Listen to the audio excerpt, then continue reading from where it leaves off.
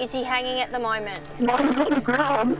Okay, I'm organising help for you now, okay? So can you loosen the noose and tell me if he's breathing?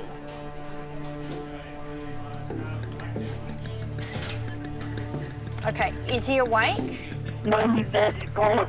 All right, is he breathing? No. I'm going to tell you how to give mouth to mouth, okay?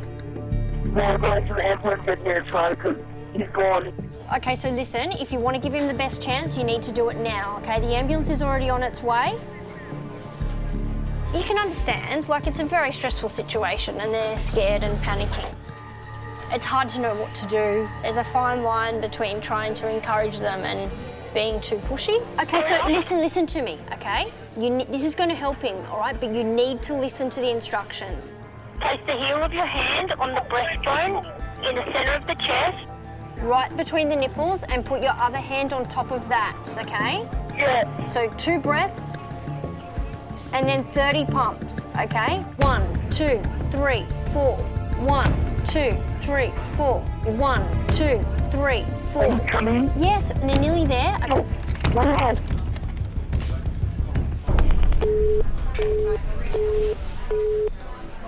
Are they on scene? The hanging, are they on scene? Because the line disconnected, so... They just pressed on scene just 50 seconds ago. So they transported him, and he was breathing on his own with a heartbeat. So lucky I did push for them to do CPR.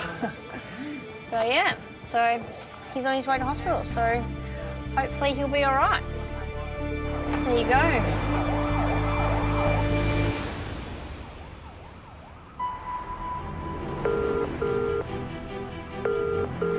Tonight. Ambulance emergency. Tell me exactly what's happened. It's a race against time. So how many stab wounds he got? Rescue helicopter 206, are you on there? When a violent attack... Let's just get this guy out first. ...throws crews into overdrive. Then... 8:33, it's just patient's violent. A call fraught with danger... We actually don't know what we're walking into. ...puts paramedics in the firing line.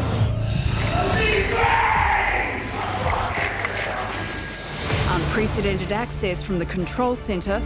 You need to calm down. ...to the paramedics on the front line racing to save lives. They think there might be a blocked junior heart. These are the stories behind the lights and sirens... Priority is this guy first. ...of New South Wales Ambulance.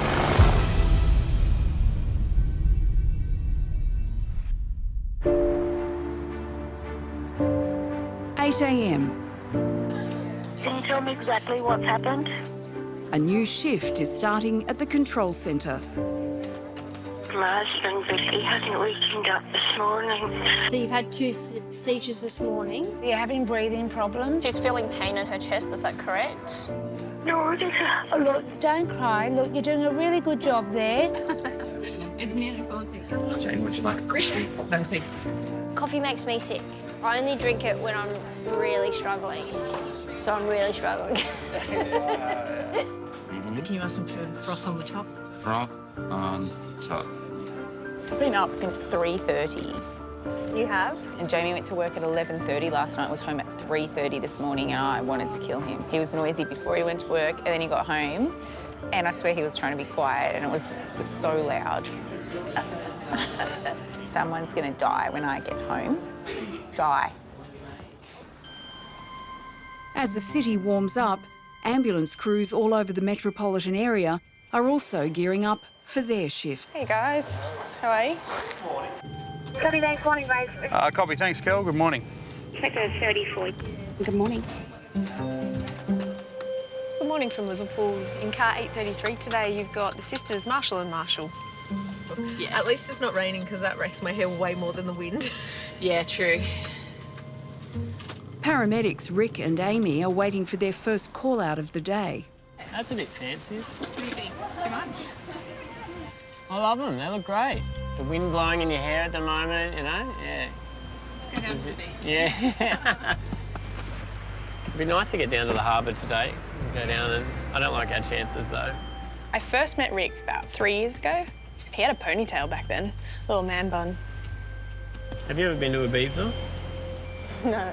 Not only is he a paramedic, but yeah, he's a yoga instructor. You know, a patient might be in a lot of distress, and Rick's just cool as a cucumber. I love that.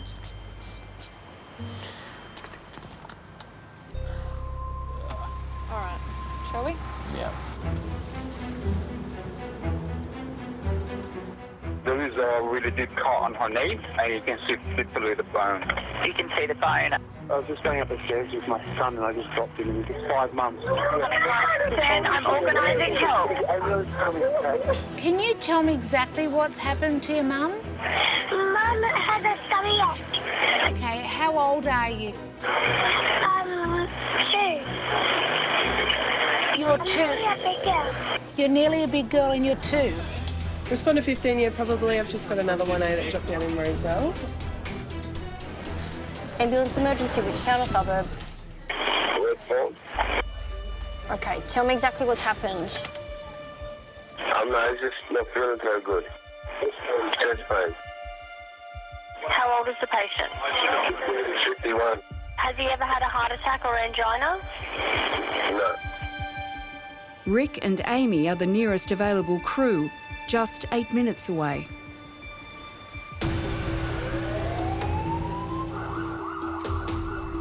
Heart disease is a single leading cause of death in Australia. New South Wales Ambulance received almost 77,000 calls for chest pain in the past year.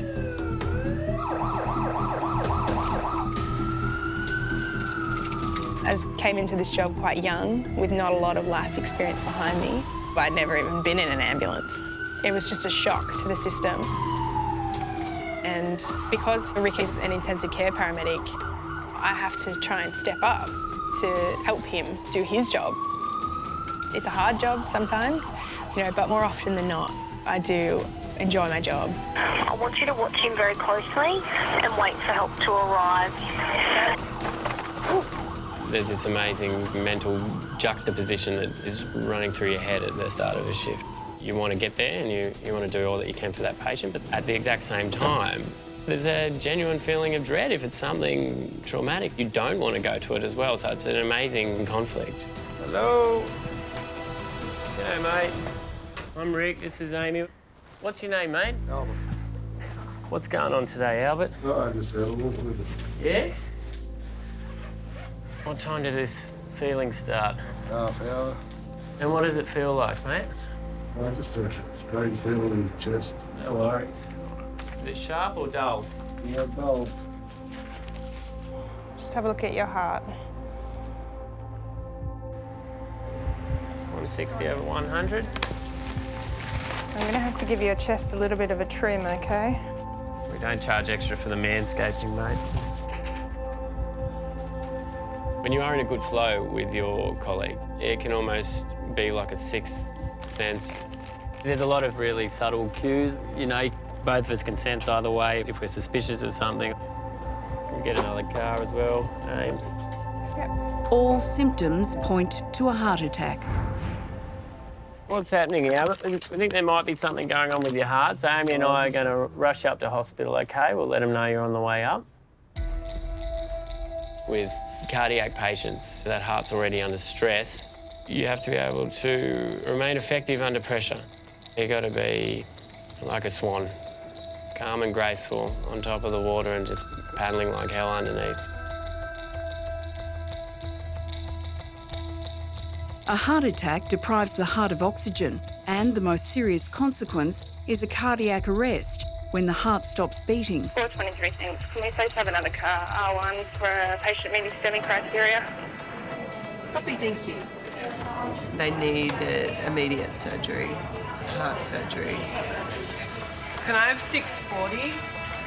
Can I have 640 for 1A? Rick and Amy will need another crew to transport Albert down the stairs. The nearest support crew is 10 minutes away. Well, just sit down for us. You got to stand up.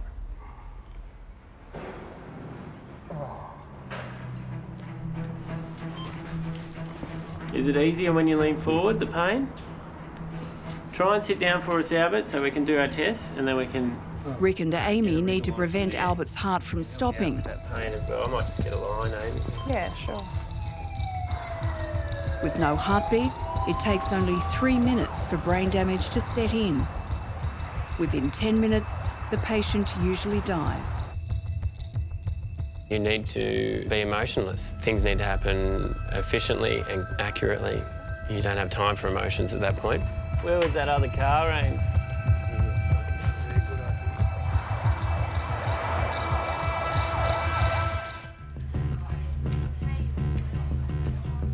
Sydney calling 423. We're still on scene at this point. We're just about to extricate. Should we move on to the chair? Yeah. In Redfern, Rick and Amy are waiting for urgent help to arrive, but the backup ambulance is still 6 minutes away. 51-year-old Albert is suffering a heart attack, and the chances of a cardiac arrest are high. They thin his blood to reduce the risk. Here's an aspirin, mate. So this is supposed to have a lemony flavour, I'm told. ETA, please. Less than 3 minutes. They need immediate help to transport Albert down the stairs. Where's the other car? We've got to go They're downstairs 3 minutes anyway. away.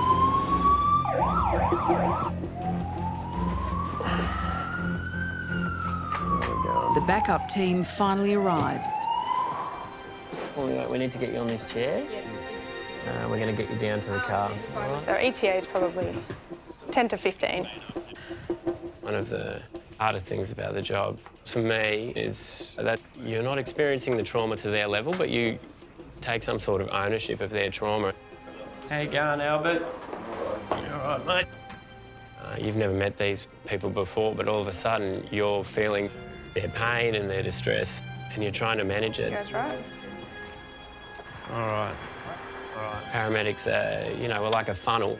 We take chaos and we funnel it down into order, you know. So, Al, we've let the hospital know that you're on your way, OK, mate? The hospital is 10 minutes away, and Albert's condition is critical. 30 over 100. Yeah, so Albert, they think there might be a blockage in your heart. So when we get to the hospital, we're going straight up there and they're going to try and have a look and clear it out if they can. They attach defibrillator pads in case his heart does fail. We employ various tactics to keep them distracted. How much do you love this shirt, Albert? Very much. Is that the old footy club, mate? Yeah? Because you want to keep them calm. Where is it? Out at Burke, did I see? Is that right? Oh, good on you, mate. What position do you play? Fullback. Yeah? How long you played footy for? Since you were a young fella? Yeah. You know, if their body's struggling, yeah, you need them calm. One more of these. That's 1,200 of GTN, 2.5 for more. Okay, we're just pulling up at RPA now, mate, all right? Get this ticker of yours fixed up. How's that sound? Hi, Albert, I'm Alex. I'm one of the coaches. I'm going to get you straight up to the cafe. You get to hospital, you hand over, and then you walk out.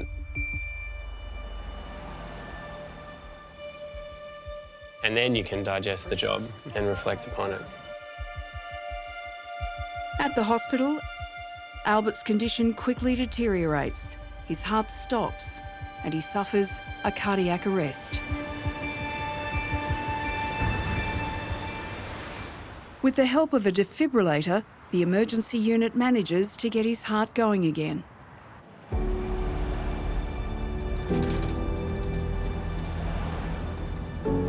I feel very, very privileged to be able to do this job. You can save a life, and that is an amazing feeling, Everything was timed just right. I mean, he could have arrested a lot earlier before we had the pads on him. He could have arrested halfway down the stairs. Everything was lining up for Albert today. Super lucky guy.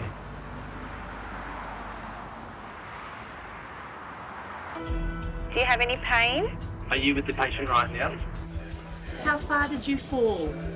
Okay, so the baby was born just now? Yeah. All right, is he breathing? Not on his own. The ambulance has been organised. At the control centre, 000 calls are ramping up. One of these cyclists has been struck by a horse at the back of the head. The ambulance is on its way, sir. To locate where you are, though. We're right next to the railway station. Okay, so next to the railway station. I'm just near the Big Mac sign. You've never even heard of your suburb, mate. Every day, though, I get new suburbs that I've never even heard of. I'm telling you, I feel like some people are just making suburbs up each day. It's been a busy morning, really. I need to go to the toilet so bad. Ambulance emergency, tell me exactly what's happened. I've been stabbed. You've been stabbed? Yeah, multiple times. Okay. I think my lungs have been punctured. I can't breathe.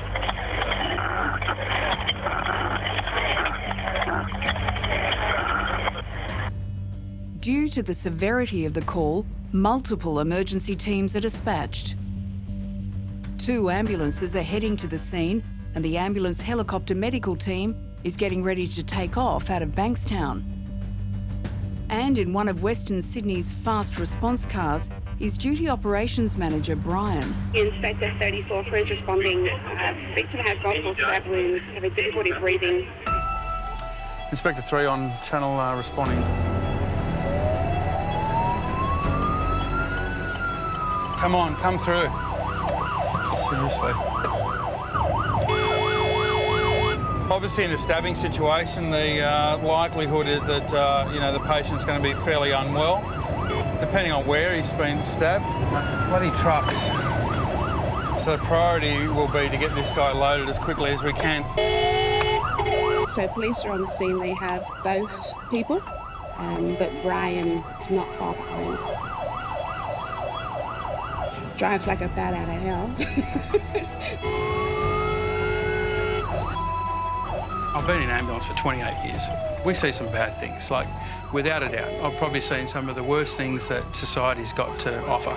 But I think also, too, you've got to actually understand that it's a part of life. Stupid people. Once Brian gets on scene, he'll be the forward commander, so he will triage everything. He'll organise the landing of the helicopter, organise the crews, the patients. He makes our life very easy because he's very good at what he does. Jeez. You'll be fine.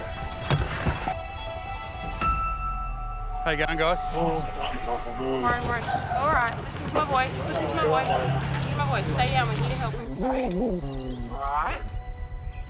OK, can you give him 10 of Droperidol, please? Warren, just stay calm for us, mate, all right? They're here to help you. This guy in here's got open chest. He's got popped both lungs. Like he's got multiple. All right, let's load him. He can go next. We're just giving him some Droperidol.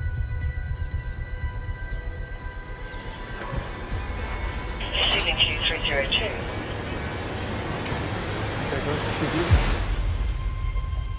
All right, so how many stab wounds have you got?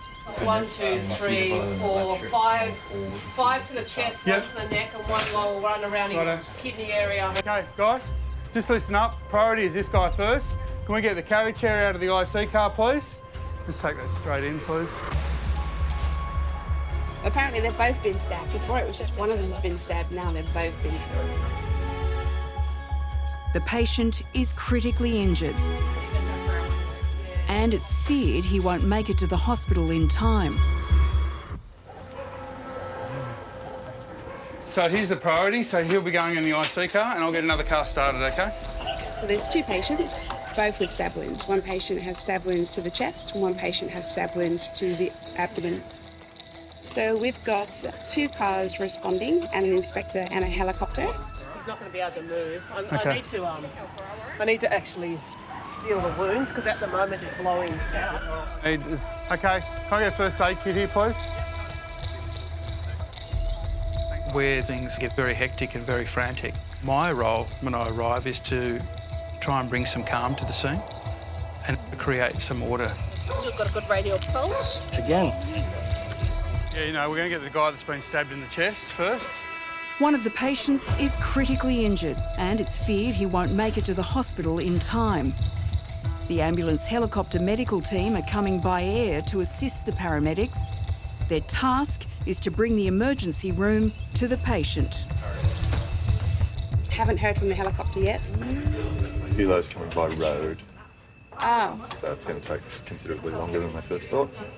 Why? What's wrong with the helicopter at Bankstown? Brian's going to ask. Oh, it's mechanical. City Inspector 34, you on this channel?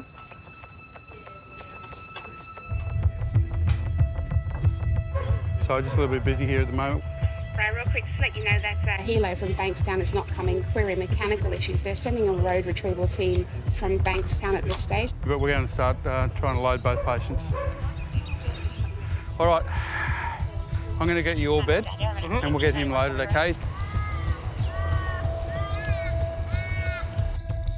Now that the specialist emergency doctors are coming on road, they'll be facing peak hour traffic. It'll take them at least 25 minutes to reach the patient. Can we get the police tape taken down so I can get stretchers out? The new plan is to have both patients transported by road to hospital. If possible, the ambulance will meet the specialists en route. 1, 2, 3. A person ringing 000 in a very dire circumstance, for us, that is the highest priority of jobs. How you going? Talk to me, mate. You all right? Because literally, seconds mean the difference between life and death. Okay, mate. How you going there, buddy? All right, Laurie? We're going to lift you up, champ. The emergency doctors are battling peak hour traffic. We're stuck in heavy traffic on the M7, so it's unlikely we'll rendezvous, but we'll continue. M7, M4, you may or may not meet them, but they're going to try and rendezvous with you. Morphine, okay? See you, Doc. With the doctors unlikely to reach the patient in time, the paramedics need to stabilise him.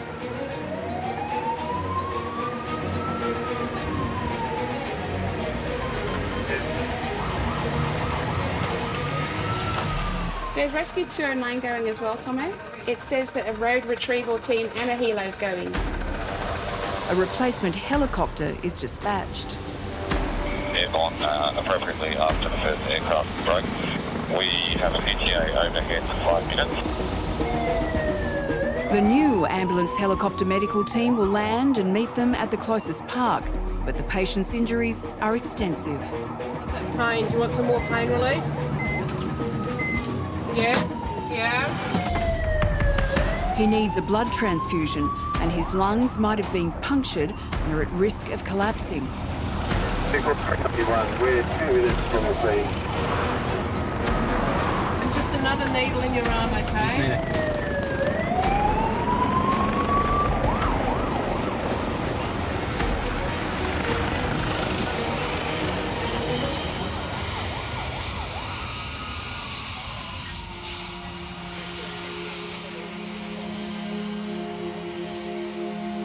I think he's got quite a straightforward airway. So he's got sucking chest wounds, so they'll ventilate fine when he's tubed. Right, okay, I'm going to put him to sleep. Okay, righto. The patient is too unstable to be airlifted. So you RSIing before we move, or are you going to go? We're going to RSI before we move. Okay, righto. The doctors need to sedate the patient to connect him to a ventilator that will push air into his lungs. We get to see a side of life that people would never see, the senseless violence. How many stab wounds has he got? At least 6 on his back, and 1 on his neck, and then 1 up under his ear. How do you deal with that? It can be a challenge at times, but it's part of the job. The trauma to his chest is severe. With internal bleeding pressuring his lungs, the doctors perform surgery on the spot.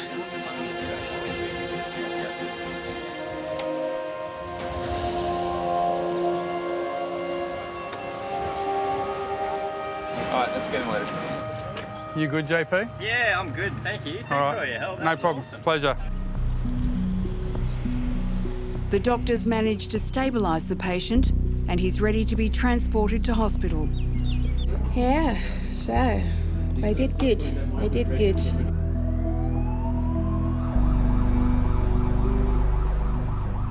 Paramedics go to a lot of violent incidents, but it's just another medical job. And yes, it's a big proportion of our work, but it's no different to the number of chest pains we go to or the people involved in car accidents. They're patients, and they need to be treated with respect, and they need to be treated as patients. Kel, if you wouldn't mind assigning me to Westmead Hospital, please. Copy, clear and heading to Westmead. Thanks for your help, Ryan. Pleasure working with you as always. No problem at all. We'll be wandering around the West today, so if you see anything that may be of interest, feel free to give us a call. Oh, don't you worry, I will.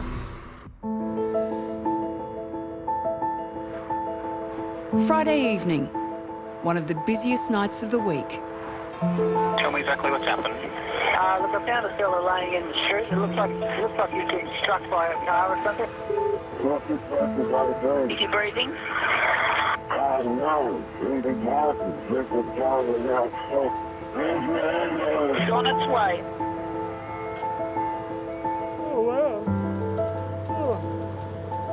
There's less than an hour left on Rick and Amy's shift. It seems like everybody gets sucked into our area on a Friday and Saturday night. Yeah. They're hard shifts, you know. I remember when I first joined, I mean, it's terrifying.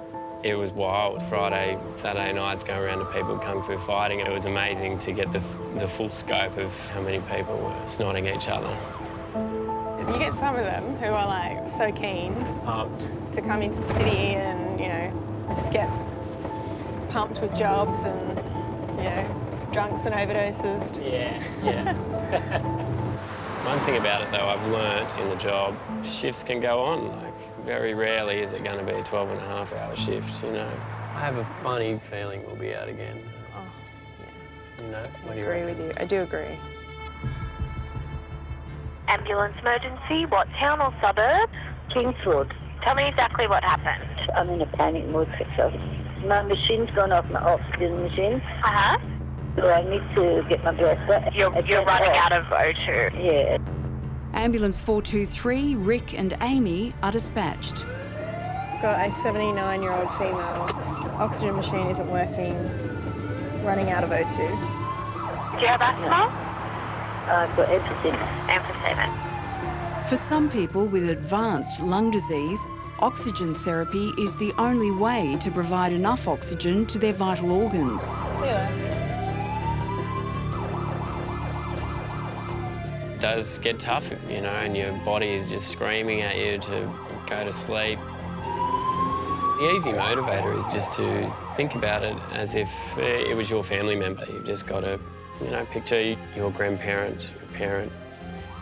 For me, that clicks me into gear. We'd better take our oxygen. A good idea, I reckon. Where is the job likely to be when I go into an apartment block? Always upstairs, always. It is always on the top floor. Oh, no. Any more? Ambulance. Hi there, I'm Amy. Rick's here. What's your name? Catherine. Catherine. Little budgie, yeah? That's Bernie. Bernie. Oh, he's beautiful. I sitting there and I said, I'm short of breath. And I just sort of went it up with a little prong and nothing coming out of the big one in the bedroom. Okay, so this is your backup, but... That won't last. It won't last you, will it? No. Oh. And are you on the oxygen 24/7? Yes. Okay, all right. I got a panic attack, you see. I'm in the end stages of emphysema, right. Which is not good, of course. I wish I didn't have it. I'm not ready to go yet. No, I've got lots of things to do. I like jobs where I meet really interesting people, and usually those people are quite elderly. Are you two not together? Are you married or what? Oh, no. Oh, you're not married? We're partners in the job. Yeah. She's laughing or Yeah, absolutely. Yeah. Just breathe for me. I'm 26, nearly 27 now, but you know, sometimes it's really hard for me having to relate to people who had a whole life behind them. So much wisdom or trauma definitely opens your eyes and makes you sort of wise up a bit faster. I wouldn't wish it on anyone. We'll get Rick on the case. He's pretty handy. Inspector Clouseau. I was a tradie, I was a sparky before I became a paramedic. Tradies do make great paramedics because they've got that practical, systematic way of working out problems.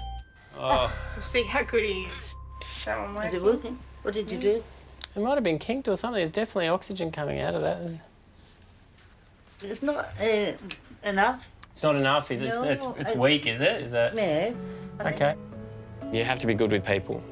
You have to be good with people. You have to remember that you're dealing with a fellow human there, you know? Tell me about this beautiful ring on your finger. That's a beautiful ring. It's beautiful. From my husband up there. Is he? Oh, Has it he? was his birthday on Sunday. Oh, was it? And how old would he have been? 80. 80 years And I'm young. 79 years young. Just a spring chicken. Oh, of course. Look at me, I mean, oh, there I am there, look. Look. This is you. Oh, you can put that in telly. I used to look like Liz Taylor. Wow. I had jet black hair. And how did you guys meet? Oh, you and your we husband. started in dancing. Was he a good dancer? Oh, yeah. No. To my feet. To left feet. He stood in my toes. They always said you have to be a film star. You have to be a model. Mm-hmm. But I didn't. I got married and had 2 beautiful children. A doctor and a lawyer. All right. I changed everything. It's all brand new, okay? That might be the trick. Catherine's oxygen machine is working well enough to keep her out of hospital, but it will need to be serviced. So they're 91. That's pretty good. Nothing wrong with my mind, but my body's not well. Right, okay.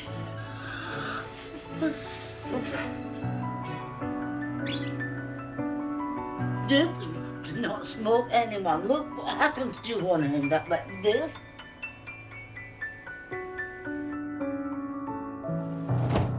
Passed as a sparky came in handy then. Yeah. Yeah, we've helped her, you know, got her out of a bind. I love people like that, though. You need characters. 423. We're all good here. Got that, guys. Thank you.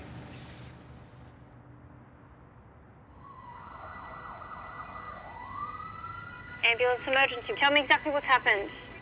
At the control centre, call volume is peaking. Okay, describe the pain, please. On a typical Friday night, New South Wales Ambulance can expect more than 1,000 emergency calls.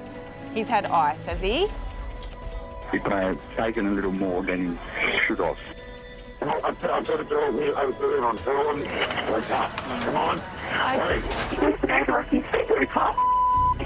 Listen to me. I have organised...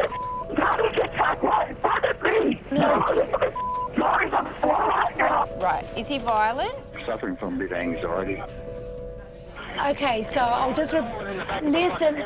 Stop swearing at me. Stop swearing at me and listen to me, okay? 2 breaths, 30 pumps. 2 breaths, 30 pumps. Friday morning, it's usually okay. But then as the afternoon progresses and people start to finish work for the weekends, that's when it starts to ramp up. There's someone yelling and swearing in the background, but that's not the patient because the patient is female. They know no information. They hung up on me twice. Got a partner who has severe anxiety. Okay, you need to calm down, okay, so we can help him. Right, so go and check on your friend first before I hang up because I want to make sure he's okay. When they ring, they are so loud and yell and scream, as long as I didn't sound rude. He thanked me at the end, so I must have been all right. Stop swearing. He said, my friends collapsed on the floor. It's because you guys took too long. And I wish I could say, no, it's probably because you fed him ice for the last 24 hours. Ambulance emergency, which town or suburb?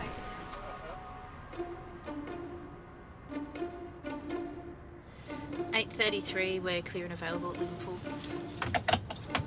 Near the Liverpool Superstation, sisters Sam and Tammy are waiting for their last call-out of the day. Well, we've got an hour and a half to go. Yep. Probably one more in us. Yep. I like being awake on night shift in Liverpool. So many weirdos come out. What? Oh, it always makes for an interesting shift. Ambulance emergency, what channel suburbs? Hello? Hello, it's the ambulance, are you there? Okay, tell me exactly what happened. Neither just you're feeling low and go over and emergency ambulance and it's getting bad thoughts. So are you calling me because he's had a fall, or are you calling me because he's having bad thoughts? Mainly I'd say bad thoughts, to be honest. 28-year-old male fell over and bad thoughts. Okay. Is he violent? Okay.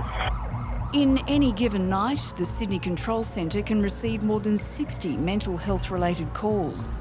Out of those, approximately 1/4 are classified as violent.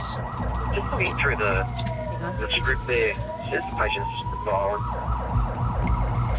I'll send police now. Right, so we've got to be super careful with this job.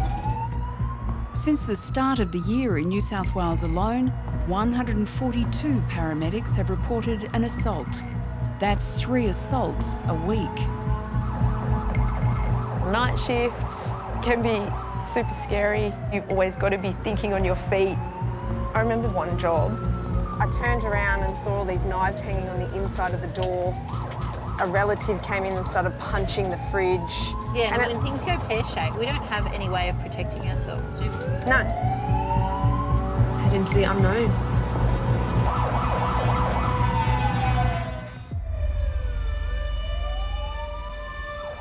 Friday night, 7 p.m.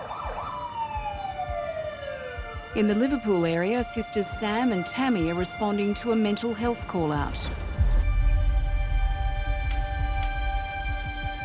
23, 25. The caller reported the patient as potentially violent, so police backup is on its way. There's so many things you're worried about on those volatile jobs. You're worried about your safety, you're worried about how far away your colleagues are to help give you a hand. You're on high alert. Let's drive past and we'll go up around the corner.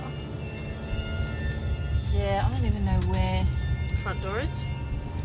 Yeah, no, we're not going in there. 8:33, go ahead. 8:33, we've just driven past the address. There's no one waiting out the front. All right, stand by, just give the call back a try. Copy, thank you. The control centre tries to get hold of the neighbour who called in the job. That patient probably has no idea that we're coming. We actually don't know what we're walking into. You don't know, could that be a setup? That's right. Doesn't feel right, does it? Doesn't sit right. It's a dodgy part of town. Absolutely. I'm not walking into that not knowing what I'm going for. And if that's the neighbour that is called, how do we know the patient knows we're coming or we're not coming? That's right. Oh, Oh, shit. Looking for a dress or something? Oh, we are, but we're just waiting for police to attend as well. Thank you. Right, Thanks, mate. It came from nowhere. Oh, and my on God. that note, door locked. Yeah, can you... Yeah. Oh, gosh. Wait for the cops. They're at changeover, so they might be a little while. You're calling 8:33. 8:33 in reply. Yeah, thanks. We'll speak to the caller and confirming that he still requires the ambulance and that he hasn't seen the ambulance, paramedics or police at this stage. Gosh. The sisters decide to try and find the patient before police arrive. We can still drive past if the patient wants to come out to the front. Yeah, okay, that'd be great. I'll get a call and come straight to you. Copy, thank you.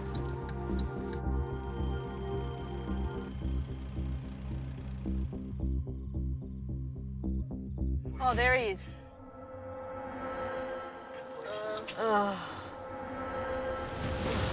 Okay, all right.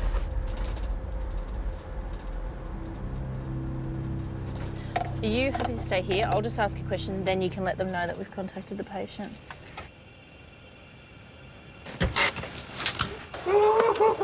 Yeah. Hello.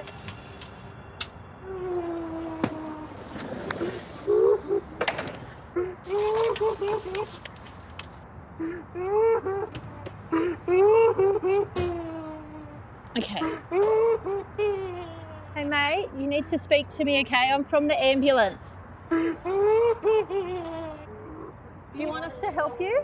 Do you want us to help you or do you want us to go? What would you like? Calm down, take a deep breath, okay? I'm here to help you, all right? What's happened tonight? What's happened? Can you tell me what's happened? There's something wrong with football. Okay, what's wrong? Sit up and we'll have a chat, okay? There we go.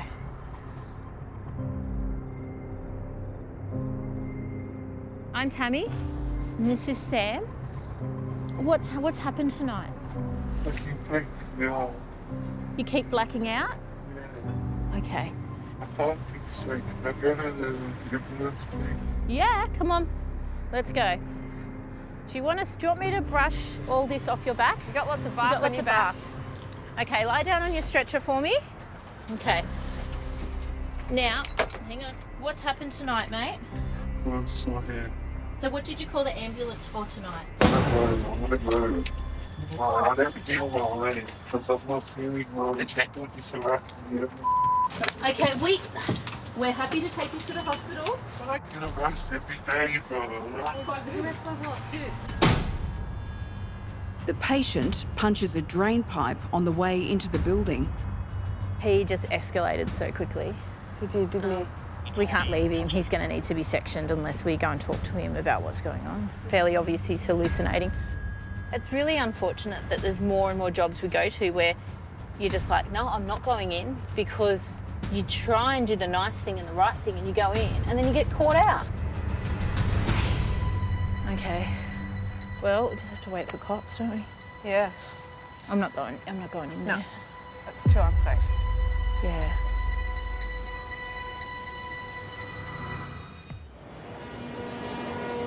Friday evening, Western Sydney. Sam and Tammy need to get their mental health patient back into the ambulance. So did you see him up in the window? Agent 03, go ahead. I saw him looking out that window. Did he say he was hallucinating?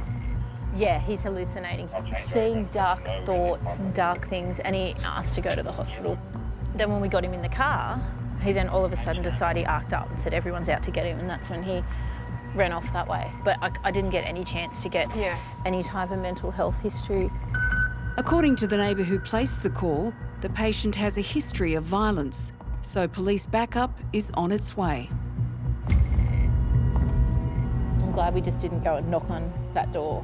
When he got in the car and he started to push up as he left, I thought, shit, he's going to try and clobber us. There's someone else in that window. Here come the cops now. What really surprised me about being a paramedic was that I do really enjoy helping a mental health patient who is really in crisis. So if we can come up and have a chat, I think I might be sectioning him. Yeah, great, thank you. I'm the person that somebody calls when they don't know what to do or when they can't handle it anymore. That's him. We just want to have a chat to you before we leave.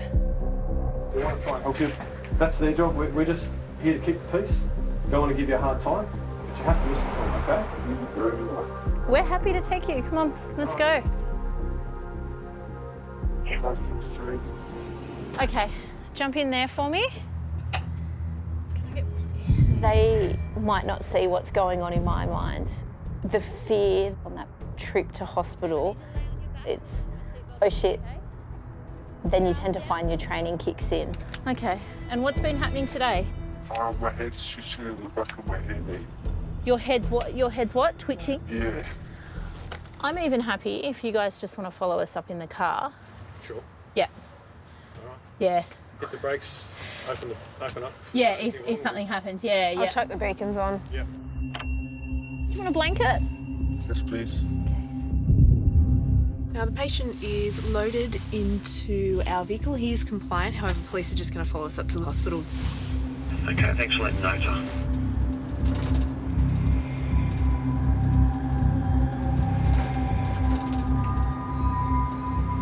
What mental health history do you have? Can you remember? Schizophrenia. Schizophrenia, okay. Do you sometimes see things? Yeah. Do you sometimes hear things? Yeah. Okay. Are you hearing them at the moment? Yeah. Yeah, okay. I keep seeing bad thoughts in my head. Okay. Do you want to hurt anyone? Have you felt like you wanted to hurt anyone? Not really. No. Okay. What about yourself? Do you want to hurt yourself? No, I've got problems with my head. You've got problems with your head? Yeah. Yeah. Okay. Okay. We'll take you up to the hospital. We'll get you to talk to someone up there. Okay. Okay.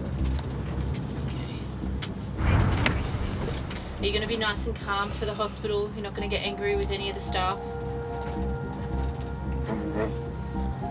Okay. I feel extra pressure on those jobs. I try and stay composed, but we are only human.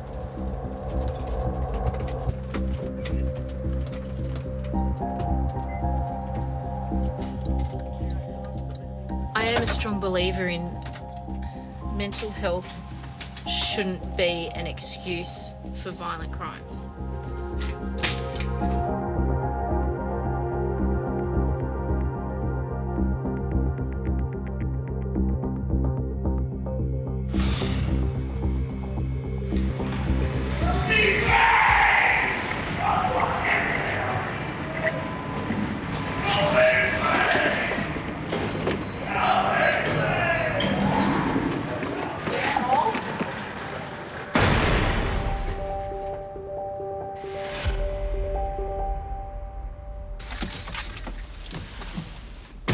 Patient, I punched one of the security guards in the face. Just now? Yeah. Wow. That's just, it makes my skin crawl, like. Yeah, that's draining. Like, the thought of, we were happy to transport him. I made that decision to transport him without police. Does it make you think differently about that decision now? Yeah, kind of. Like, you don't know what. If they're there and they're offering to come, I take it. Because at the end of the day, if that patient arcs up, you got nothing against him.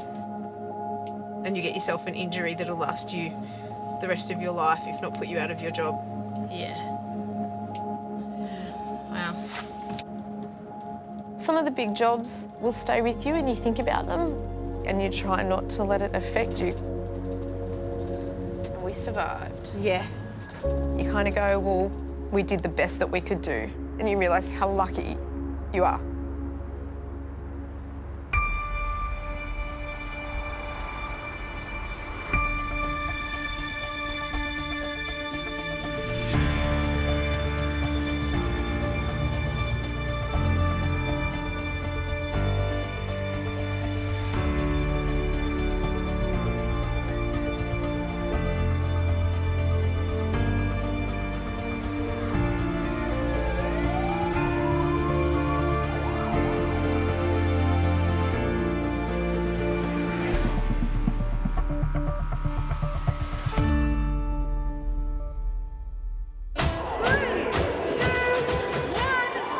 Next time, excuse me, crews in the city brace for one of the country's biggest events.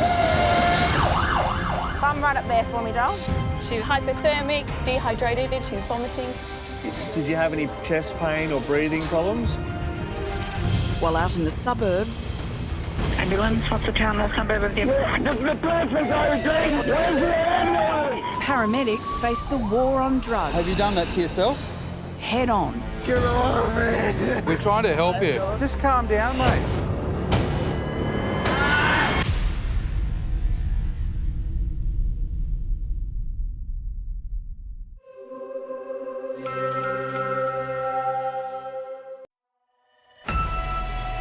Ambulance emergency, what town or suburb? Look, I'm one of the lifeguards. I'm at Bondi, and the boys are over at Bronte, and there's a lady on the cliff. She's threatening to jump. She hasn't actually jumped yet, but we're just going to have to get an ambulance. Is she awake? Yes. Is she breathing? Yes. Where is she now? She's on the cliff at around the back of Bronte. So we got access to There are a number of different situations where we get called and we've managed to make a significant difference. We can intervene and get the patient back to a safe place. Okay, is she completely alert? There's a lifeguard on her paddleboard talking to her. Okay. Look, I'm organising that for you now. Stay on the line and I'll tell you exactly what to do next.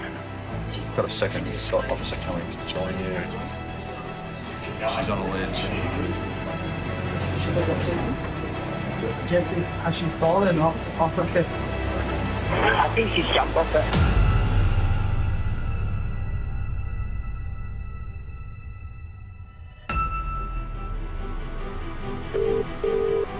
Ambulance emergency. Tell me exactly what happened. There's been a really bad crash. There's just a car that's on its side.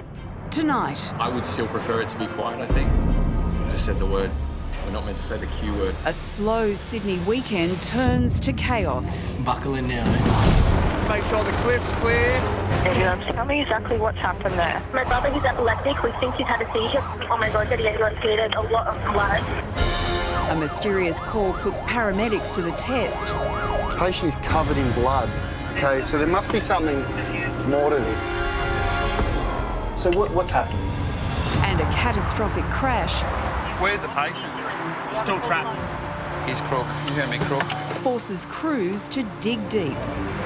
We'll take good care of him. Thank you, Robert. No problem. Unprecedented access from the control centre I did not expect that at all. to the paramedics on the front line racing to save lives. Do you remember what happened? These are the stories behind the lights and sirens I just need to make sure he's okay. of New South Wales Ambulance.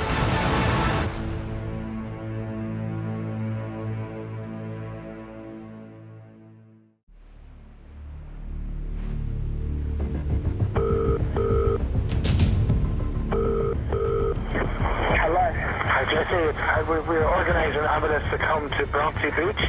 Yeah, mate, it's just on the southern side of the pool. The lady is alive. She's got lacerations all over her body. She's in discomfort. She won't let the lifeguards go near her. She has lacerations all over her body. She's got about 3 or 4 that are visual. Big ones. Although the patient has survived the jump, she has fallen 15 metres and landed on the rocks. The full extent of her injuries are still unknown.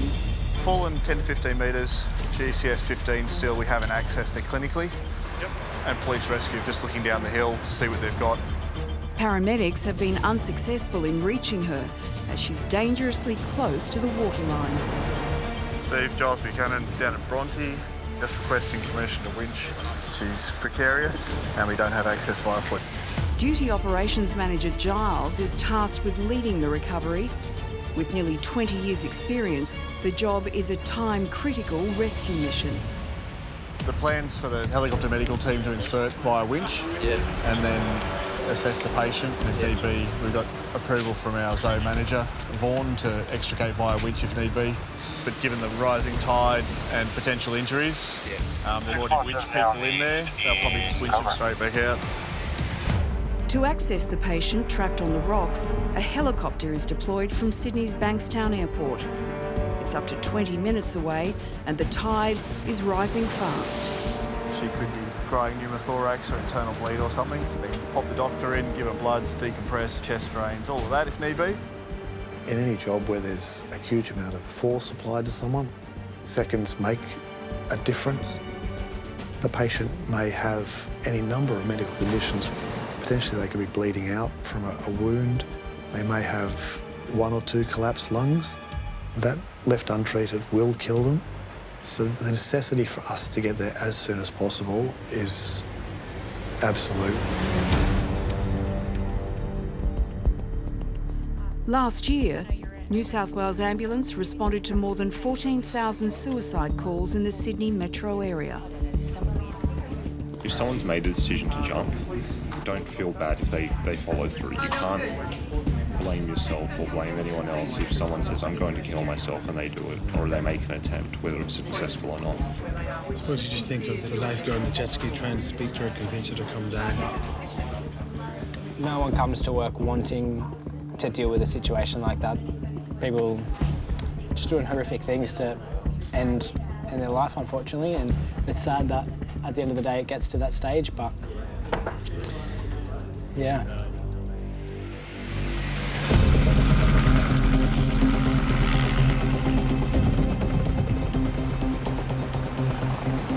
Everything on the bed secure. Sheet's not going to fly off. We've got 10 tonne of down thrust if they come over the top of us, so. Well, police inspector wants to make sure the cliff's clear before the helo moves in.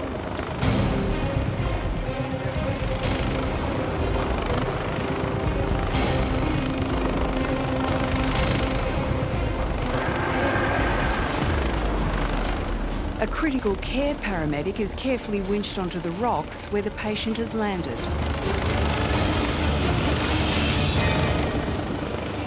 Inspector 65, go ahead. 65. I just put the first paramedic in, and then I'll probably send the doctor in as well. Copy, thank you.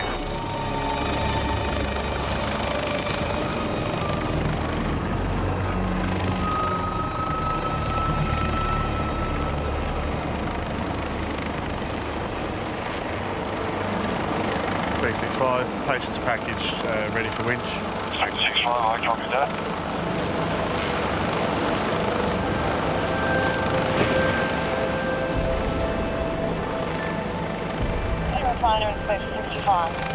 So she's pretty good, just abrasions, vitally stable at the moment. So just going to winch her out. She's a bit erratic still. Holy shit. Surprisingly, they're saying she only has abrasions. I did not expect that at all.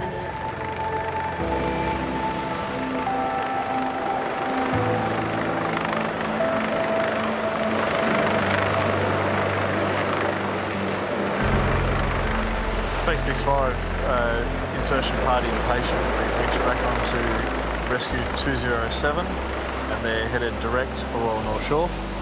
We'll just try and extricate the soddies and we'll clear resources. I think we have the capacity in some situations to make the difference between life and death. It's not every job, it's not every day.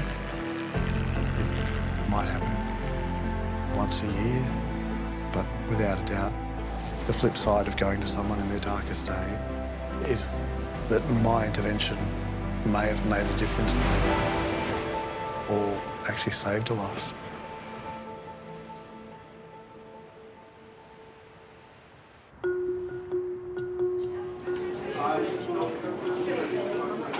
The only benefit of working on a weekend is the M5 is amazing and it's a bit over an hour. Lindy lives out that way as well now. How long did it take you this morning? About an hour and 15 minutes. Do you know what my new passionate hate is? Those ambulance emergency, what town or suburb, please? It's the start of the weekend shift. It's not even 9 o'clock and I'm yawning. Oh, it's just hard to wake up to work a 12-hour shift, but someone's got to do it. This Saturday and Sunday, a total of 1,056 New South Wales paramedics will be on duty, ready to care for the 5 million people living in the Sydney metro area. Today's going to be good. I can feel it in my waters. I feel it in my plums. Usually in the morning it's people coming down after a big night, that kind of thing. We usually get the early morning drug overdoses coming in about 10 o'clock, but yeah, around midday is when everybody starts going out to sport or going to the pub again, or, you know. I would still prefer it to be quiet, I think. I just said the word. We're not meant to say the Q word in this room, so gear up. It's going to be a big day now. Just ruined it for everyone. I did, I'm sorry. Oh boy. Sorry, Grace. Sorry. Sorry, everyone. Yeah, no. Oh well. Buckle in now, eh? Ambulance emergency, what town or suburb?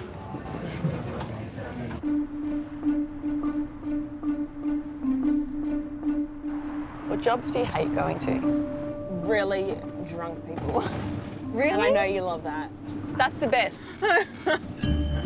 In ambulance 423 are Biffy and Gina. Elizabeth, better known as Biffy, is a recent transfer to the Sydney Ambulance Centre in Everleigh.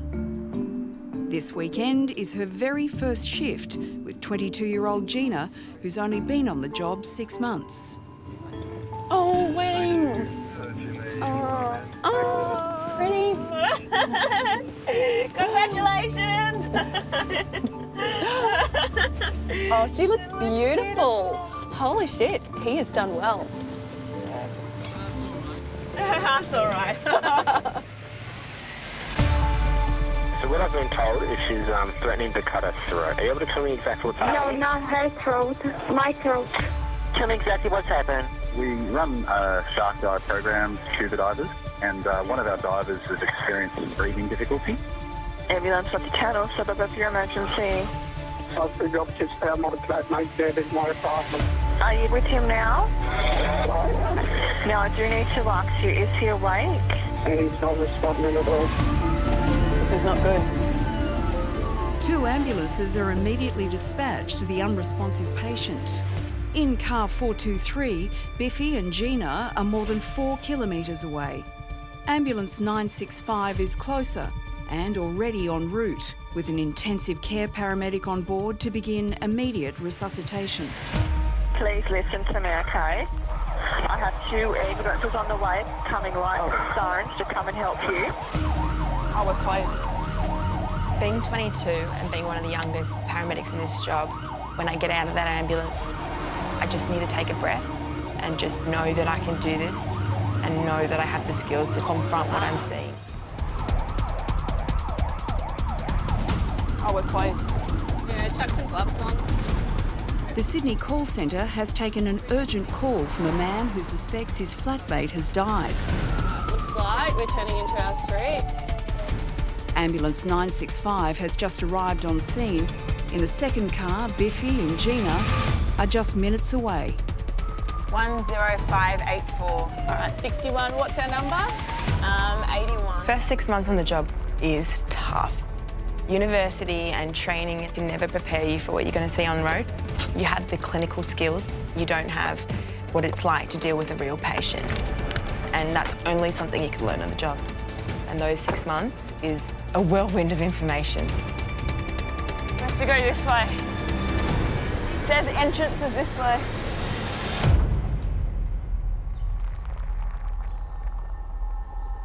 Yep. All right.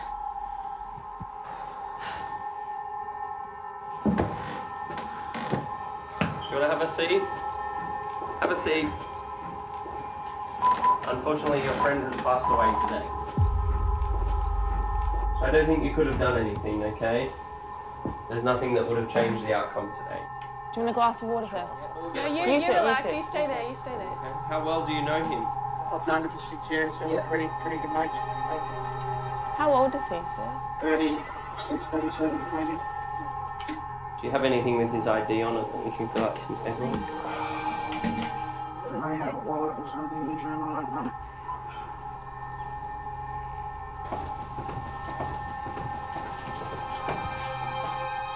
So the GP doesn't have to come to the morning to do a death certificate?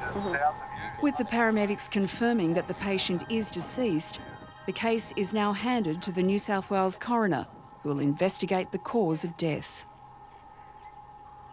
Do you want us to stay with you for a little bit? Do you have a friend coming? Do you have anyone else that you maybe you can call? It's a big shock for you, you know, to walk in and to see that as well. It's just, yeah, pretty full on. When you get called to someone who's in their 30s and you find out that they've passed away, you just realise that life can be so fragile and people can die at the drop of a hat. You might fall off a chair and end up dying, or you could fall off a bridge and end up living. You don't know when it's going to happen, and this job really opens your eyes to that. You right? Yeah. Are you? Yeah. Sad. think this job has made me grow up a lot faster than I would have if I hadn't been working in this industry. I don't know if it's changed me, but it's opened my eyes up a lot, and it's taken me out of the bubble that I've grown up in. All right, off we go to the next one.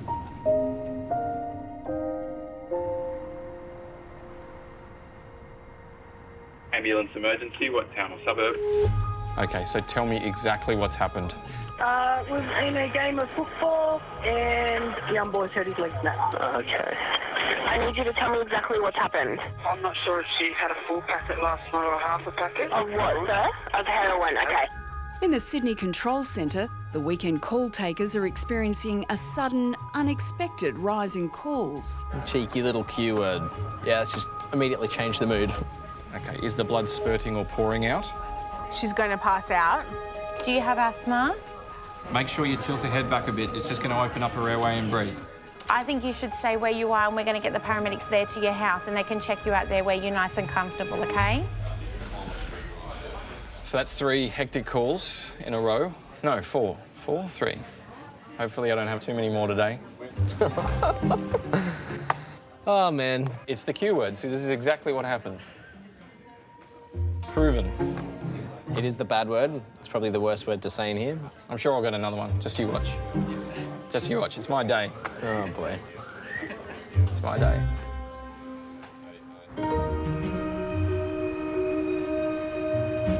Leaving the Cogra Superstation is Ambulance 640. Intensive care paramedic Shanae is paired with single father of 2 Marco on the weekend shift. I rang my sister last night and they were out at the pub with the kids and stuff that does like free face painting for the kids and things. Oh, yeah. And my niece is so weird. She asked to be painted as a burger. A burger? A burger. I'm like, what do you mean a burger? She's like, she wanted to be a cheeseburger. So the face it's an unhealthy obsession with fast food. The face painter was like, so she painted like a rainbow with a hamburger on her cheek. I was like, oh, she's definitely my niece. Ambulance emergency. Tell me exactly what happened. Okay, so my brother is epileptic. We think he's had a seizure, but he's in the bathroom and the bathroom door's locked. But you can't get to him. We can't get to him, no. Okay. And how old is he? 21. 21, okay. So I'm going to stay with you, okay? Okay, so just let me know if he talks to you at all. If you hear anything from him, let me know.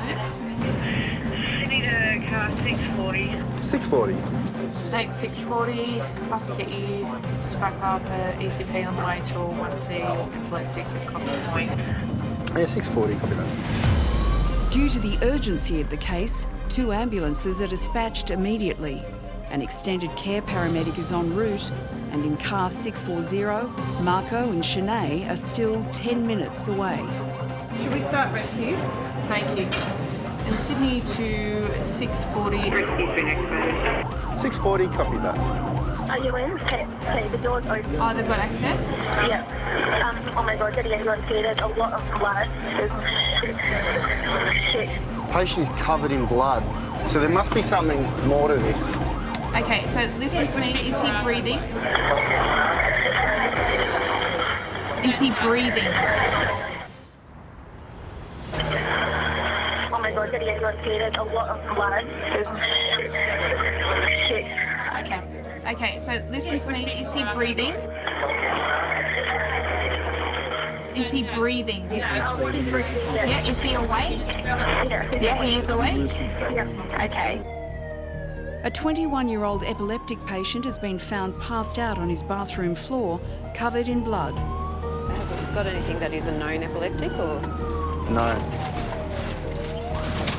2 ambulances are coming, lights and sirens. An extended care paramedic has been deployed, along with units 640, Marco and Shanae, who are still 6 minutes away. I think being a dad, in regards to dealing with young people, it's the hardest part of our job, just because of the vulnerability of it. How old is he? 20? 21. There's always an aspect of anxiety around that for me. I always think of my kids when that happens. What's your name? Lisa. Lisa. My name's Marco. I couldn't think of anything worse in the world than anything happening to my kids or to someone else's. Lee. Just relax, mate. So, Lee, my name's Marco. I'm from the ambulance. Yes. Mate, you look like you've hurt yourself pretty badly. So what's happened? He's come to the toilet, and next minute we heard thump, and then Liz came to the door and Lee, nothing, and she thump, so he's having a seizure. He's a known epileptic? Yeah. So mate, do you know what day it is today? Yeah. What's today? Today is... Just take your time. It's okay, all right? All right? It appears you've had a seizure, okay? So you're probably in the bathroom and you just hit the ground, okay? That's why you got a bit of blood on yourself. You got a decent bump to the head, okay? Does he usually have multiple seizures when he has seizures, or is it usually just the one and then he's... It's usually just the one. Yep. He hadn't had it for like 6 years. He had a brain tumour, which got taken out about 4 years ago. I think it's probably a good idea that we go up to hospital. So you're right to hop up for me? Yep. Yep. Okay, mate. Good boy. Watch your shin on that first step, and then you can come and have a seat on the bed there. Lee is one of 250,000 Australians living with epilepsy. During a seizure, the brain becomes starved of oxygen, and due to the patient's recent brain surgery, he'll need to undergo a full hospital assessment. Remember what day it is yet? Not really. Not yet? No. Okay, so I want you to remember a couple of things for me. I remember that it's Sunday. Okay, so today's Sunday. Okay. The month's July. Yep. And the year's 2018. Okay, and I'll ask you that in another 5 minutes. Yep. See if you can retain that information for me. Whether or not Lee can pass the cognitive test will provide Marco with a better understanding of just how seriously the seizure has affected his brain. All right, so Lee, I asked you to remember a couple of things for me. The day, the month, the year. So I come to the day. 2 months. That's all right. I'm going to ask you again in about, just before we get to hospital, okay? So I just need your memory to get a little bit better for me. If he doesn't pass that simple question, which he'd normally know, at the moment, my assessment, his GCS, which is like his level of consciousness, is confusion. So he's still confused. If he doesn't know that question, which is quite simple, he's failed that test. You don't really want to be going to hospital. No, you don't. It's a bit similar because you've had it happening in my first year. It is distressing to see a panicked parent. A lot of time when you calm down mum or dad and try and reassure them, it never usually works because they're always going to be worried because it's their baby, you know, it's their life. It's a big part of the job. You've got the patient, but you're also, in a way, treating that relative as well. You know what? If I didn't feel you had to go, I wouldn't take you. But because you've had the knock to the head, you've had a seizure, and this is not hugely normal for you, we need to find out why. And we need to just make sure that you're okay. I've always been a person that's wanted to care for people. How are you going now? It's a job where you come across people at their most vulnerable. You have the power to do something to help that person through what they're going through. And I love that. Okay, so do you remember what day it is? Today is Sunday. What month is it? God. Month... I couldn't tell you. What year is it? 2018. All right, we're getting there. We're getting better, Lee. Slowly. Slowly. That's my favourite part of the job, changing a negative situation into a positive. How you going? Good, thank you. Feeling better? I am, yes. A couple of bumps as we go out. You can see it throughout the job. When we first initially arrive, you see that person, they're completely distressed, whether the patient or the bystander. And then you do what you do, and then by the end of the job, they're smiling, laughing, having a joke with you. And that's what makes me tick. It's working for the smiles. He hadn't had a seizure in like months, and before that years. It could have been a lot worse. He could have had an occluded airway, and it could have been fatal. So, yeah. What do you think? He's got a hot date tonight too. Does he? I told him he had to wear a hat to cover up these eyes. Yeah. No, chicks dig scars. Just say he was in a fight.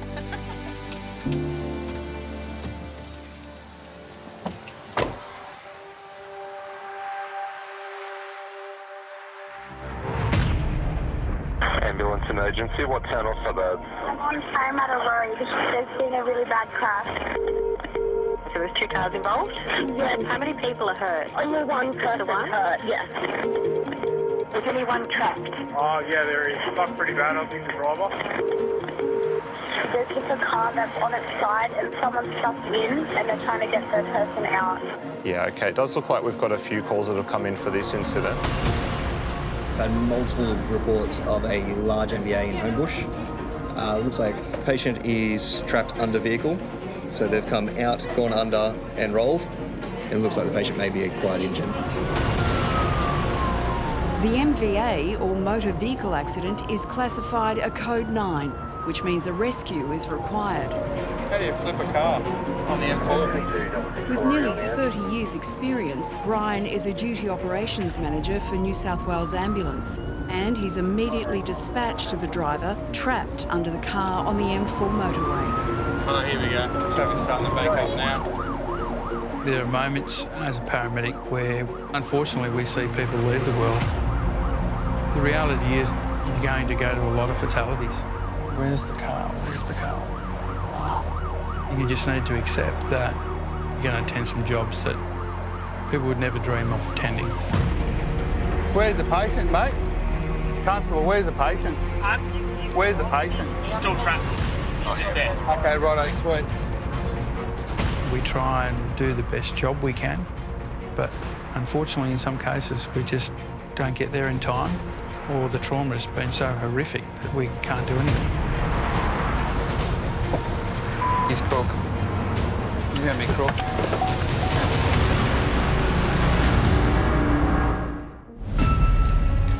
Is it a single vehicle? They've run off. OK, righto. So, for your information, we have a single vehicle rollover MVA, one patient, Code 9, by confinement. Duty operations manager Brian has been called to the scene of a patient trapped under a car as a result of a high-speed accident on one of Sydney's busiest motorways. G'day, buddy. How you going? I'm Brian. What's your name? Do you remember what happened, Jack? Someone hit my back and my car. OK, righto. Can you open your eyes for me? OK, all right. What we've got is we've just got some firemen, all right? And then what we're going to do is we're going to cut the roof off so we can get you out, OK? So you've got the best job. You just got to lay there, OK? Basically, we sort his head out, because at the moment we can't rule out any spinal injury because we can't get access to him. Before the patient can be removed from the wreckage, the rescue team must first stabilise the vehicle, as there's a high risk it could roll back, crushing the driver. Retrieval's 2 minutes off, and if you guys are happy with fireys can start doing their thing.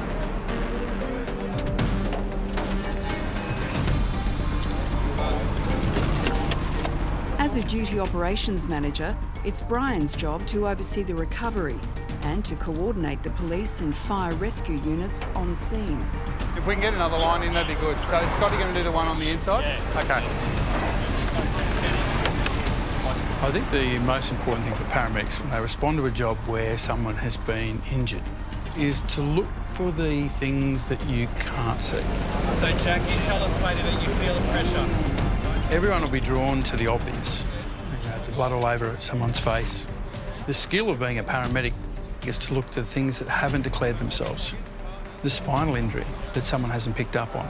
The person with a severe intracranial hemorrhage, where time is now critical for that person to get to hospital. What we're going to do is our last release cut. Once this cut's been made, it's going to be free. My classic story to junior paramedics, if you don't look, you won't find. After nearly 45 minutes, the driver is removed. 1, 2, 3.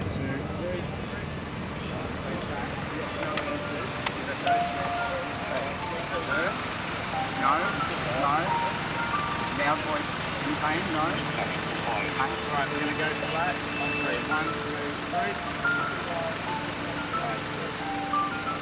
There's no obvious chest, no obvious abdominal, and he's moving all his limbs. I think he's a very lucky man. Really lucky. Holy dooly. From when I started as a paramedic 28 years ago to where I am now, The advances in technology are very dynamic. We've got some sophisticated equipment, but the best tools that paramedics have is that basic human skill of being able to feel and the ability to communicate. Thank you so much. No problem. Listen, it's okay. Come here with me. He's okay, all right? Okay. Thank you so much. No problem. Okay? Thank you. We're going to take him up to Westmead. The doctor's going to have a look at him, okay? But he's all right, okay? All right. Come on, come with me. I'll bring you around here. Thank you so much. Okay, just watch out for the traffic, okay? If I could give a bit of advice for a new paramedic, you may go to university, you may actually be very well educated, but the reality is you actually need to have empathy. That's not something that's written down. But most importantly, treat patients as though they were your mum or dad, your brother or your sister, and you'll never, ever, ever go wrong. And once you work that out, it's a piece of cake. Hi, how you going? Sure, what's her name? Her name is Betty. Betty. Oh, okay, no worries. It's the final job of the night for Ambulance 423.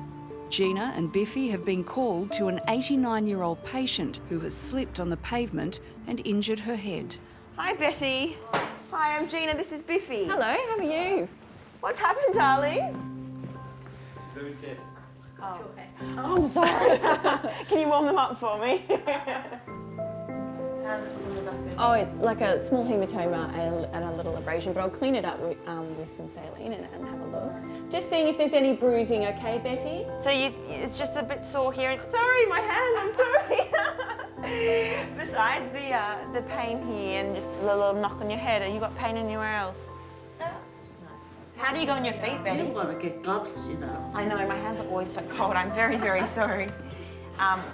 Where do you live, Betty? Do you live by yourself? I live in Rutherford. Oh, up on the coast? Hunter Valley. Oh, beautiful. Drink a lot of wine up there, do you? We'll keep that one a secret. We do get some training on how to comfort people in need. But I think that it comes down to you as a person and the emotional intelligence that you show and how you can give them the empathy that they need. You're going to have to take my cold hands just one more time. Look at this. I'm holding her. She slips very easily. I'll catch ya. Now what you're going to do, my darling, is you're going to put one hand up here and one hand over there, and I'm going to help you from your bum. Okay, you ready? Are you ready? One. Good. Yes. Look at that. I've been lucky in that I haven't had too many patients react to my age, but I would hope that they know that I've had the same training as everyone else, and I might be young, but I don't think it comes down to the age. I think it comes down to the person I am and whether you're able to help people in time of need. All right, Betty, it's me again. I know you missed me. Me and my cold hands. Yes. I'm so sorry. I get it from my mum. Are your bones good, Betty? I haven't had any broken bones till I'm 89. Fabulous. Let's not jinx it. I only just stopped driving too at end of February. Wow. How about that?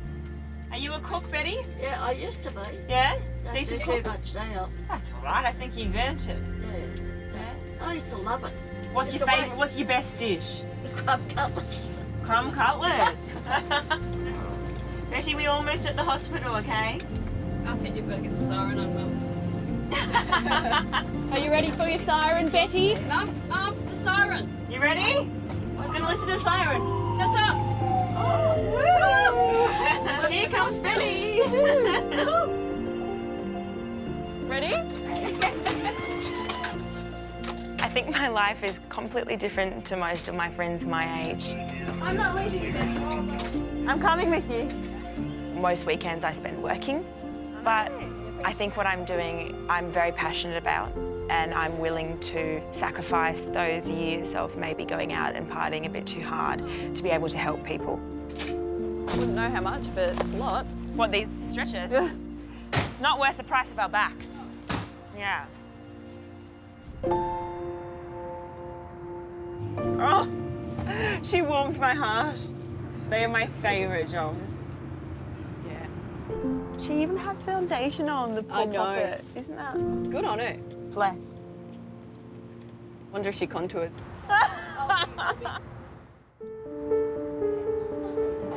So I'm organising help for you now. Stay on the line and I'll tell you exactly what to do next. Now I know it goes without saying, but just avoid any further contact with the bull. Has she got anything with her heart at the moment, or is it just the... Yeah, so George, I can't send you an ambulance while you're in the hospital. The people that just rang for an ambulance then live directly across the road from the hospital. Yes, I'm listening to you, but you've called the ambulance. I very rarely get shocked anymore. I was so naive when I first started. Yeah, and then now I'm like, oh, okay. George, stop talking and listen to me. George. You just get people ringing for random reasons. So I once had someone ring because their tap was leaking. So George, you need to press the call alert in your room. I can't help you. You've come through to the ambulance service and I can't send you an ambulance. George. So I'm like, your taps are leaking. Like, are you weeing yourself? Yeah. But no, his taps were actually leaking and he needed a plumber. Yeah.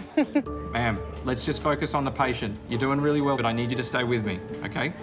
Okay, all right, so get someone to make sure to take the keys out so they can get back into where the patient is, yeah? It's all good, okay.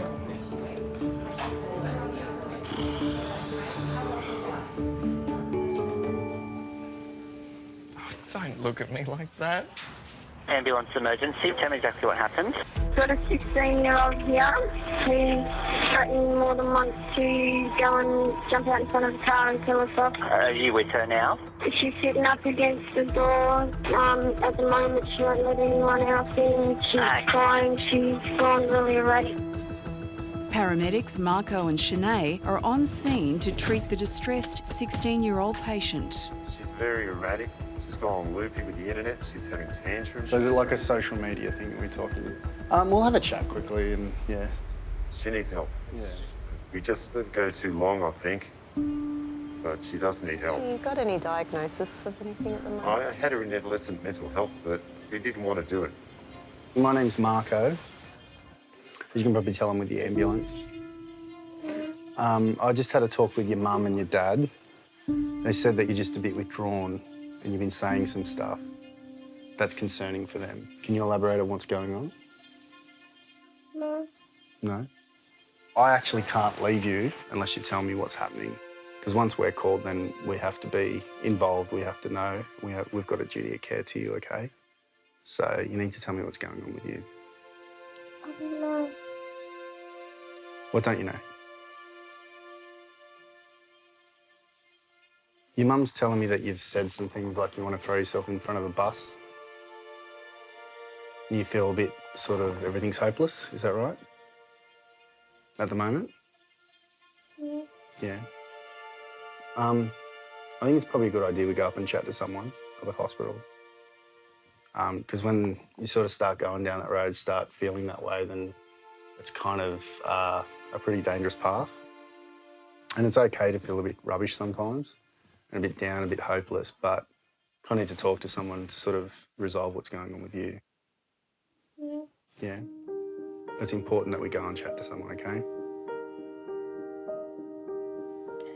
All right, are you decent under this blanket? Yeah. Will you be surprised how many people aren't, I'll tell you. I see a lot of surprises Okay, under yeah. blankets. All right. She'll be okay. You've done a really good thing for her. Yeah. This is the best thing you could have done for her. You'll see it later. It's a really positive step. She's very lucky that she's got such a good family looking after her. So why are we here? Why are you telling your mum that you want to throw yourself in front of the car and... I don't know. Is there any issue going on in your life? No boys, no friends, nothing? Would you rather talk to the girl with the nice hair? Marco's used to me being picked over him, so... Okay. Sweet. As Shanae steps in to treat the 16-year-old, So the ambulance has been organised, okay? Just stay on the line. I'm going to tell you exactly what to do next. back Now, in the this Sydney patient isn't Control breathing at Centre, all inside. Lachlan has taken a phone call from a security guard about a man who's collapsed in a shopping centre. What to do next. Now, this patient isn't breathing effectively for himself at the moment, so we might need to start CPR, okay? Listen carefully. You need to lay him flat on his back on the ground and remove any pillows, please. No, you don't want him in the recovery. Okay, so every single time he takes a breath in, you need to tell me. Just say now when he breathes in. We're going to do this 5 times, please. Okay, well, so every time he breathes in, say now. Okay, so every single time he takes a breath in, you say now. That's all you need to do. Yeah, now. Next one. Yeah, there's a big one. Next one, okay, yep. Yeah, there's a small one. Yep, next one. Yep. One more time, please. Okay, all right, look, we're going to have to start CPR because he's not breathing effectively for himself. Okay, so listen carefully. I'm going to tell you how to do resuscitation. Every single time he takes a breath in, you say now. That's all you need to do. Call taker Lachlan is helping a mall security guard revive a man who's passed out in the shopping centre. Okay, all right, look, we're going to have to start CPR because he's not breathing effectively for himself, okay? Okay, so listen carefully. I'm going to tell you how to do resuscitation. Place the heel of your hand on the breastbone in the centre of his chest, right between the nipples, please. And put your other hand on top of that hand. Okay, you need to pump the chest hard and fast, at least twice per second, and 5 centimetres deep. We're going to do this 600 times or until help can take over, okay? And I want you to count out loud so I can count with you. You ready? 1, 2, 3, 4. 1, 2, 3, 4. That's it. Good. Good rhythm. Just keep doing that. That's good. Now, when the ambulance arrives, you're going to keep going until they take over, okay? 1, 2, 3, 4. 1, 2, 3, 4. 1, 2, 3, 4. We're coming up to 500 compressions. At 600 compressions, we're going to start mouth to mouth, but I'll tell you when that happens, okay? 1, 2, 3, 4. Is that the ambulance there now, sir? Yes. They're there with you now, are they? Yes. Okay, I'll leave you with them. Well done. Bye-bye.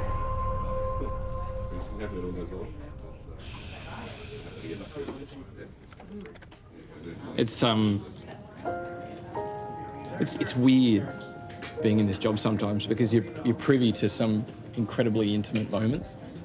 You know, you're talking to a stranger who's then doing compressions on a stranger in a public place. So it's a bit confronting to be part of someone's critical moment in their life and you're just a voice on the phone to them sometimes. There are some jobs that keep you awake and you wonder about it and you think, oh, is everything okay, and stuff like that. So, confirmed code 2.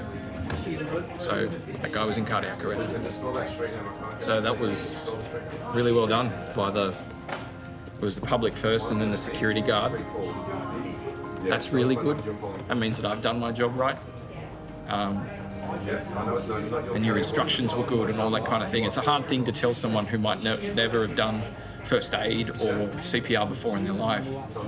For me to be told that they were doing effective CPR when the paramedics walked in the door, that means that I've done the best possible thing that I can for that patient until the right care got to them. So that's really cool.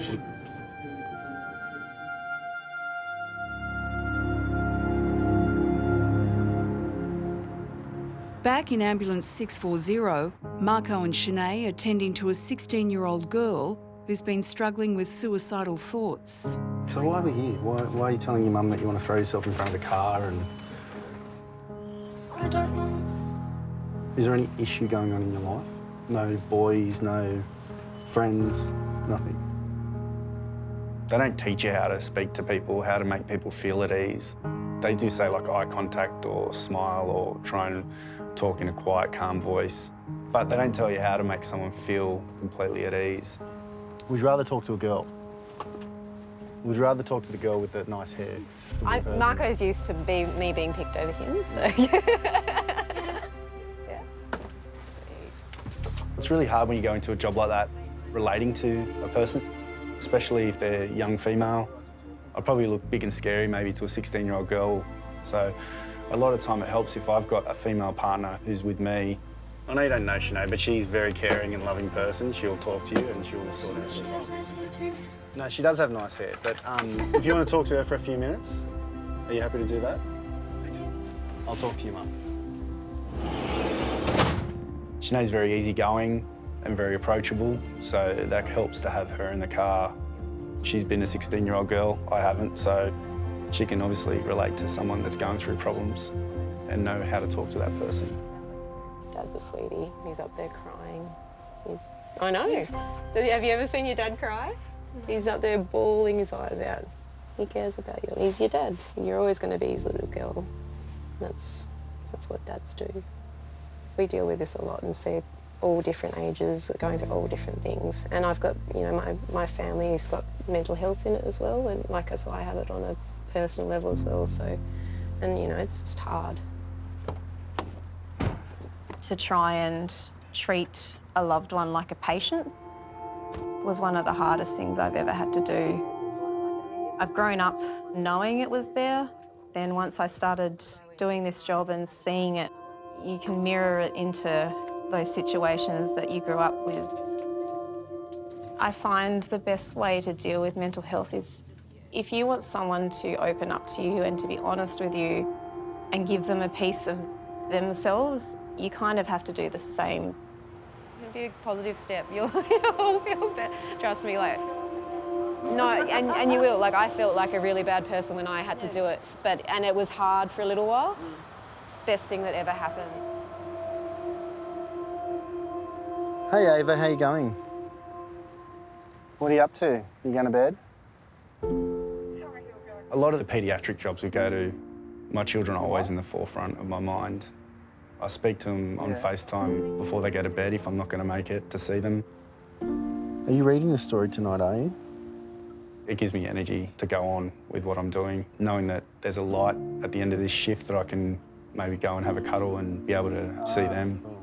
Listen, I've got to go, but I just want to wish you a good night. And I'll ring you tomorrow morning. I know I was supposed to ring you this morning, but I'll ring you tomorrow. We can FaceTime and have a bit of time. Does that sound like fun? All right, beautiful girl. You have a good sleep. I love you, Mila. Bye, sweetheart. I think you guys are doing a really good job, and you'll be. Yeah, she will. She might not, maybe not tonight, but she will. I think we've really lost touch with what's important. We live on screens and they tell us what to eat, how to look, what to say. I think we've just lost sight of those human connections, those special moments like going out when it rains and smelling the rain and looking at the stars and actually having conversations with people. I'll sort this out. You go home to your girls. All right. I'll catch you later. Thanks, you good day. Oh, thank you. Nicely done. I'll see you in the morning. Have a good night. See ya. It's so rewarding and humbling that people allow us into their lives. That's what I love about this job.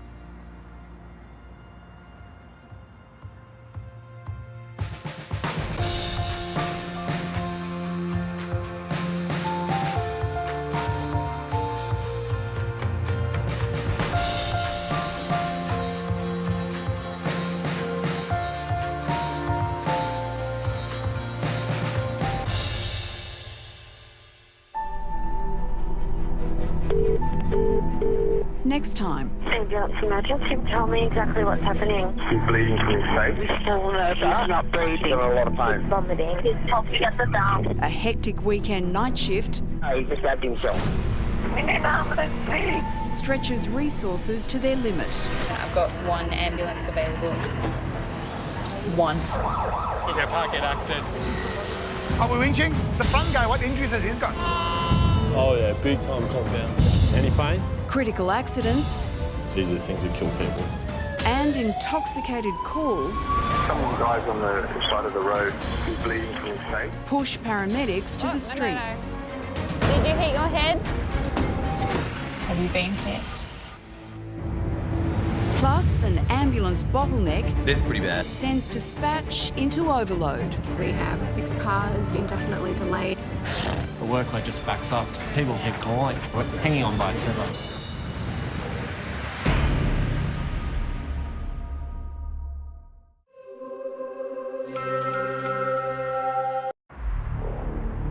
Okay, tell me exactly what's happened. I'm just a witness. I heard a bit of a rest and then we turned around in between both lanes, the car hit a tree.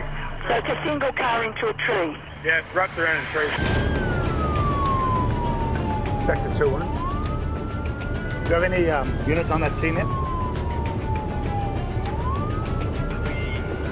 The ambulance is on scene in the knowledge sector. Thanks, sir. Just waiting a report. Now, is anyone trapped? Yeah, there is. Okay, now, was anybody thrown from the car? No. Now, is there any serious bleeding? I can't see. The guys against the tree. Pretty bad of him.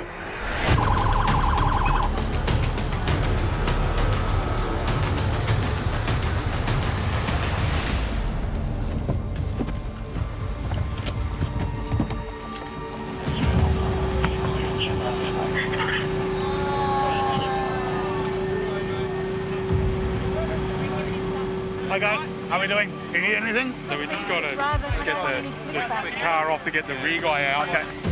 We're going to try and get him out first, but we can't get access. So his feet are stuck under the front seat, is it? Oh, okay.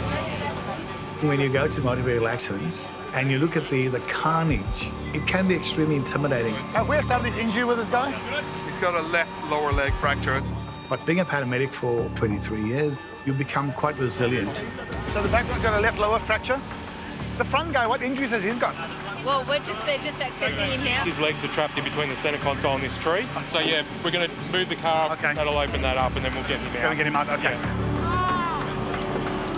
People involved in these cases, they are scared. There's a lot of noise around them. There's a lot of people talking. There's lights on them. There's a lot going on. The fact that I can go to somebody and comfort them in their time of need is what drives me. Yeah, good. They're looking after you, champ.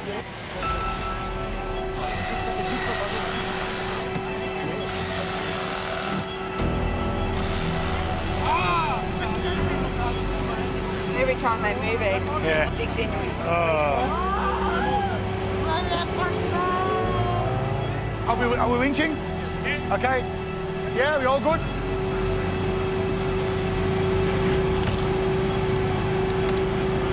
Winching the car off the tree at the moment.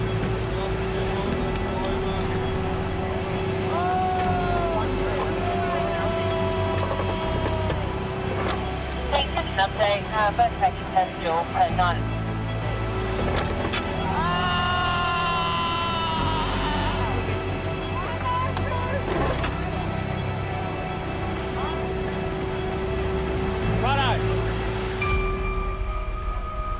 That's released a fair bit. Ah, fantastic. Just hang on, guys, hang on. Can we get the paramedics' hands in there so we can feel what's going on there?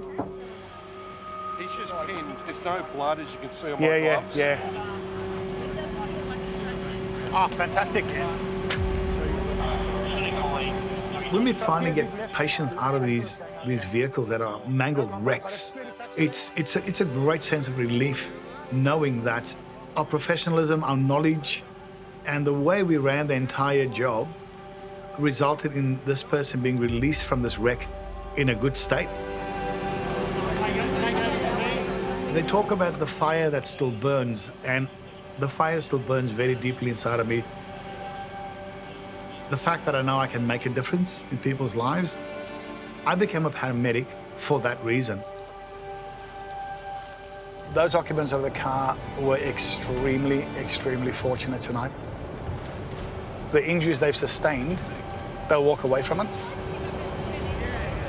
If that tree had hit a few more inches to the rear of the car, we would have looked at something completely different.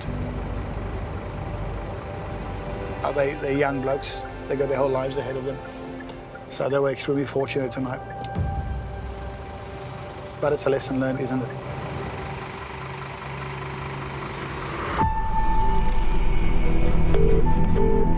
Tonight, Ambulance emergency. Tell me exactly what's happening. He's bleeding from his face. He's fallen over. He's not breathing. He's in a lot of pain. He's vomiting. He's talking at the down. A hectic weekend night shift He's just stabbed himself.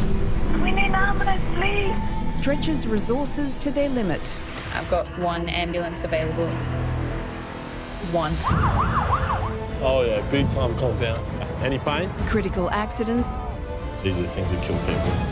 and intoxicated calls Some guys on the side of the road, he's bleeding from his face. push paramedics to the Oh, streets. no. Did you hit your head?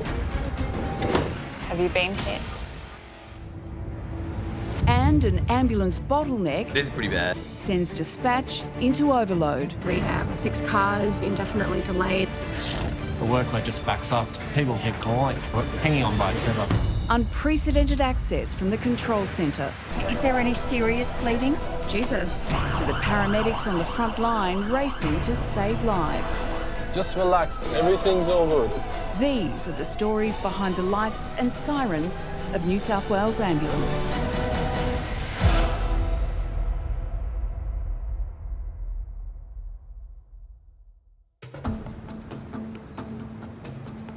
How are you? Hello. How you going? It's hard to sleep before your first night shift. My eyeballs were like... Maybe the public will be nice today. Maybe they won't go drinking. It's 7 p.m, the beginning of the notorious Saturday night shift at the Sydney Control Centre. You always come in with a slightly heightened sense of trepidation about what the night might hold. Tell me exactly what has happened. My wife has sliced a couple of her fingers with a blender. Okay, is there any serious bleeding? So is he awake now? I wouldn't say he's awake, but he's vomiting. Okay, we'll turn his head to the side. You never know. It's just easy just to go with the flow. Never have any expectations before you go in. Apart from the fact that it's probably going to be busy. That's ambulance emergency, which town or suburb? At its busiest, the Sydney Control Centre will answer one call every 20 seconds. Got anything with her heart at the moment? And tonight, 88 ambulances will be on the road, covering the entire Sydney metro area. Apparently the crews today had a really good day. Yeah, they said that. Which is probably terrible news for us. Yeah. Very good evening to our 1945 starters here on the Sydney Southwest. You have Emma and Scarlett tonight. Sydney standing by for Bankstown sign-on, please. You ready? Okay, let's do today. Yeah, let's do today. Liverpool paramedics Joe and Saha are a seasoned team with 13 years' experience between them. Yes, food time. Yeah. What do you feel like? Chicken? Okay, then keep going straight. And I'll take you to Lamono. Oh, Lamono. I love Lamono. Okay. We have a Lamono in Parramatta. I love Lamono. So when Dad and Mum migrated over to Australia from Egypt, they embraced the Australian culture. So when I've said I want to be a paramedic and help my community, they supported me. Oh, we need to make it happen. Okay, tell me exactly what happened. There's some guys on the side of the road and he's bleeding from his face. An unconscious man with facial wounds has been found on the side of the road in Cabramatta. All right, and he's bleeding? Yeah, he is. He can't move. So there's Lamono, there's that Mexican place we went to the other time. Lamono. There's Italian. Lamono. Okay. We need 8:33. Ah, we were so close. 8:33. You want a 2-eye, please, at Cabramatta, 8:33. 8:33, copy. Joe and Saha are 10 minutes from the scene. The cause of the bleeding man's injuries is unknown. Okay, we're going to a 55-year-old male on the side of the road bleeding from his face. The patient is speaking, but not much. And that's all we've got. Patient's in a car park. But what's he doing In a car park. I reckon underlying drugs or alcohol have something to do with it. Sometimes a person who's intoxicated can be horrendous and their outbursts are really aggressive and really, really violent. Hope this person's not agitated. where there's potential for violence or danger. We cannot do what we do unless we know that we're really safe. All right, this is a car park. You just do not know. It's like rolling the dice.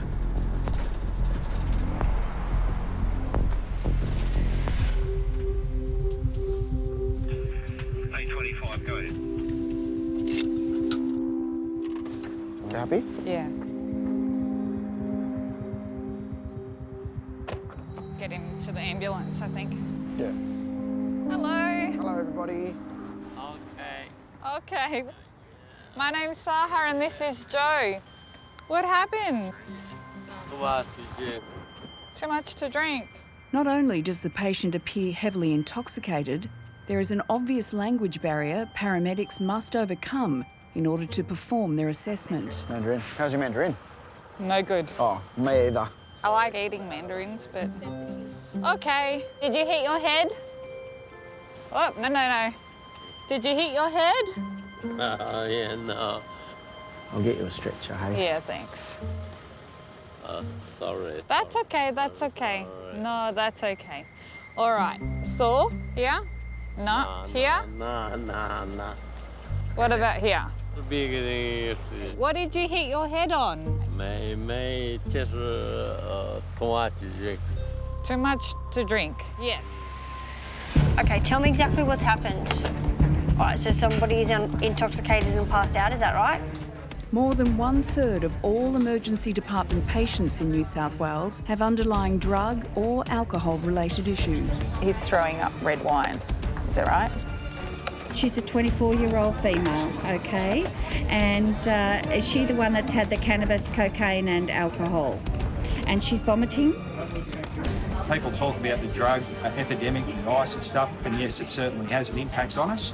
But alcohol is the most readily accessible drug, and it's probably the one that causes the most impact with domestic violence, social violence, car accidents, all sorts of things. All right, tell me what's happened. His eye is problem with his eyes popping out of his head. Has he been hit in his face? Is that what's caused it? His eye is pumping bleeding. What's happening? The ambulance is already on the way.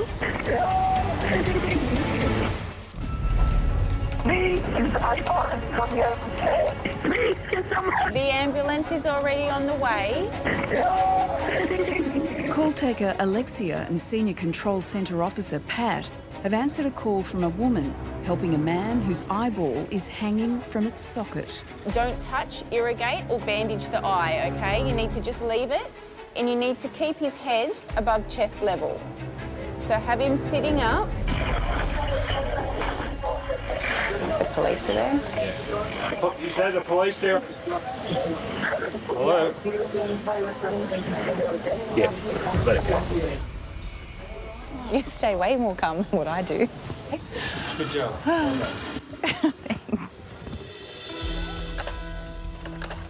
And you're outside next club, is that right? Okay. Is she changing colour? For many Australians, Saturday night means hitting the clubs and pubs. In the control centre, the Saturday night shift sees a 28% spike in calls. All right, now I need to hang up to take another call. As I said, help has been arranged. Another intoxication, it's pretty standard. She was just at a pub, tripped over, cut her head open, and then, yeah, she gets an ambulance. This is the intoxication hour, basically. It's hit everybody well and truly by now. Yeah, so it's begun. Ambulance emergency. What town or suburb, please? What happened? Did you hit your head? Oh, no. In Cabramatta, Joe and Saha are still struggling to communicate with their heavily intoxicated patient. Sore? Sore? May just too much drink. Too much to drink, yes. I'll get you a stretcher, hey? Yeah, thanks.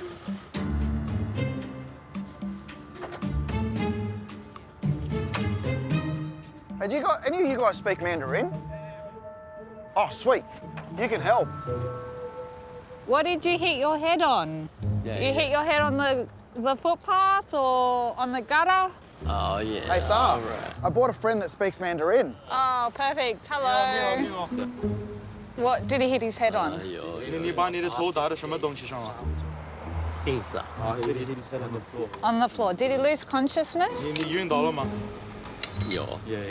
He did? All right. We'd like to take him up to hospital. No. Let's get you on the bed because I can't hold you up for much longer. Yeah. 还没有在做其他的。怎么还得去做？ Not finished. He's a young man. Okay. All right. Up we get. 1, 2, 3, up. Come on, my friend. Over here. The weekends get really, really busy, and you feel it. Thursdays, your Fridays, your Saturday nights are a little bit more drug and alcohol fueled. Thank you for your help. Thank you, guys. We appreciate it. Yeah, I'll grab that. All right. All right. Let's go. You're right. He wanted to keep going. Yeah. All right. My name is Saha and that's Joe. Yeah, okay, thank you. That's okay. Thank you. Yes, these people have put themselves in a predicament, made some bad choices. You're all right. We want to get you go checked out, get your head looked at and find out why you blacked out. But I'm here to help, and I'm non-judgmental, and that's the most important thing, I think. Happy drunks I can do. I like happy drunks. How are you feeling? Good? Good. Thumbs up. Nice. Thank you. That's okay.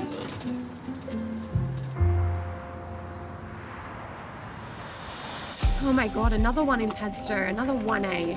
With only a month's experience in the job, trainee dispatcher Emma, under the guidance of her mentor Scarlett, is navigating the demands of a busy Saturday night shift. Jesus. We've had duress calls, we've had code 1s, we've had police on scene, we've had arrests, we've had Police on scene again, police second on scene arrest. again, had 6 patients at an MBA. I'm a bit sweaty, to be I'm a bit honest. sweaty. I'm a bit sweaty too. Tell me exactly what's happened. Ex-wife can't discharge himself. Okay. I'm having severe heart and chest pain. Is your breathing normal for you? No. The dog's had a fight and my mum has stuck her arm in the pram and the dogs have locked through the hock into the bone.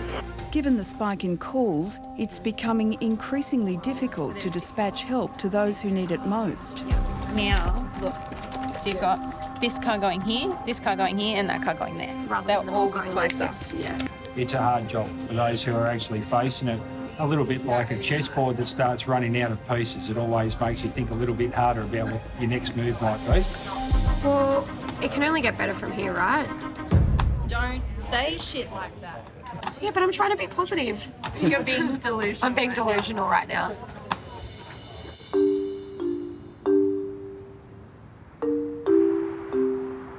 Saturday night.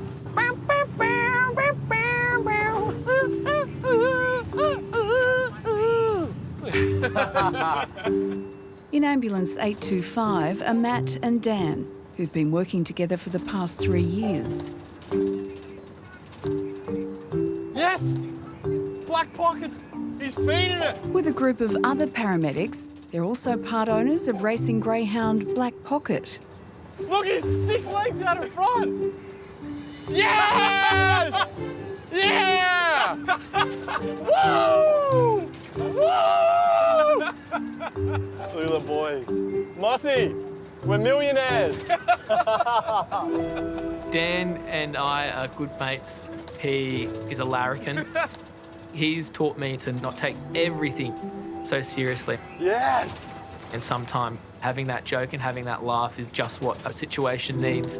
All right, boys, gotta go. Love you. First win. First win. How good's that? I think your relationship with your partner, that's one of the most important things for sure. Oh, that's funny, yeah. Matt's sort of like to the book, straight.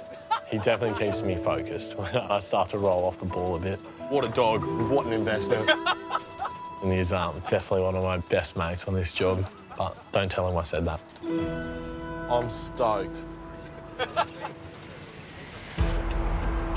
Okay, tell me exactly what's happened. Our mum was in the kitchen. She fell straight back and she's cut her head open. So she's got a laceration to her head. Tell me exactly what's happened. His placing has blood burst to his leg. There is a one motorbike rider. A motorbike, yeah? What happened? Oh, he just fell off and then on the... How many people are hurt? Only one. Sydney calling car 825. 825, thank you. Having to reassign you to a high priority A1 Charlie MBA.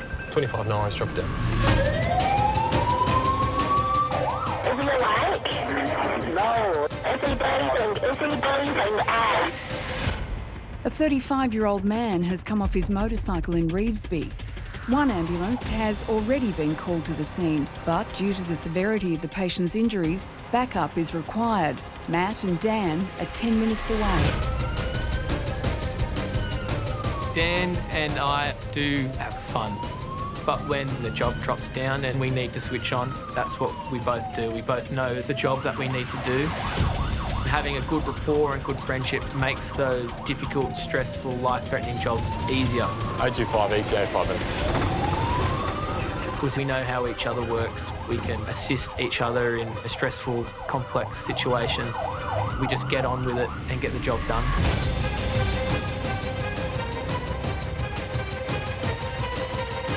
A25 if you can put us at centre.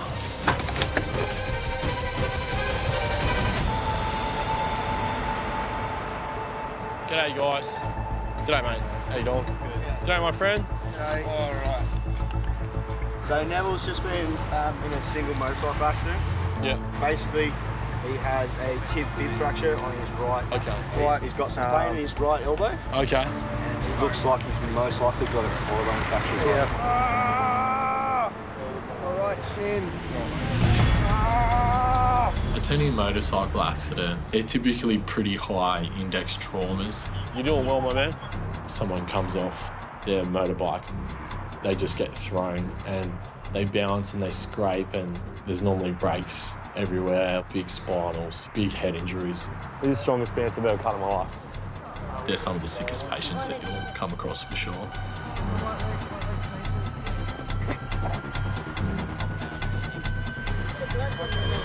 Oh yeah, big time compound. Oh yeah. Yeah. How far out is that bone? Looks like it's come out and gone back in. Gone back in, sure. A compound fracture is a break in which the bone pierces the skin, putting the patient at risk of permanent nerve or blood vessel damage. Go even higher. There we go, that's good. I'm gonna have another push of your belly, mate. Okay. Any pain? Ah, that hurts. Yeah.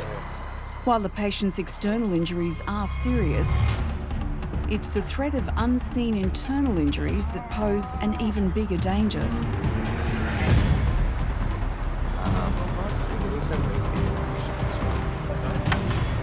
Have a look at his helmet. You think a motorcycle helmet would be good at stopping some trauma, I'm going to take the helmet with us. but if they hit anything head on, they don't stand a chance. At the end of the day, these are the things that kill people. Okay, listen to me. I need to ascertain what happened. So you fell with a knife in your hand, is that correct? Just tell me to send me someone. Look, they're really busy, but they're going to come as an immediate response, so they're going to come as quickly as they can. Is there someone on their way? No, because they're really busy. They're going to come as quickly as they can for you, okay? Hurry up. She hung up on me. Does she have anything infectious or contagious?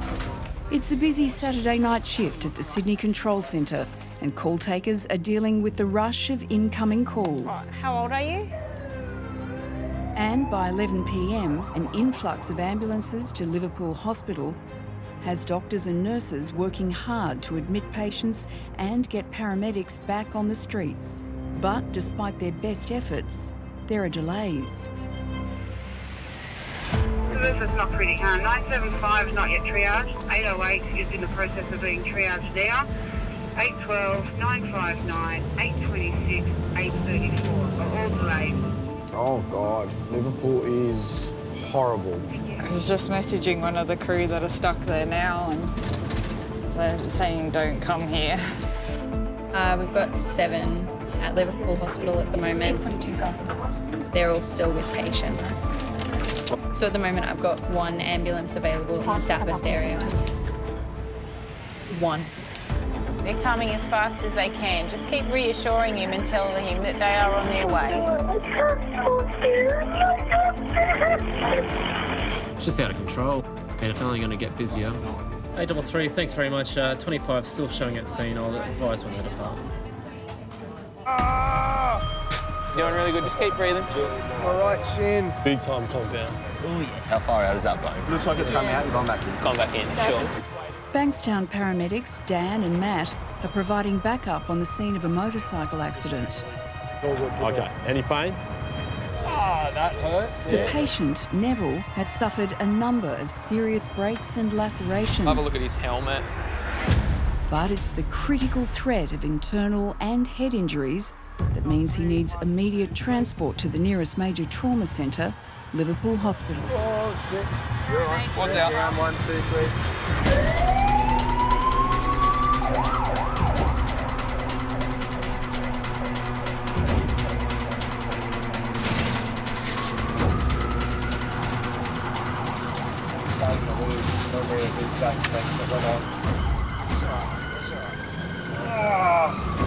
Head injuries are really hard to assess. Like if someone's asking you the same question over and over again, there's some form of head injury there. The most frustrating thing is we can't tell. We don't have X-ray, so we can't tell.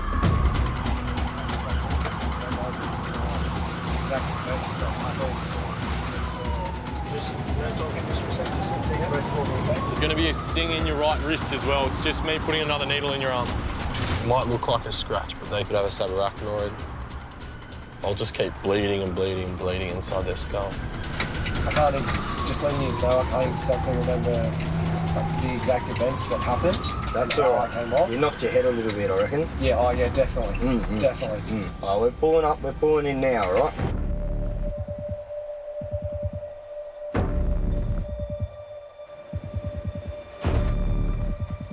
After some of the traumatic stuff you see, it's hard to switch off.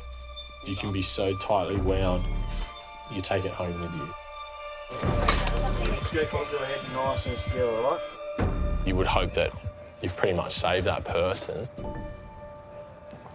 but you've got to know that your job finishes when you push them through that door.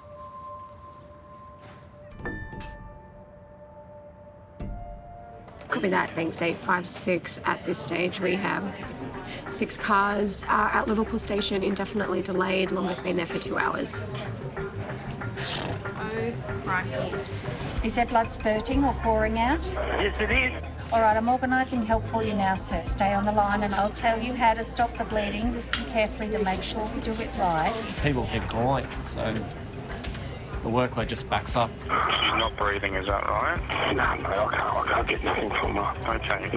I'm going to tell you how to do resuscitation, okay? Still heavily delayed. Puts so much pressure on the system. We're hanging on by a tether. 1, 2, 3, 4. 1, 2, 3, 4. Keep doing them. Keep doing those compressions. I know it's tiring, okay?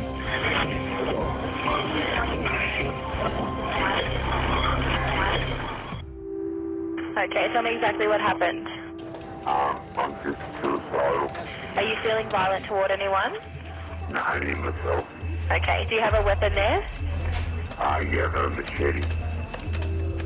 I don't know how to explain it, but the grandmother of the baby has accidentally dropped a TV back on his tummy. Okay, I've dropped TV on the baby. This is how it is, mate, on a Saturday night. Yeah. This is pretty bad. Ambulance emergency, what town or suburb? It is very busy today, so they have had to come from out of area. It's 2 a.m. on a busy Saturday night, and the high volume of work continues to cause long delays. Got 1, 2, 3, 4, 5, 6, 7 jobs, which I have no cars for. Forcing dispatchers to make difficult decisions about where to assign resources. It's 985 and 528. You're going to have to reassign both of you, please, for a 1 Alpha at Green Echo. 833, copy, thank you. I pray nothing else comes in. till I get another car. Just got another one. Like, this is a request for an intensive care paramedic urgently for someone who could go into an arrest. We're meant to have a car on it like in 1 to 2 minutes, and got no one for it.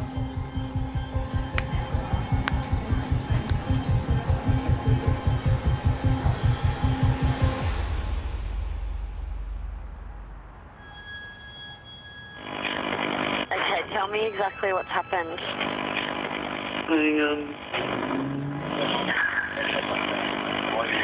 Why do you need the ambulance? I had a big fall from the stairs, and I have a problem putting my teeth together and hurting me. Okay, did you fall down steps? Yeah. Okay, I'll organise some help for you. What caused you to fall? I don't want to talk about it. Okay. Have you been assaulted? I don't want to talk about it. That's okay. I'm going to send help for you, okay? You need an 833. 833. 833. I can get you on a 2R4, please. Also attaching police for you now per the notes. 833, copy. Says that she's having trouble talking. Her teeth weren't lining up. Oh, Very jaw injury. So send that through, please.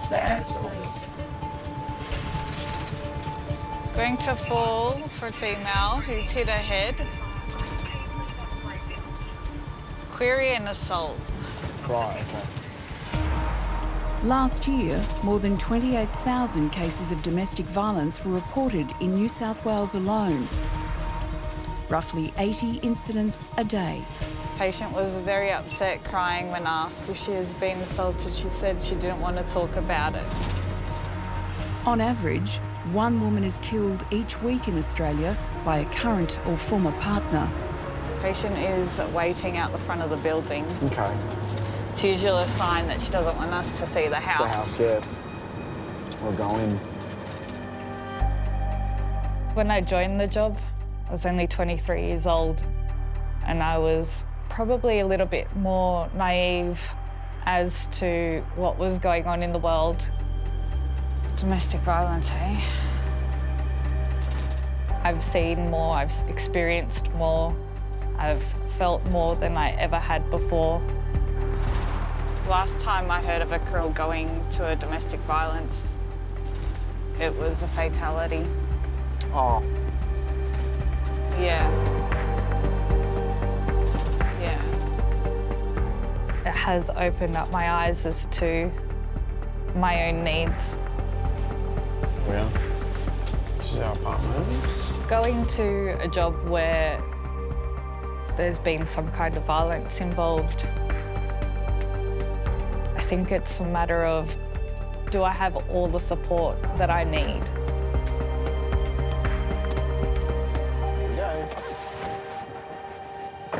Am I ready to face what I'm about to face? Going to fall for a female who's hit her head. Query and assault. Right, okay. Paramedics Joe and Saha have been called to the home of a woman who reports that she's fallen down the stairs. A domestic assault is suspected.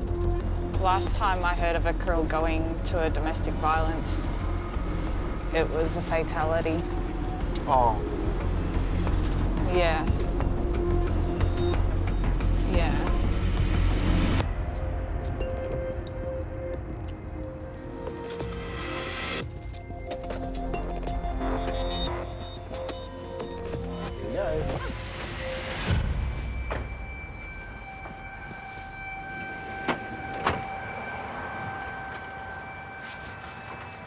Hello. You called the ambulance? Okay. My name's Saha. I'm the New South Wales Ambulance, and this is Joe. Hi, mate. Okay, what's going on today? Nothing. I just came down off the stairs. in my mouth. Like, if I'm going to put it the way it should be, it's hurting me so much. Were you by yourself? Yes. Something upsetting you?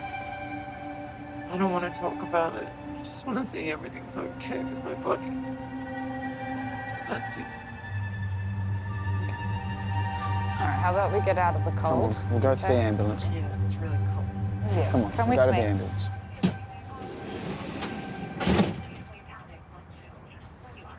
Have a seat on the chair and then I'll get the bed set up for you, okay? Just gonna have a quick feel of your head and your neck. Okay, okay. Okay, all right, I understand it hurts, but I need to feel it, okay? Did you hit your neck or were you grabbed on your neck? Just around there? Yes. Yeah. My head and here. Okay, I'm just having a feel of everything because we don't want to miss anything, okay? In pain in your arms? Can you squeeze my hands? Yes. Okay, good. All right, put a blanket on for you. It's very cold. When you fell down the stairs, how did you fall down the stairs? Was it head first or? I guess, yeah, it was my head first. Okay.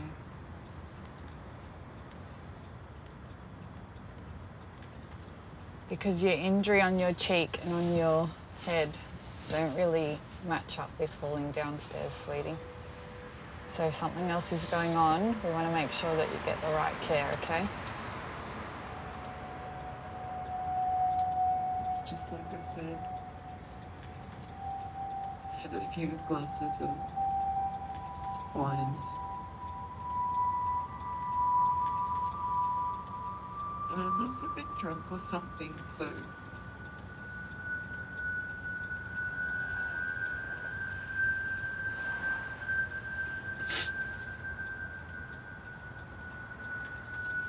Have you been hit?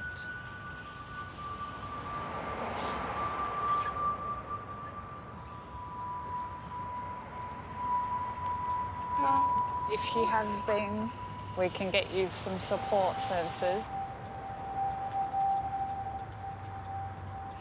Can you please just stop asking me? You know, I can handle the blood and guts, I can handle the medical side of it. Something's broken, I can fix it. But I can't take the pain away from someone dealing with domestic violence. Well, when we get to the hospital, I'll get you put on the system and I'll have a chat with the triage nurse, okay? And if you don't want to talk to me, there might be someone else that you want to talk to, okay? Okay. Comfortable? Yeah.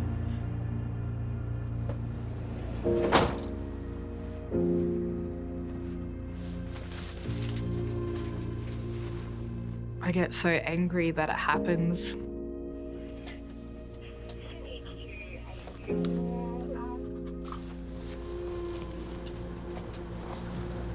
Get you an ice pack. Pop this on your cheek, okay? On your jaw. What I do, feel the trauma. I experience the emotions vividly, I suppose. 833, go ahead. 833, thank you. Just for information, the police will no longer need them at scene. However, they may want to follow up this patient at the hospital. Realistic. 833, copy that. I will let them know. People hide what's going on in their lives because they might feel like they might be weak or that no one will believe them or that it's their fault, but it's never your fault. You're not weak. One of the hardest things you can do is reach out to someone. Just calling an ambulance is the first step.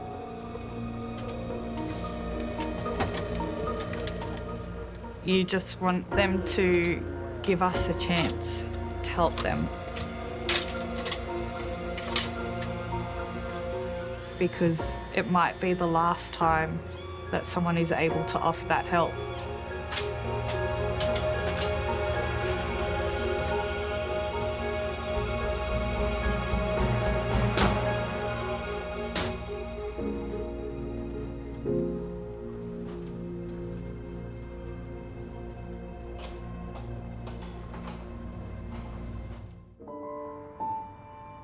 So can you tell me exactly what's happened?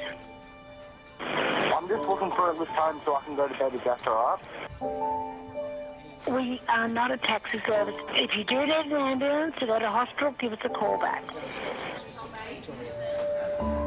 As the night shift enters its final hours and the call volume drops, pressure on the control centre finally begins to ease. It's cleaned up heaps, so we just have two at Liverpool for just under half an hour. Well, one for half an hour, one for 15. Come on, there's been enough lollygagging around here. How about some day shift rosters? It's been a busy one, actually. Very constant for a Saturday night. Usually get a bit of a drop-off earlier than what we have tonight. So. But yeah, Saturday. True or false, James Callaghan was Prime Minister of the UK from 76 to 79. True. True. True. Yes. Total guess.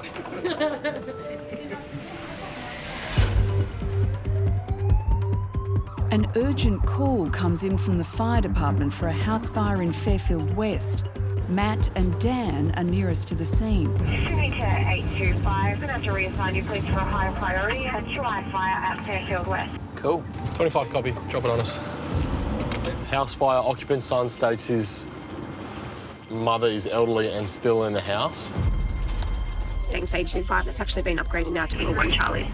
1C? Yeah, 1C.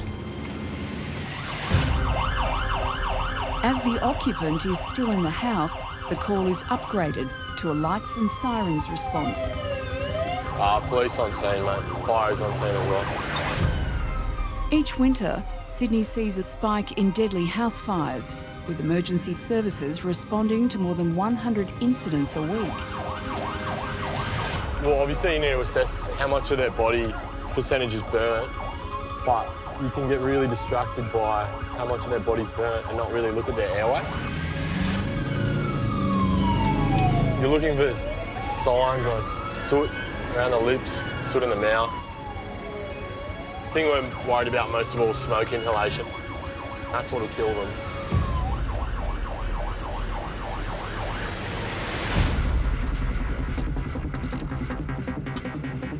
There's heaps. All the detectives are here as well. I didn't see any there.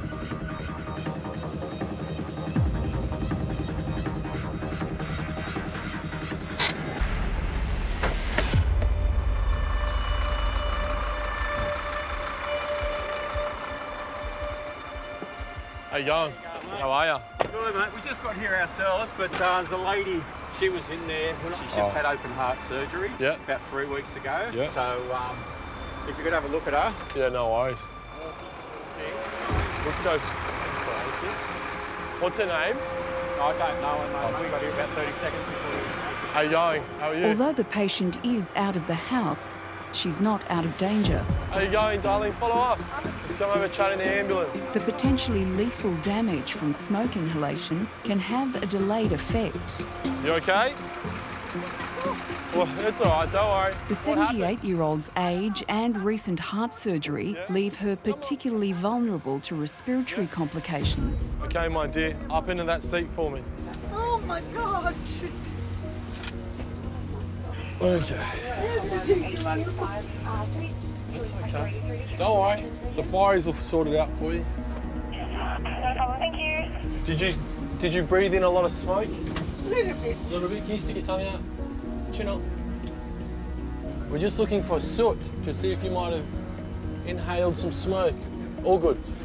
I need you to take some deep breaths for me, okay? What have you? Beautiful.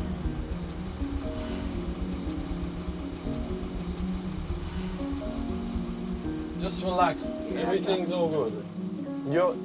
Your health is really good. Sit forward for me. Take a deep breath. And again. And again. Nice deep breath. Beautiful. I love nonnas. Elderly Italian nonnas and grandmas are the best. Where are you from? From Italy. Italy. Nonna. Nonna, yes. Nonna, okay. Nonna. Lingua glossa, this is my village. Okay. Catania, Yeah? Sicilia. Sicily. My girlfriend's brother's in Sicily right now. Oh. Who is he? His name's Danny. They're just super lovely, but they're super anxious as well. Do you do much cooking? Yeah. What's your favourite dish to cook? Lasagna. Lasagna, macaroni. My home. I'm trying to find out where I should go on every day of the week for dinner. There's... You coming one day? Nonna make the best focaccia. I definitely use my sense of humour to settle everyone down. I find that to be the easiest thing. So macaroni. I just want to let you know that Nonna's macaroni is the best. Macaroni? Mac this I make. Yeah? Yeah? It takes their mind off the pain or the situation they're in, and it just makes everything easier to deal with for sure on both parties, for us as well. Now look, I'm sorry about your house. It's going to have a fair bit of smoke damage, okay? But the most important thing is that your health is really good, okay? Okay. Can I help you up? Yes, thank you. No worries. Thank you very much. Show off in the pajamas. Very lucky, Nonna. Thank you. No worries. Alrighty, guys. And don't forget the macaroni. No, never. I'll never forget the macaroni. No worries.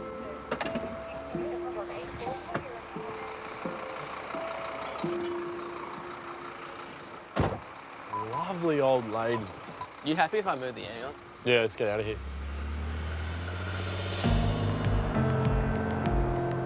How do you spell Nonna? N-O-N-N-A. We're probably a bit of a special breed, I suppose. Nonna, Nonna, Nonna, Nonna. You've got to enjoy being out and about, you know, being put in stressful situations, and you've got to accept that and thrive in that environment. I don't know many people that can say they look forward to going back to work. No. I wake up in the morning, put this uniform on and I go, woohoo, I'm going to work. So it's probably not for everyone, but there's definitely a selection of us out there that do well at it and enjoy it. Thank you. No, thank you. Would be lost without you. Bit of fruit and yogurt for breakfast. Got to go for a surf when I finish here, so I need some substance. Being put through stressful, complex situations that other people of society don't live or don't go through definitely forms bonds that are probably stronger than friendship and are more like family. Do you want to go to Sunday markets? Yeah.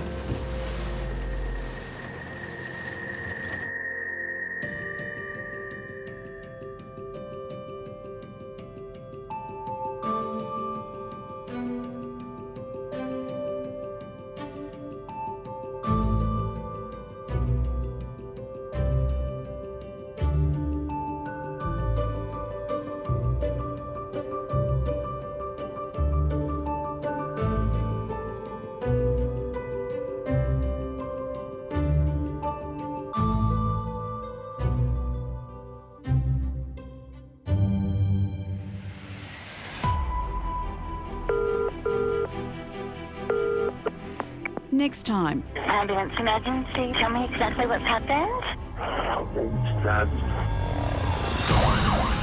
It's a race against time. So how many stab wounds he got? Rescue helicopter 206, are you on the air? When a violent attack Let's just get this guy out first. throws crews into overdrive. Then 8:33, it's patient's violent. a call fraught with danger puts paramedics in the firing line.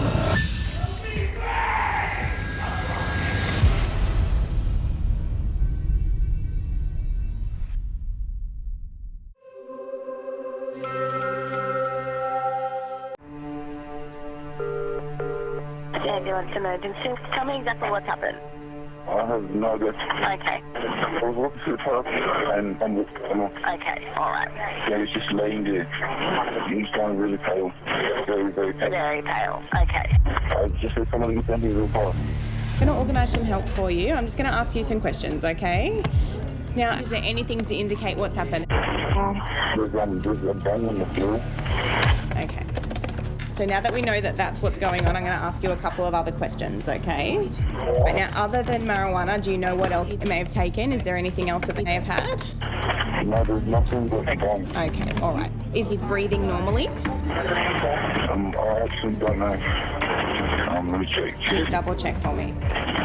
Just a second, sorry. Not normally. Is he conscious? Okay. I worked in control for just over 2.5 years. Is he still awake? Just give me a second.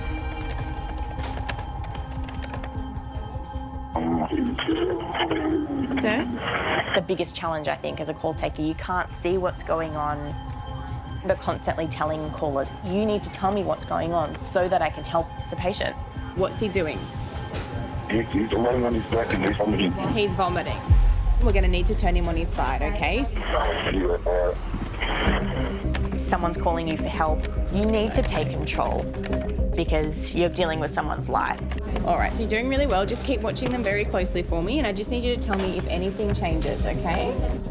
They don't want you to cry with them. Okay, good. They want you to tell them what to do, to make them feel like everything's going to be okay. Can you try and give him a squeeze on the shoulder and just try and talk to him, see if he responds to you?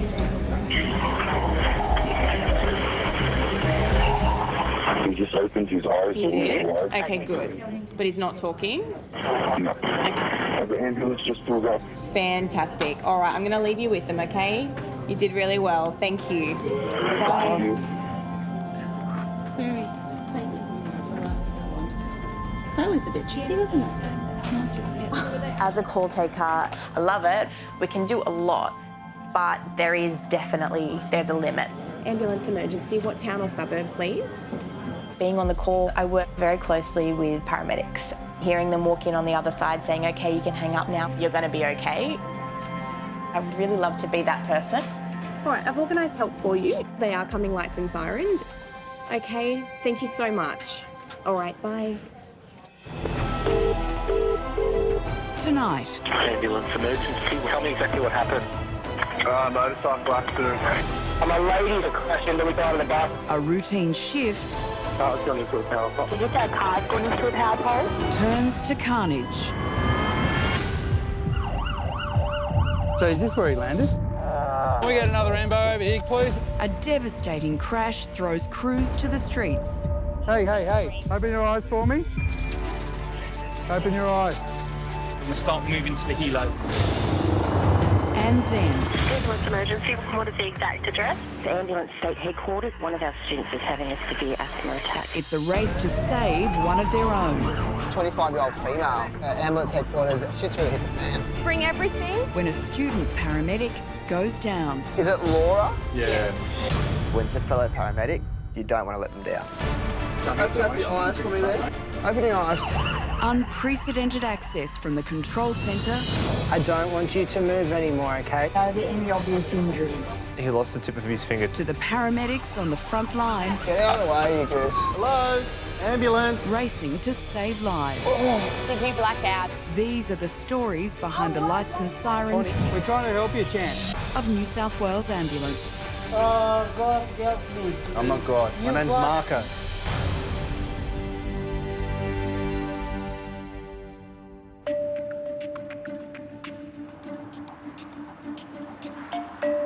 It's 8 a.m, and as traffic starts to build throughout the city...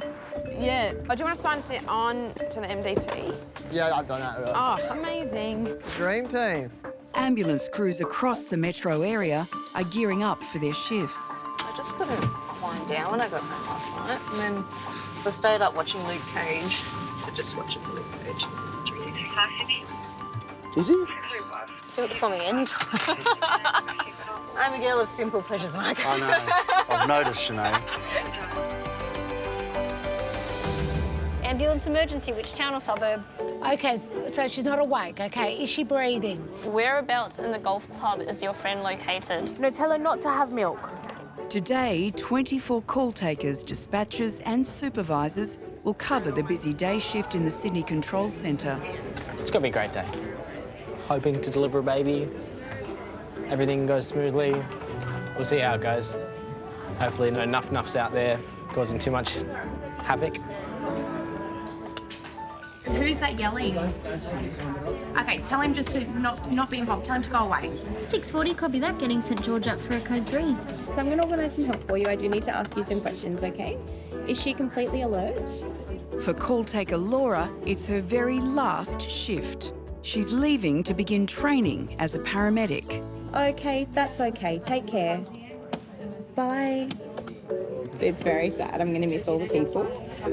You form some pretty special relationships in here, like just because of the nature of the stuff that you do. Everyone kind of understands how it is, you know, you get off the phone after a CPR call and everyone's been through it before, so it is kind of a family in a sense. Over the AM fam.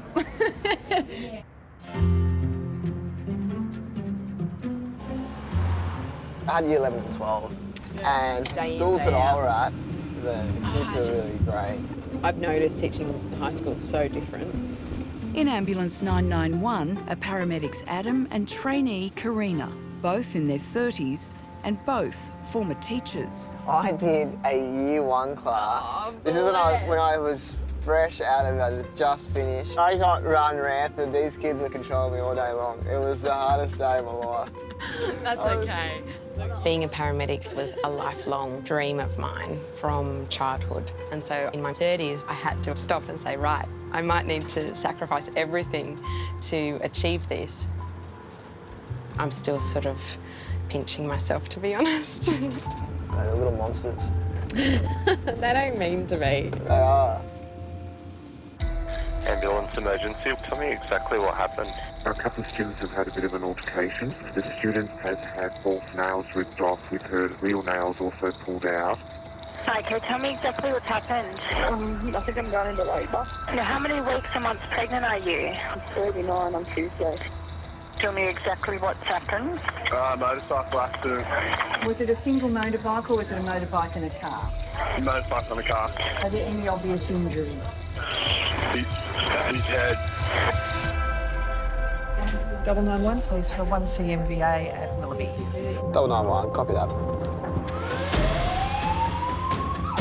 Looks like it is a vehicle versus a motorbike. And the motorcyclist is still on the road on Penshurst Street.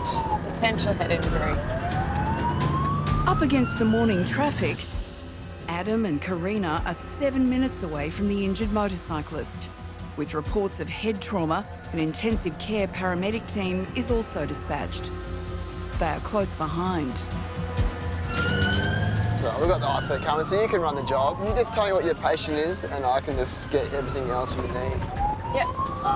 I'll get a patient assessment. We'll look at extrication into the vehicle. Yeah. Motorcycle accidents are some of the most shocking jobs. Could be head injury, spinal injury, permanent disability for this person. And so being a trainee, it can be overwhelming. It's always your ABC, but then you got to think about your fluid. Start with, so any catastrophic hemorrhage, so CABC. So check for any obvious hemorrhaging and then go back to airway. Because I have wanted this career for so long, it definitely feels pressure. There's only so much training can prepare you for, and the rest is up to you. So you still got your helmet on? Helmet's on. Let's just pause that scene.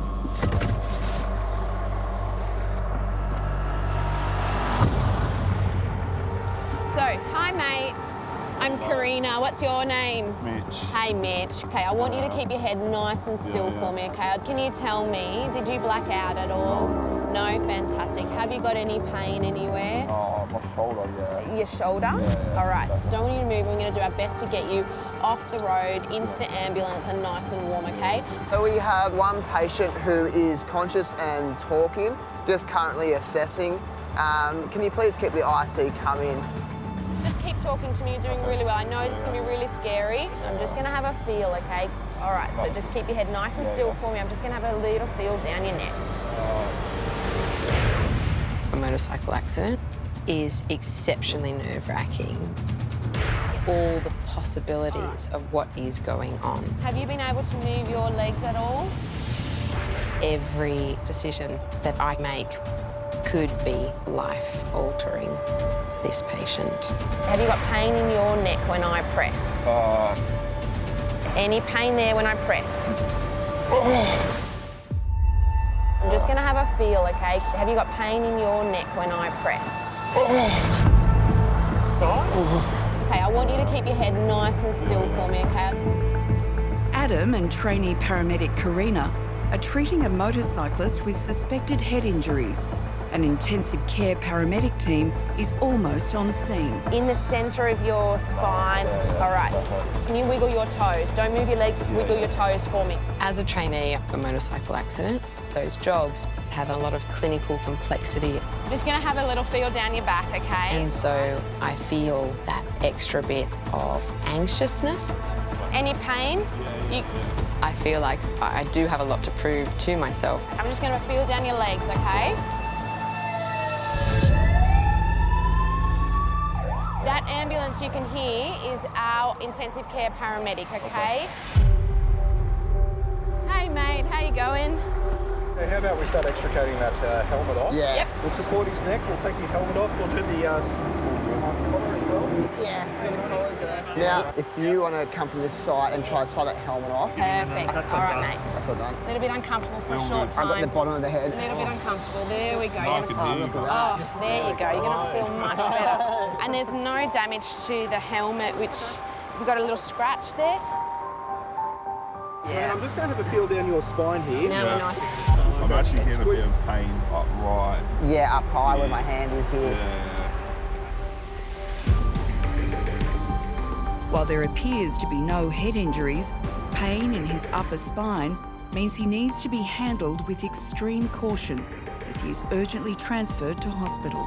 And this is not going to be comfortable, but it's going to keep your head nice and still, okay?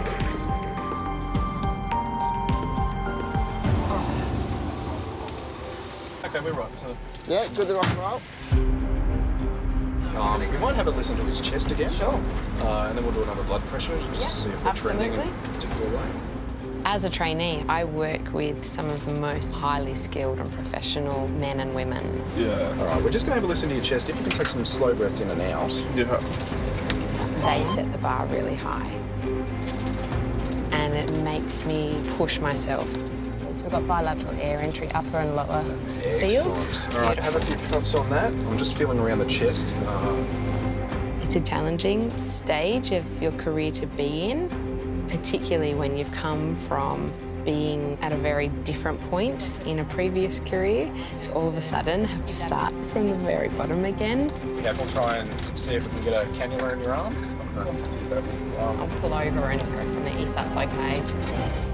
Try and do it if you can on the run. I'll try. All right, so just stay nice and still for me. Nice and relaxed. All right, sharp scratch. Nice and still. So bumpy.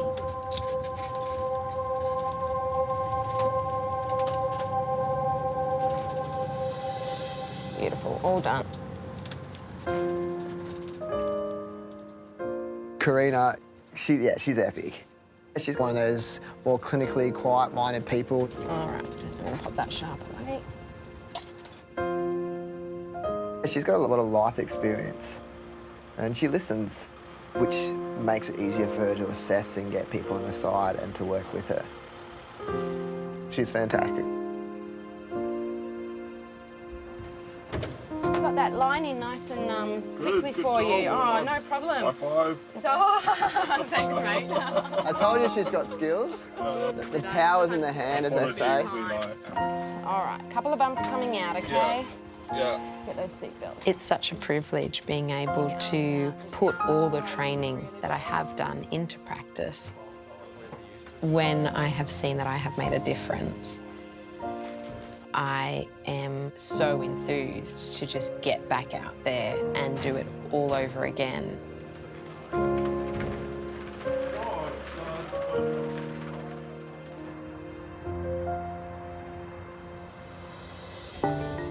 And tell me exactly what's happened.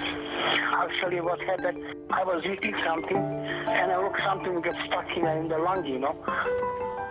It's late morning at the control centre. More than 300 ambulances have already been dispatched and the calls continue to stream in. Tell me exactly what's happened. Well, he did a wheelie and he's obviously crunched his leg. And how old is he? He's 46. Okay. Tell me exactly what's happened. My husband has like a lot of chili and his tummy's tearing apart. Oh. That's so funny. He's eating chili. The strongest chili that he's ever had before. Wonder what it was. I started tearing up when I had the mild at Nando's. We can't send an ambulance out to assist an animal. So if you can use your phone to contact the RSPCA, that would be great. Bye-bye.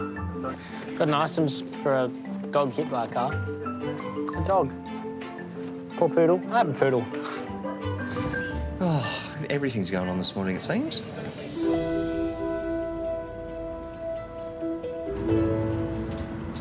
Did Matt text you back? Oh yeah, it did, but I'm driving. Do you want me to read it in his voice? Yes, do it.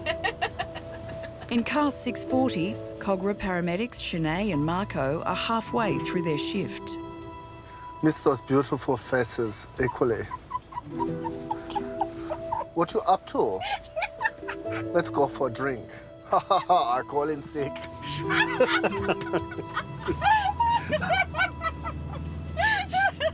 love how well you do that. Tell me exactly what's happened.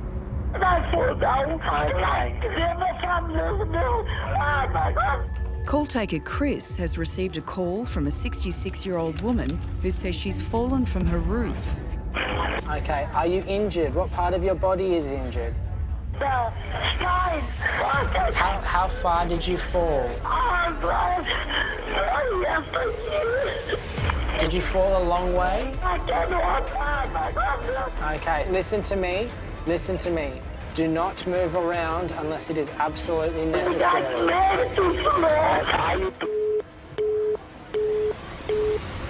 Thank you for the 640. 640. 646, could you head to please 1 Charlie Long 4? Copy. 66-year-old female long fall, fallen off roof. She cannot move. Shanae and Marco are 10 minutes from the distressed woman who says she's fallen from her roof.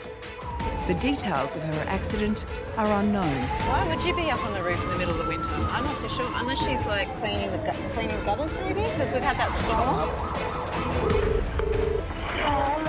Do not hang up. I need to know where you are at your house. Are you inside or outside? I'm in the middle of the house, but I can't open the guy's made too small. Okay, son, listen to me. Take a deep breath for me, okay? Are you bleeding? Do not hang up. Are you bleeding?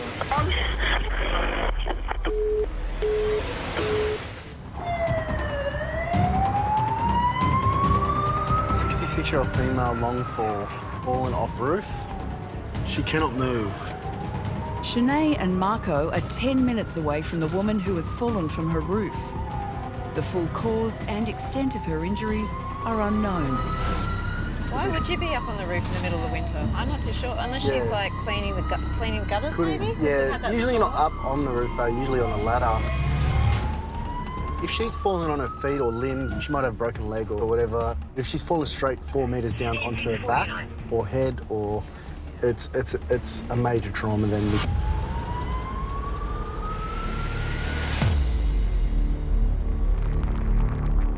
Going to really heavy call-outs or something that sounds like quite critical, a very sick patient, there is always that aspect of adrenaline that goes through your body. You're concerned about what you're going to come across when you get there.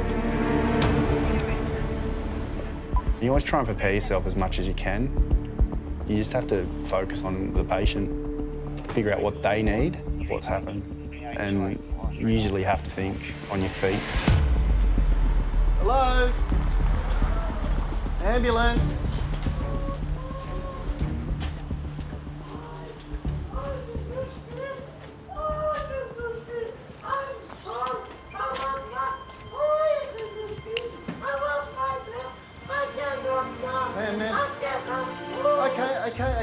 Okay, darling, listen, stop.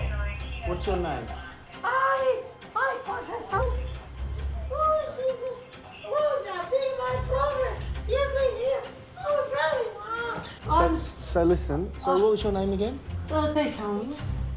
Consus, is it? Conceição. You can say Connie. Connie, my name's Marco. This is Sinead. Oh, God. Listen. Oh, Connie, no, how... I feel too bad. Okay, so you've fallen on your back, is that right? Yeah, I just fall like that. I don't know what I did. Okay, did you lose consciousness? No, Okay. no. Do you have any... Connie? I cannot move. Connie? I do. Listen, I want- Sorry about my mess. I get around. During the week, you always get a lot of falls in the elderly, stuck in a situation that they're not usually put in, but each case is different. Breathe in through your mouth and out through your nose. Oh. Keep it in your mouth and out through your nose. Good girl. Good girl. No, really. Too much stress. Oh, God, help me, please. I'm helping you, I'm not God. My name's Marco. You're the God. Try and communicate. It can be very hard, especially when they're completely distressed. Oh, no. You have to basically problem solve what's going on. Connie? Yes. Listen to me. I need you to talk to me, all right? I need you to get all the information, okay? Oh, my God. Okay, so Oh, Connie, Jesus. listen, what did you fall off? From the ladder. I wonder if she means this little one.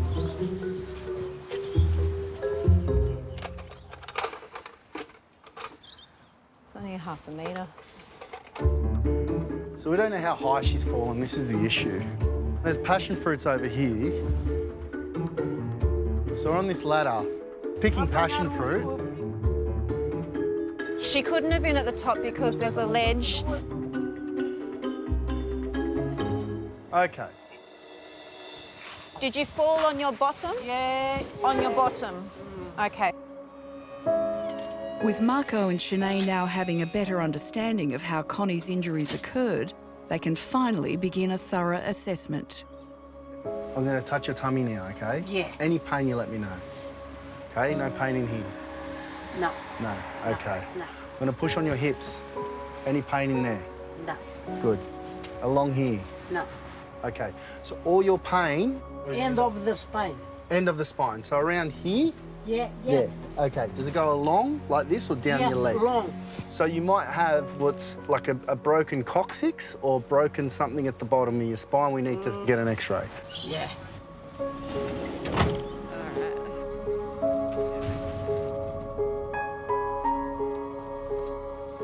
Are you Brazilian or Portuguese? Portuguese. Portuguese. Lisbon. Are you from Lisbon? Yeah. Each human's different, the way they think, the way they react, their emotions, and knowing how to mediate that dynamic, knowing how to mediate that social interaction is very important. Well, you know you can get passion fruit at the fruit shop?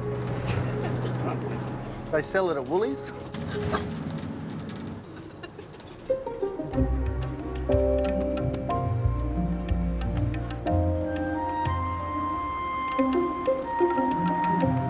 It's 7 p.m, and as crews out on the road wrap up after a busy day shift. All right. Sign off and we're done. End shift. Oh, and roster. Well, it's been a pleasure. The night shifts are clocking on. Sydney, very good at keeping to all crews standing by for the 1945 sign-on. Weird job. And in the Sydney Control Centre, The ambulance is just coming through the Sydney area. They won't be long at all. Laura has taken her final call. Okay, take care. We'll see you soon. All right, that's all right. Bye.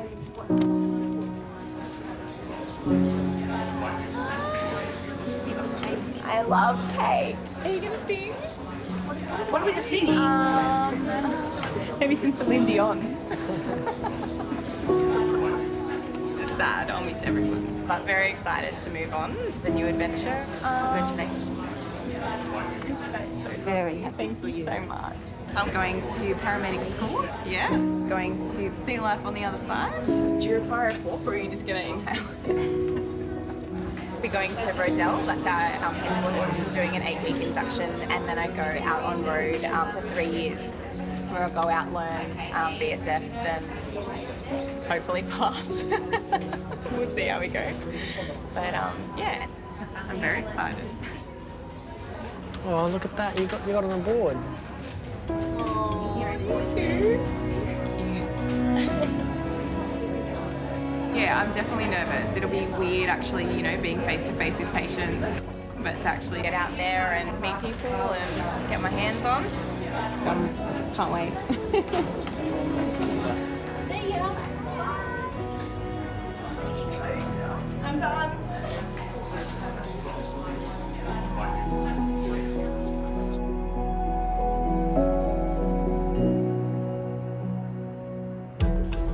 Tell me exactly what's happened, please. I was just going up the stairs with my son and I just felt him. How old was he? 5 months. And he's now, it's like he just wants to go to sleep. Tell me exactly what happened. My husband's collapsed. Okay. Is he awake? No. Is he breathing? No. I'm organising help for you. Just stay on the line. Tell me exactly what's happened. So it's a power pole. A car's gone into a power pole? Yeah. The car is a mess. There's no top. There's no top to it, okay. And how many people are hurt? One man. Okay, and was anyone thrown from the vehicle? Yes. He's face down in the breakdown lane. He's in a pretty bad way. Yeah, good evening. On your channel, currently James West Drive, heading towards MVA. Inspector 34, welcome. I'll drop you down on the job. We've got 2 on-call officers up in Richmond. And 967 from Penrith, they will be heading to this. Copy, thank you. Duty Operations Manager Brian is dispatched to coordinate the scene of a major motor vehicle accident. A driver has been thrown from his car after hitting a power pole. Lying face down on the road, his condition is critical. The crash site is on the outskirts of Western Sydney and a local crew is close to the scene. The severity of the man's injuries requires the addition of 2 intensive care paramedic crews and an ambulance helicopter medical team. Brian is still 15 minutes away. Not good when you have a praying that far out. We just got to get there. The most common theme with patients who have poor outcomes is the tyranny of distance and the time to get back to a major trauma hospital. Oh, mate. Do you know how long away they are? They're coming as fast as they possibly can, okay? And there's not an ambulance station close, but we're coming lights and sirens, okay? Location as stated, middle-aged gentleman's been ejected from the vehicle. Ejected? We have obvious head, chest, and abdominal injuries. For a patient who's been severely injured in a major trauma, as every minute ticks by on the clock, their likely prognosis is they die. Vehicle hit the telegraph pole, back in half, without power lines down across the road. This is for us, right here.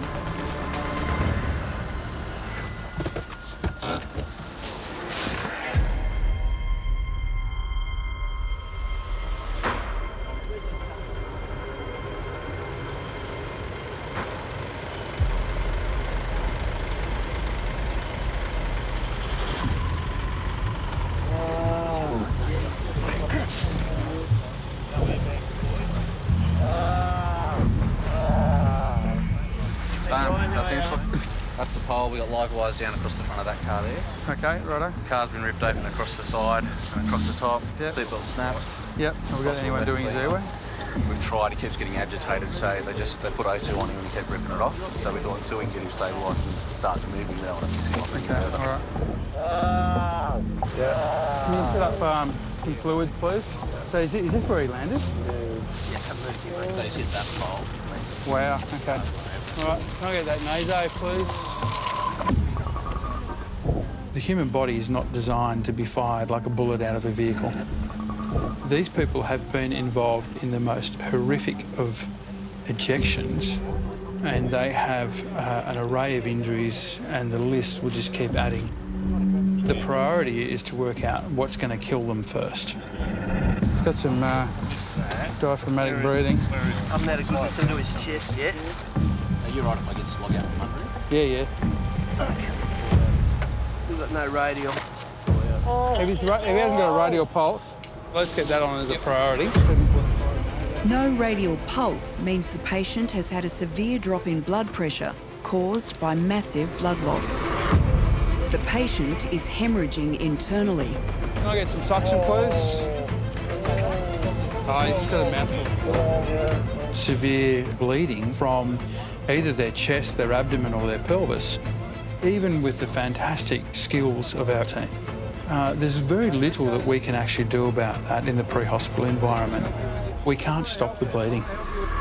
Just open your mouth and it's going to help you with your blood, OK? Open your mouth, buddy. Don't bite on that. Without an urgent blood transfusion, the patient will slip into cardiac arrest. What's the ETA of the medical team? The helicopter medical team with the life-saving blood is still 10 minutes away.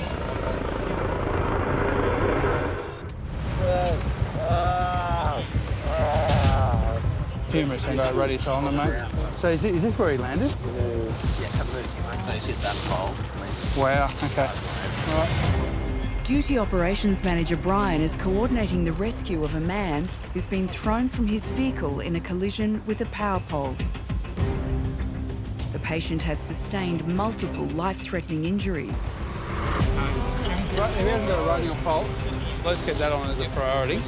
Can you set up some fluids, please? Paramedics can't find a radial pulse, indicating he's suffering from severe internal bleeding. Can I get some suction, please? Got some suction. Oh, he's got a mouthful of blood.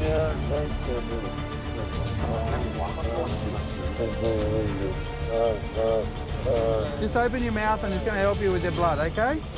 Open your mouth, buddy. Don't bite on that. He needs blood urgently to survive. But the helicopter medical team carrying the blood supply is still 5 minutes away. Someone going to pull that femur? Yep. All right, so once are you right with the femur? Pull on that knee, champ. Yep. OK. Can we get a board in? Yep. We'll roll him, yep. And that'll bring his head into normal alignment. Yep. Then what we'll do is put a collar on, we'll lift him up on the bed, and take him to the back of the ambulance ready for some blood, OK? What's that? OK.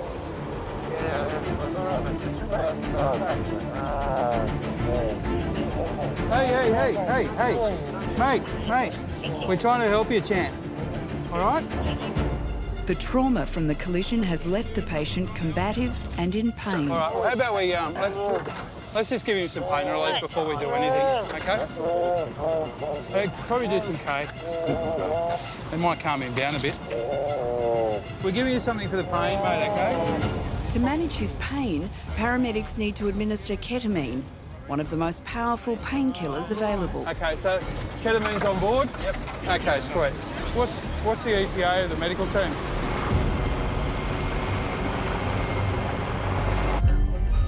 It sounds like a pretty big job. What's happened? Male, in his 30s, high speed, GCS 4. GCS is very simply how alert and responsive somebody is. So you and I are both a GCS of 15. So someone who's 3 being the lowest score you can have. So 4's not very good. Looks like we got rescue, just getting there now.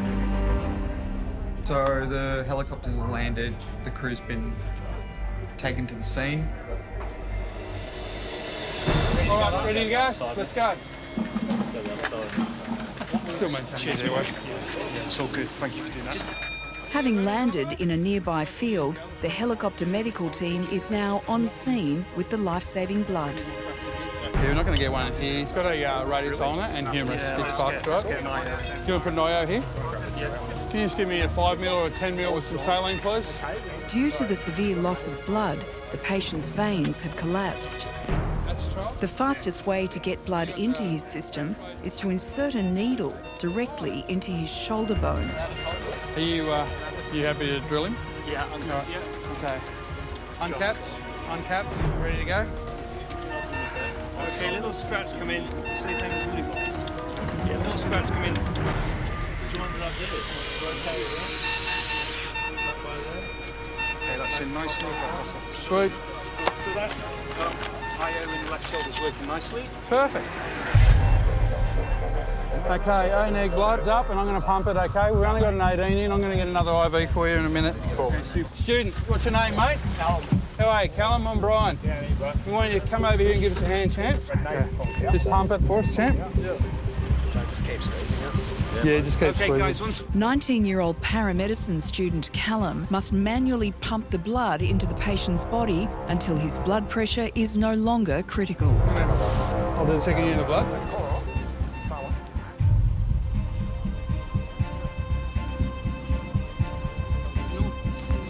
All right, don't pump. All right, second unit's up. Okay, pump, brother. You want to record?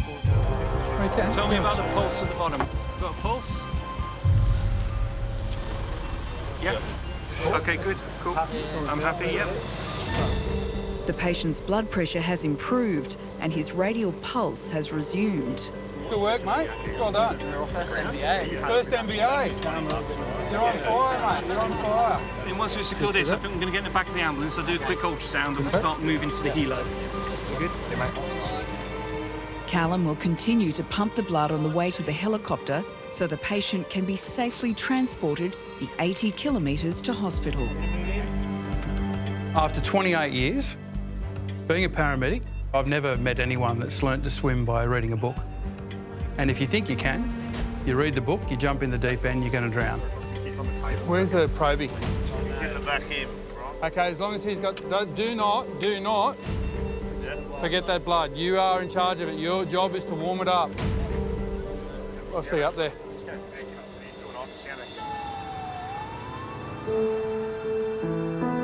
The key to survivability as a paramedic, in my view, is to accept that you're going to see some nasty things.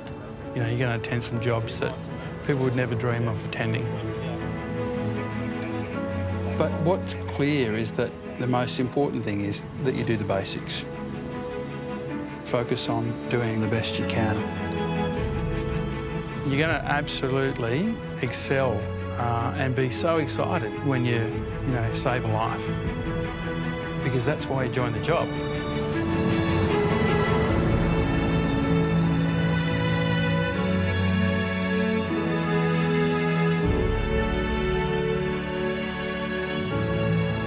Feet first, the aircraft, feet first. Yeah, feet first.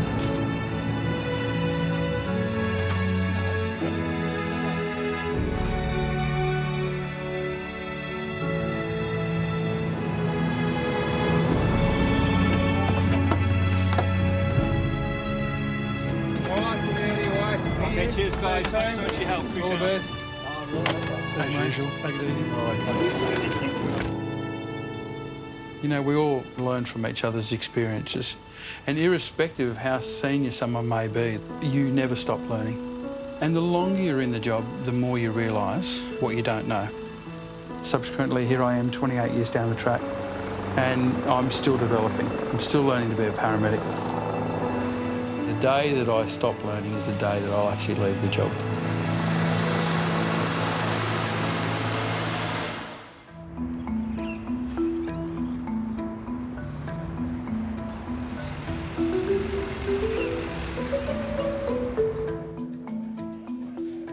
I think I'm going to go get a coffee. Are you in? I don't know. I'm undecided. I'm trying to cut down on coffee. Not today, you're not. Okay, I'll get a small one. I'll give you cash. Short and sweet, like me. Ha! What a joke. It's a new day at the Sydney Control Centre. Tell me exactly what happened. My child is just fainting. She's wheezing and she's having difficulty to breathe. Does she have asthma? Yeah, she does. She does? Now she's getting faint. Like she's totally fainted now. During the winter months, New South Wales Ambulance sees a more than 40% rise in calls relating to breathing problems. Try and slow your breathing down for them. I know it's very hard. We're coming as fast as we can. So at 8:23, someone is coming down to meet you. They can already see you. Because there has been a fair bit of backburn in the area, there's actually a fair bit of smoke around in Sydney at the moment. So there's been heaps of asthmas around the last couple of days. Ambulance emergency, what town or suburb? Rosehill. What is the exact address? It's the Ambulance State Headquarters, Education Department. One of our students is having a severe asthma attack. Okay. Sydney to 991. I've just got another 1A that's dropped down in Roselle. I'll copy on it. 091, copy. Oh, 1A in Roselle. We're not too far. Getting there nice and quick. Ambulance headquarters. Oh, wow. That's not good.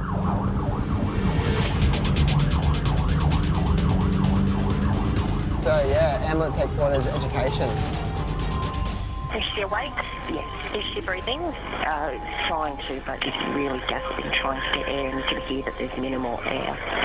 We've had to give her adrenaline. While paramedics at headquarters have begun treating the asthmatic student, an ambulance is required for urgent transport to hospital. Adam and Karina are still 7 minutes away. Fantastic, thank you so much. Left, move left. Get out of the way, you goose. On average, asthma kills 1 Australian every day. Untreated, a severe asthma attack can kill in minutes. Severe asthma patient is a student in Roselle, 25-year-old female. Oh, goodness. So shit's really hit the fan. There is a culture of unity in this job. It's embedded.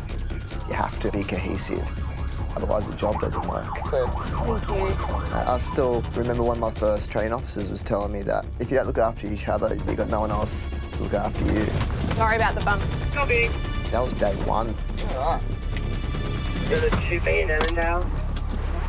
What gear do you guys have in there? What gear do you guys need? What gear do you guys need?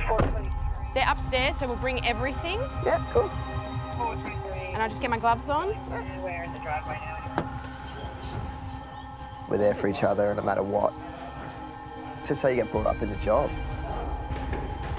Not everyone knows each other personally, but you see someone within a uniform, you understand their story, you understand their ups and downs. Yeah, it brings everyone together in some sort of strange family. Carry chairs? Okay. Yeah, I'll go back. With any patient, we want to give them the best and highest level of care. But yeah, when it's a fellow paramedic, turn up to one of your own, it does put that level of anxiety on top of it. You don't want to let them down.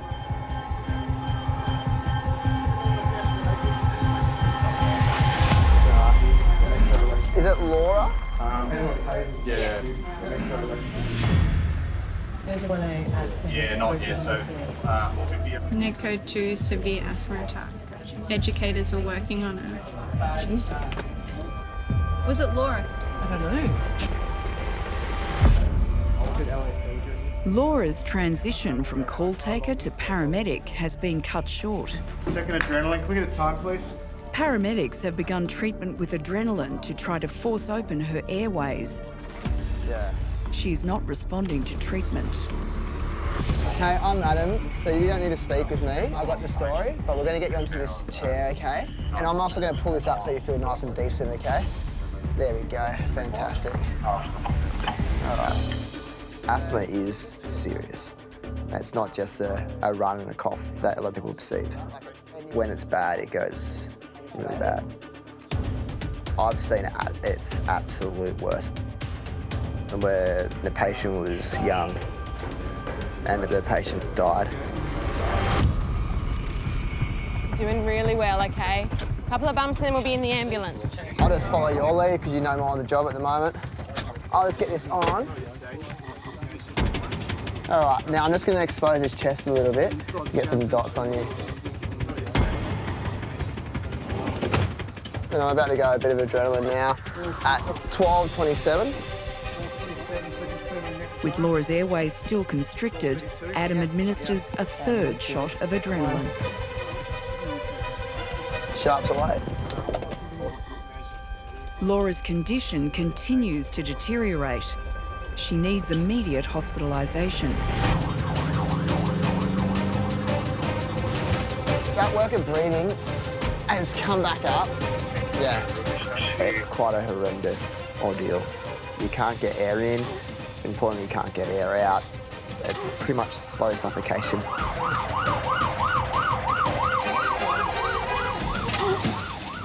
Your end goal of asthma is cardiac arrest. Will stop your heart. Just open up your eyes for me there. Open your eyes.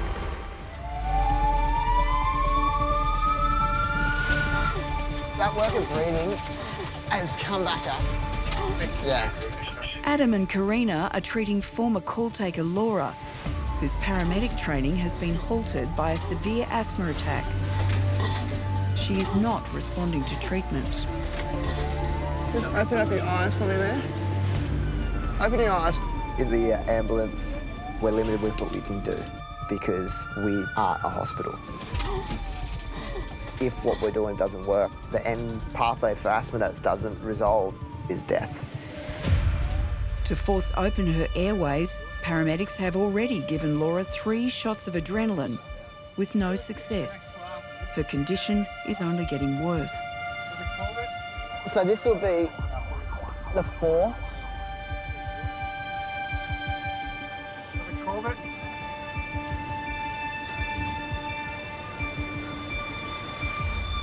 Yeah, cool.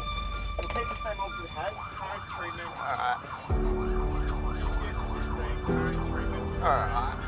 Apologies for the needles going in, but welcome to the job on the other end of the site. All right. I'm just going to make this comfortable. It isn't coming off your head. That's going. Are you feeling a lot more comfortable how you are at the moment? Fantastic. So, and you know you could be better, but you're getting all the help you can get, okay? Good.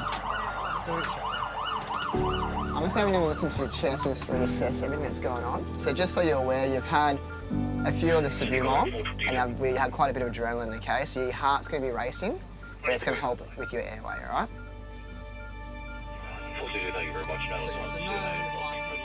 I had no idea what was going on. It was very, very scary. Being in that situation where you really feel like you can't breathe and you know that it's getting worse, you'd panic. And that chest sounds heaps better. But having somebody kneel down next to you and say, I'm from ambulance, you're gonna be okay, it's like, thank God you're here. When was the last time you had an event like this?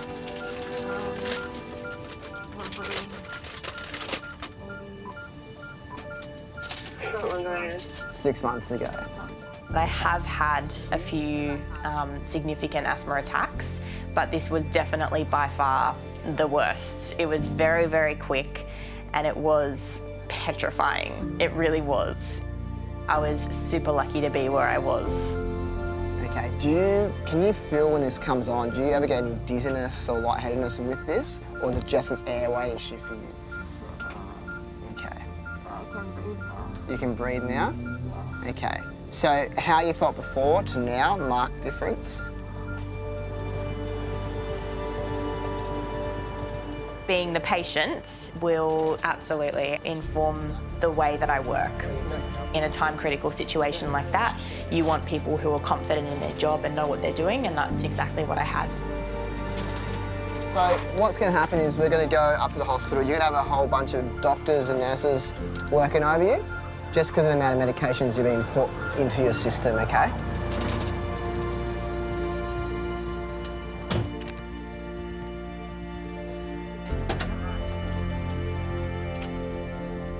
I can understand that trust now. All right, couple of bumps, darling. Being that vulnerable, I know how scary, how overwhelming it can be. It's really comforting to know that that paramedic is ready to do what they need to do for you. You can really tell like how passionate they are about it. It's really inspiring. And it's super exciting that I'll get to be that person for someone else.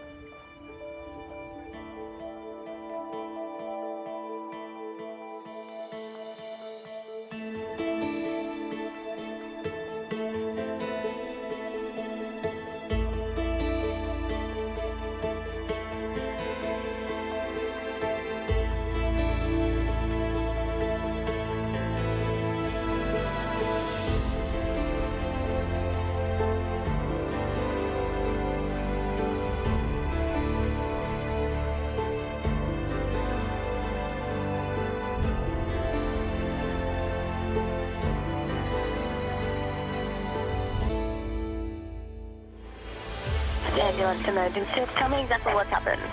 There's vomiting everywhere. From call taker He's not even moving, he's just on the floor. You're doing really, really well. We've got lots of help on the way. to paramedic. I'm just thinking, is this happening? Like, is this actually happening? Can't wait. Next time. It's a 63-year-old male experiencing chest pain at Sydney Airport at the domestic terminal. It's Laura's first shift. What else do you do for a chest pain? It absolutely could be a life and death situation. What language are we speaking? Mandarin? Walking into a real job with a real patient is a whole different ballgame. How bad is the pain now? We're not getting anywhere. Then. So she had a fall. She bled into the mouth. Now it's not breathing. Cardiac arrest, not breathing, found on the floor, blood coming from the mouth. A paramedic veteran faces the ultimate challenge. What heart rate are we getting? Continue CPR, everyone clear. 52 for a pulse. You getting anything?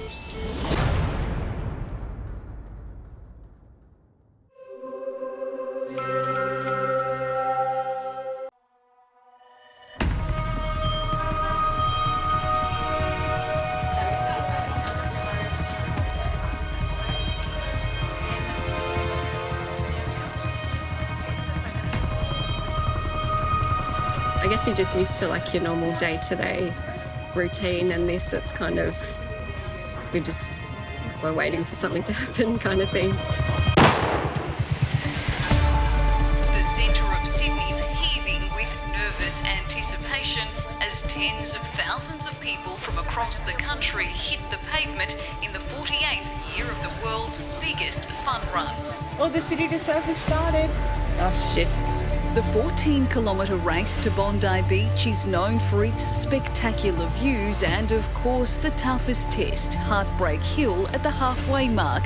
There's a lot of cardiac arrests on Heartbreak Hill, typically, so it's going to be a big day. A lot of the top portion of the city is cut off from the rest of the area, so it's quite logistically difficult. Tell me exactly what happened. A heat stroke with cardiac change. 66-year-old with chest pain. Female is pale and she's basically very unwell. It's getting a lot busier now. I've had a really, really lovely morning, and now it's this. Ambulance emergency, what town or suburb? North Bondi. Can you tell me exactly what happened? So it's part of the city to serve. I have a patient who's hyperthermic. Is she awake? Altered consciousness. 43 Sydney. Part of the city is for 1C. 30-year-old female, altered level of consciousness, vomiting and hypothermia. Thank you. We're just navigating through roadblocks, so we're going to have to turn around. We might have extended time getting to scene. There is a dangerous level of hypothermia. Their core body temperature is elevated, and our priority then is to cool them down quickly.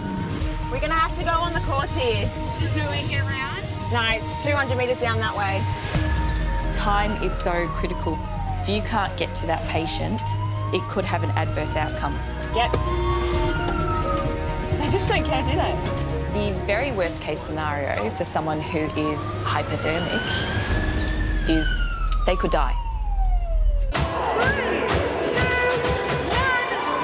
Tonight, crews in the city brace for one of the country's biggest events. Bum right up there for me, doll. She's hypothermic, dehydrated, she's vomiting. Did you have any chest pain or breathing problems? While out in the suburbs, Ambulance, what's the town or suburb of you? paramedics face the war on drugs. Have you done that to yourself? Head on. We're trying to help you. Just calm down. Unprecedented access from the control centre. I have a 19-month-old boy. His hands and lips are bluish. Is he conscious? No. To the paramedics on the front line. You good to rock and roll? Racing to save lives. Feel for a pulse for me, please. Charging.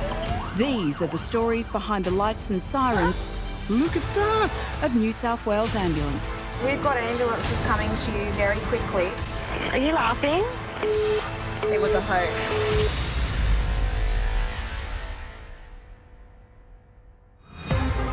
Sydney, Sunday morning.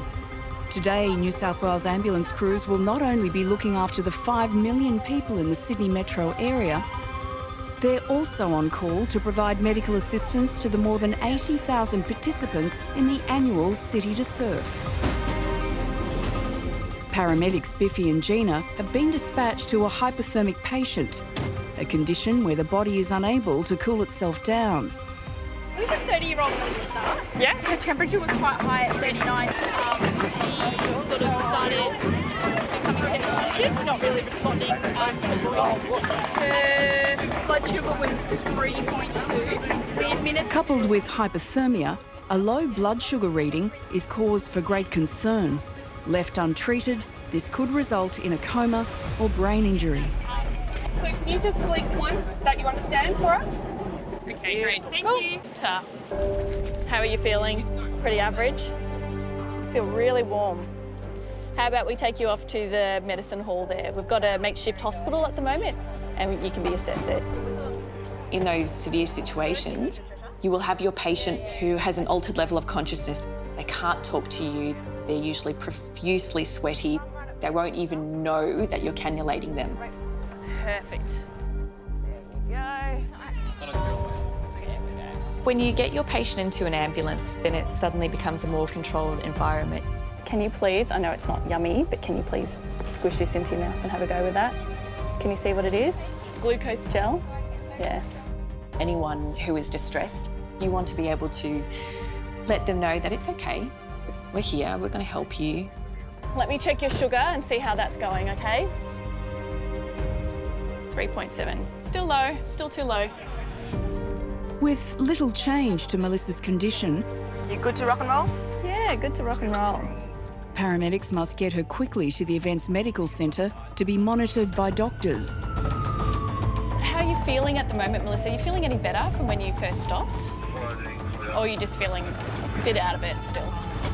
Yeah. Okay.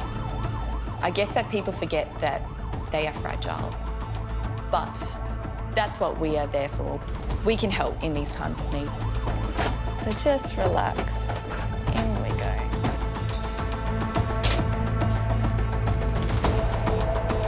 Biffy and Gina need to quickly hand Melissa over to doctors who will continue managing her glucose levels and temperature. Come on. Ready? 1, 2, 3. There we go. Good job, Melissa.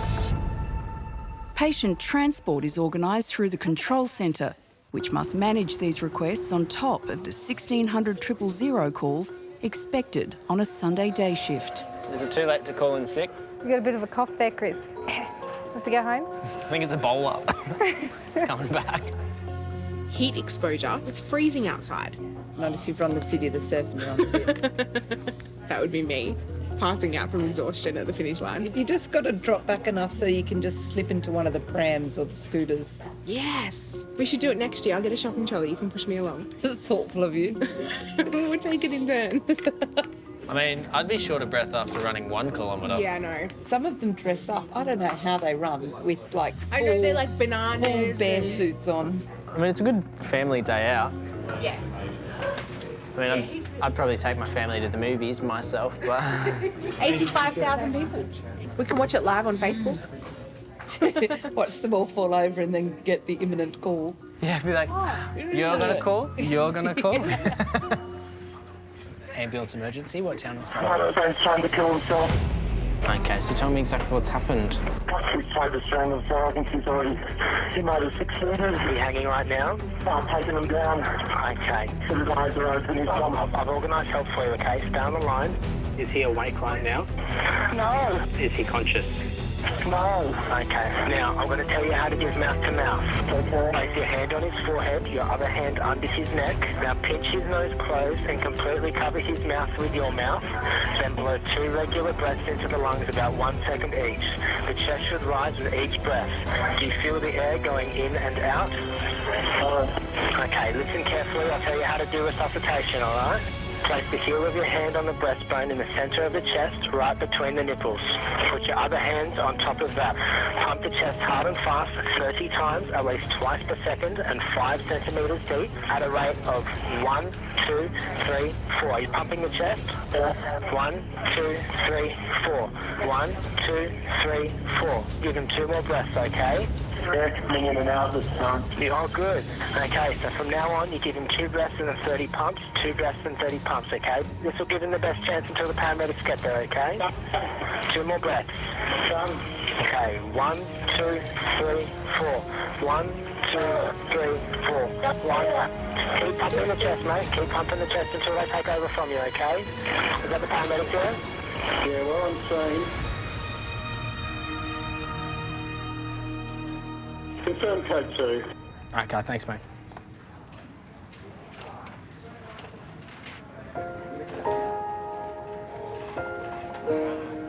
Confirm code 2. First hanging.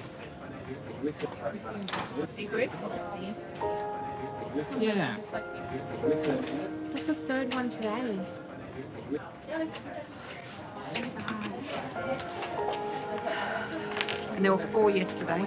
That's 7 in a day and a half that we know of. It's really bad.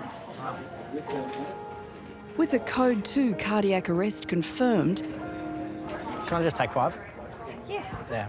Chris will have an anxious wait to know whether his CPR guidance has been effective.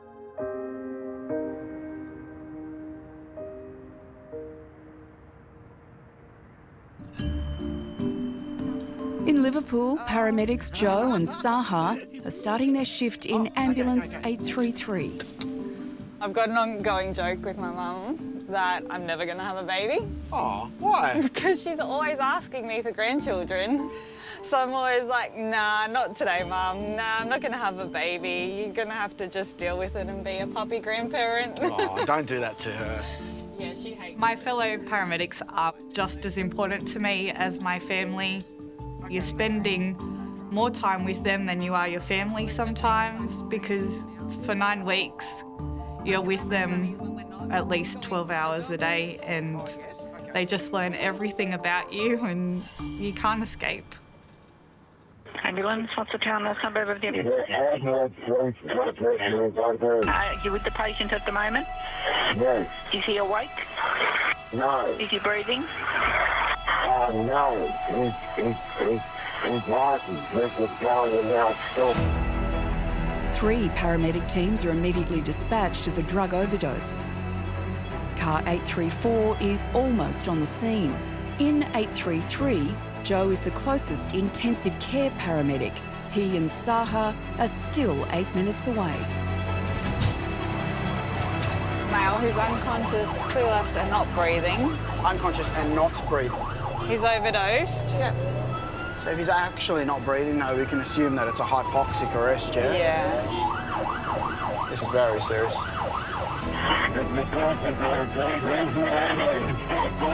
It's on its way, okay. Do you know what he took? Do you know what he took? Are you there?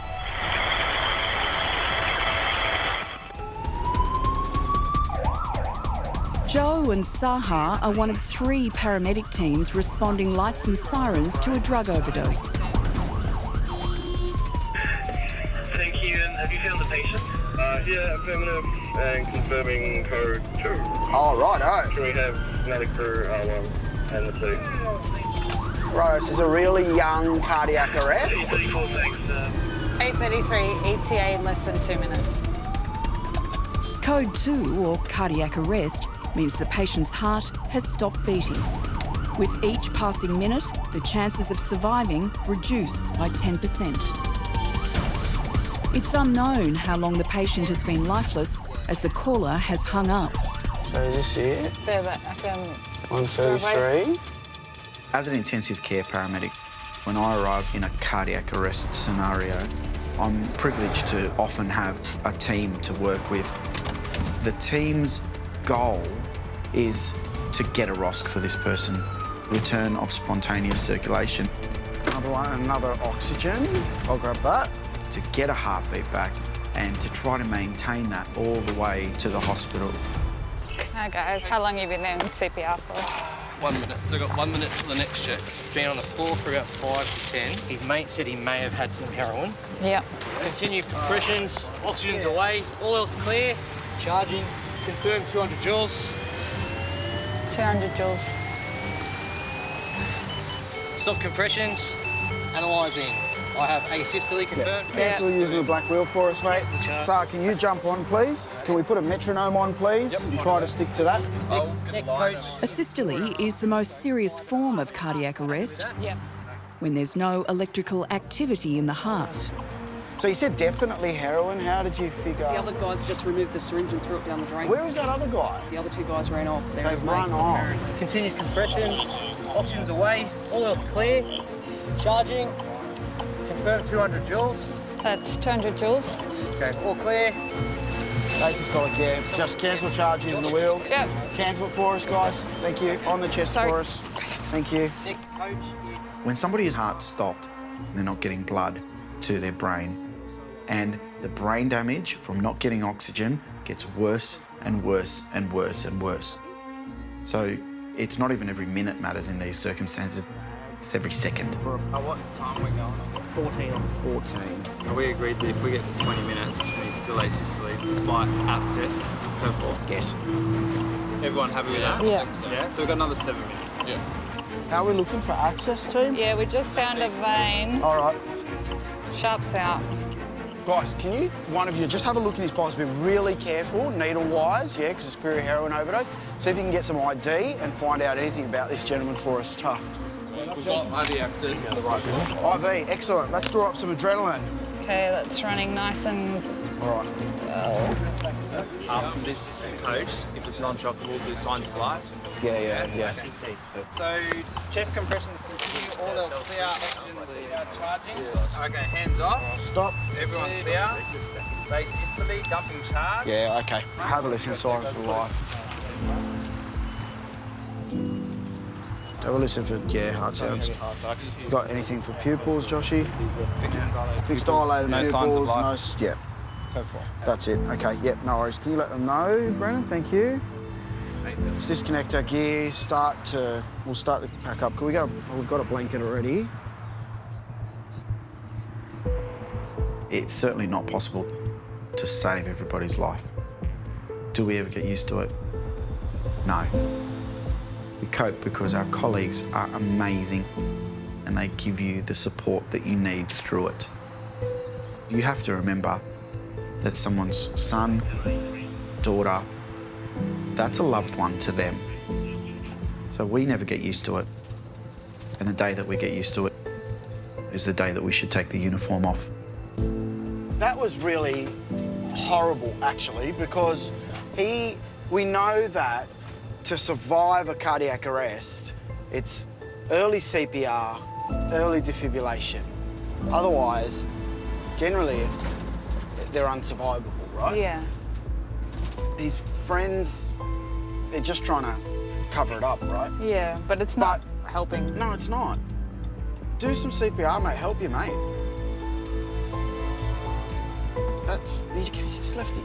They left him dead. Yeah. On the side of the road. Yeah. This makes me a little bit angry, actually, because he's really young. Yeah. Our call takers are amazing. They give the most detailed instructions and they are simple to follow. Listen to our call takers and you won't go wrong. Oh. 40 minutes ago, Chris helped a caller perform CPR on a patient who'd attempted to hang himself. So he's critically ill. Nothing about being deceased yet, but they're at the hospital. Yeah, I'm gonna go have a chat with Nicola, see what she said. Interesting. I just heard a little bit of the code 3, so he'd been gone for 30 minutes, and when they got there was CPR happening on scene, and they managed to get a ROSC, and he had a heart rate. Yeah, so they transported him. So fingers crossed he's all right. So thanks, Beth. that's good. Yeah. The update. Yeah. No worries. Sweet. 5:45. Thanks, guys. He was dead. Came back. Now he's at hospital. Yeah. Go him. It's insane. I don't know how to feel about that. that doesn't happen often at all. I'm shocked. I'm honestly shocked. Every minute lost of non-effective CPR pretty much reduces their chance of life by 10%. But yeah, we're doing CPR on the guy and said, I just had back from the dispatcher that the patient was dead. Then they got a ROSC, so they managed to get him back. To get information like that, it's just like, oh, adds a bit of happiness to my day knowing I'm assisted in somewhat way, so which is good. It's all part of the job, and that's one of the perks of the job, hearing things like that. So, good job to the crew, really. Oh, yeah. Good job. That's a win. You deserve a medal today. You saved your life. Just another call. Just another day on the job. No, that's awesome, though. Good eye. Have you tried to have some water? Excuse me, we're just going to come in here. Just going to come in here. Thank you. It's 1:30 p.m. and the City to Surf is drawing to a close. Today, crews have attended to more than 300 participants requiring medical attention, many occurring after they've crossed the finish line. Ambulance emergency, the town or suburb, please. I'm on platform 3 with Townhall in Sydney. There's a woman, she's just been in the City to Surf and I'd say she's in her 70s or 60s. Okay. She doesn't look well. Okay, I'll just get some questions answered and we'll get you some help. Spec 65 Sydney. Hey, 1C at Townhall Railway Station. 70-year-old female who's fainted. Duty Operations Manager Giles is immediately dispatched to the woman who's fainted underground at one of Sydney's busiest train stations. He's only a few minutes away. With a large-scale event, there's always extra compounding factors, from being able to access the patient, being able to get to them through a crowd. But as it starts to wind down, participants start to spread out from where they were as they jump on a train or bus or taxi and end up home. Excuse me. And they're still going to be suffering from having done an exertion which is unnatural for them. Sorry, what's your name, ma'am? Janet. Janet. I'm Giles. How'd you go in the run? I got to the end. I think it might have been the bus. Okay. So when you were feeling faint, did you have any chest pain or breathing problems? Just lightheaded and dizzy? I was okay in the train. Okay. Now, so when I began to walk, it was very sore. Well, it might be your blood pressure as well. That's often the case. Do you know what your blood pressure is normally? 15 or 20 over 80. It's about 90 on 60 now, which is probably why you're feeling faint. So what we'll do, I'll pop a needle in, give you a bit of fluids, that'll bring your blood pressure up, and it might run you up, get that looked at hospital. I'm just going to give you some morphine for that pain. Now, it may make you feel a little bit sick. G'day, Nolsey, it's Giles. I think we're going to need probably a Stokes to get her out, if you've got a soddy round or police rescue. Is the pain getting worse, Janet? Okay. You move it where you want it. I'll just give you a bit of support.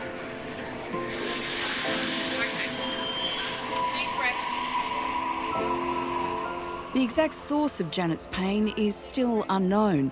However, it's so severe, she's unable to move. Now, Janet, I'm going to give you another bit of medication that's going to make you feel lightheaded and floaty. Sometimes people feel it's a bit weird because it spaces them out a bit too much and they feel a little too out there. Ketamine. Yeah, it's an anaesthetic drug. Just think of a nice, happy place and try and relax and go with it, and you're perfectly safe. Some people feel like they're falling. We've got other medications that can undo it if you're getting too freaked out. It might make the world spin and you're on a lovely trip. So think of a lovely, quiet, relaxing place, being on a beach somewhere if you like, or a nice pina colada. Nice, slow breaths. With ketamine, you get this disassociation from your body, a nightmare sensation.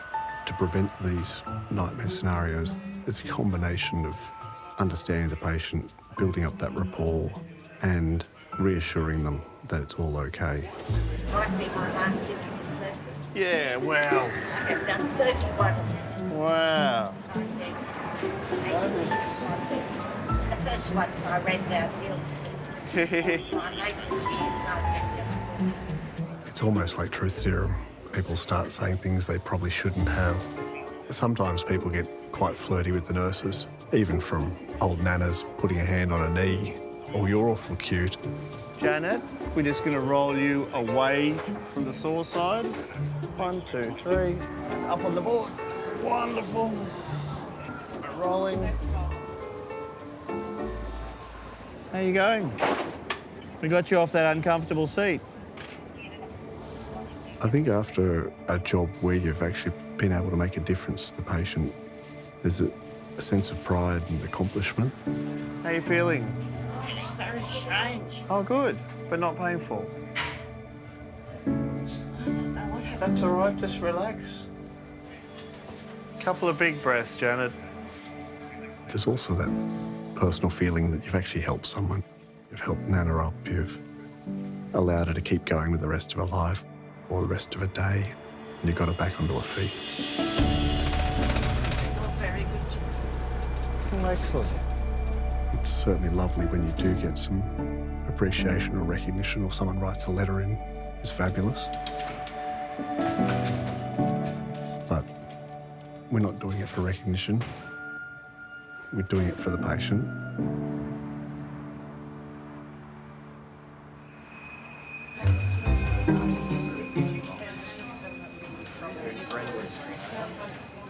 How did you do that? Is it just a balloon or is it? Balloons, yes. And then you filled it with Play-Doh? I did.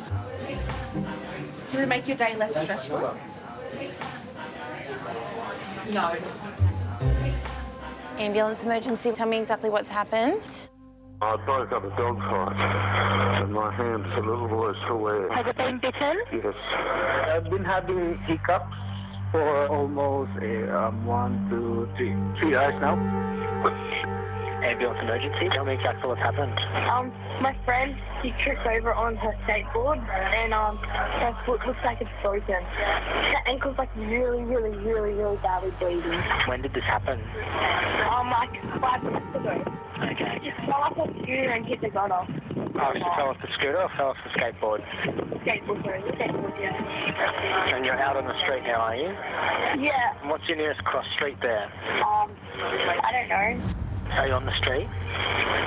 No. Where are you? I thought you said you're on the street and your friend hurt herself. Yeah, I saw my friend Ian, she's on the grass now. My friend's screaming. Okay, now with that bleeding, we're going to try and stop that bleeding, alright? Just get a clean, dry cloth or towel and place it right on the wound itself, okay? Can you go inside to your house and get me out? She's not awake.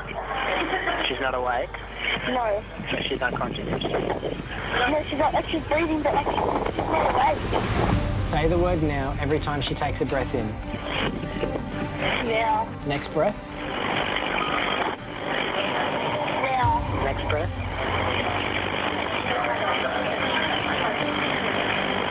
She taking a breath? No, not yet. 2 ambulances are dispatched to the 14-year-old patient who has stopped breathing. The nearest crew is 10 minutes away. They are travelling lights and sirens. All right, love. So what I'm going to do is I'm going to tell you how to do mouth-to-mouth, all right? Okay. So I want you to pinch her nose closed and completely cover her mouth with your mouth. Okay. Then blow 2 regular breaths into lungs, all right? About 1 second each. The chest should rise with each breath. What was that noise? I was breathing into her mouth. Are you laughing? Because we've got ambulances coming to you very quickly to try and help this person. So I want you to pinch her nose closed and completely cover her mouth with your mouth. Okay. Then blow 2 regular breaths into lungs, all right? About 1 second each. The chest should rise with each breath. What was that noise? I was breathing into her mouth. Are you laughing? No. Because we've got ambulances coming to you very quickly to try and help this person, so we need you to concentrate on what we're saying and not laugh when we give you instructions. Do you understand? I'm sorry, no, I'm telling that she actually is really hurt. Team leader Chantel and call taker Chris have spent 13 minutes assisting a young girl perform CPR on her friend who's fallen from her skateboard. While there's suspicion of a hoax, the team must treat all 000 calls seriously. 2 paramedic teams have been dispatched. How old are you? I'm 15, I told you that. If you don't believe me, I might as well just hang up and then... No, we've got ambulances on their way. My friend's not even breathing in. So what you need to do is follow our instructions, okay? Step. You need to follow the instructions step by step, okay? And I'm still with you, okay? This is really important, all right? If you say your friend's not breathing, we need to try and help her, okay? Hey. All right, so now I'm going to tell you how to do resuscitation, okay? Just listen carefully. Now place the heel of your hand on the breastbone in the centre of her chest, right between the nipples, and put your other hand on top of that, all right? So what we're going to do is we're going to do it at a rate of 1, 2, 3, 4. 1, 2, 3, 4. 1, 2, 3, 4. 1, 2, 3, 4. What was that noise? She's breathing again. She's breathing again, is she? Yeah. Okay, can you see any paramedics there at all? No. Okay. Okay, well, you're at the address you gave us. Can you see them? Yeah. Now, can you see 2 guys, 2 men? Yeah. Okay. Because I can see that the paramedics there, looks like it could be 2 females.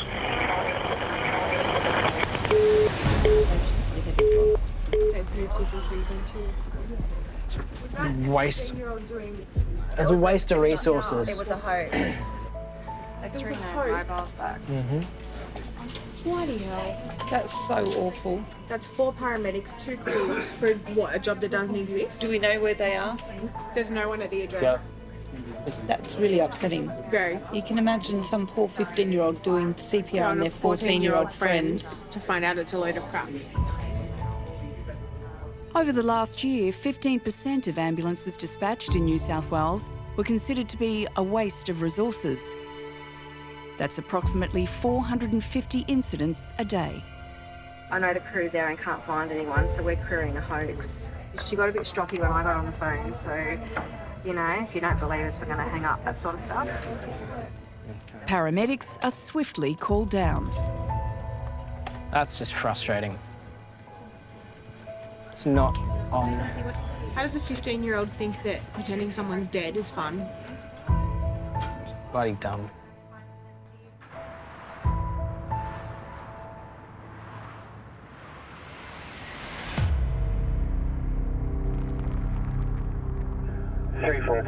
Copy that, no worries. 34 on channel.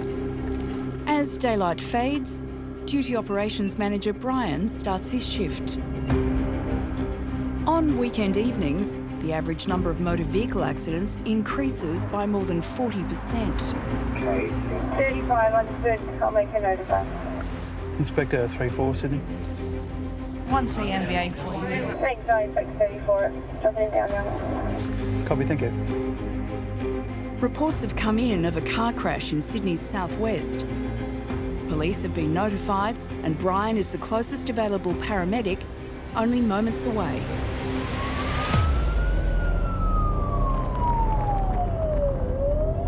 You can see the car now, he's just approaching. The driver has abandoned the vehicle and fled the scene. Brian must now track them down in order to assess any potential injuries. Just need to find out where they are. I'll check it up. Yeah, thanks. We'll continue northbound. Give you a report. Unfortunately, as paramedics, we go to car accidents, which a lot of the time, it's avoidable. By people just actually not getting high on drugs or alcohol and deciding to get behind the wheel of a vehicle. Yeah, copy that if you wouldn't mind, thanks. Police have just arrived on location as well. The driver is located 1 kilometre from the crash site. Yeah, copy that, thank you. What's your name, mate? Yeah, no. Matty, I'm here to help you. I'm from the ambulance, okay? Who told you not to say anything? Who told you not to say anything?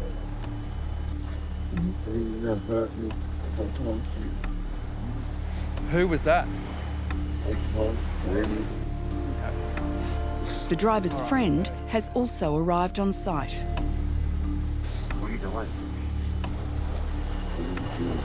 So what's happened, mate? My wife had got a call from his mum saying that he's had 2 bottles of wine. Right. Mate, sit up, buddy. Come on. Hop off the road. Sit against there, bud. Sit down here. We just sit down. No, sit down. Sit down. No, sit down, please. Just sit down, okay? Just do what the police asked you to do, mate, okay? Sit down, mate. Just sit down. Sit down. Do the right thing and sit down before we get hurt any further. So he drove the car from the house, did he? Okay. You'll go down for blood and alcohol. Buddy, don't do it. Just calm down, mate. What are you doing? What are you doing? If you don't calm down, you'll be cuffed and you're thrown in the back of the van, okay? Has he ever had a mental health assessment? He is the ice user. All right. We'll take him down to hospital. That's my town. Yeah. So he's obviously been driving a vehicle, which obviously is another level of complexity for the police. So, all right. I've got an ambulance on the way, so. The devastation that drug causes. It changes people from being normal members of the community to just uncontrollable beasts. I've had situations that have turned from being calm to violent within seconds. Very good, Chris. As a duty operations manager, the first and foremost priority of managing every scene is the safety of both myself and my colleagues. Unfortunately, paramedics have been punching bags for a number of people over the years, and it's escalating. Are we taking him, or are you going to take him? I'm just leaving there for the time being. Yeah, that's fine. And he runs off. Yeah, no, I agree. We're chasing him.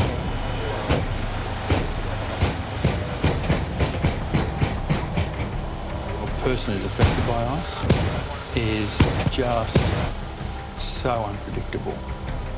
You never know what's around the corner. You never know what you're going to be exposed to. And you never know where you're going to end up going home to your family. Are you here? Yeah, kick me in the face. Oh, right.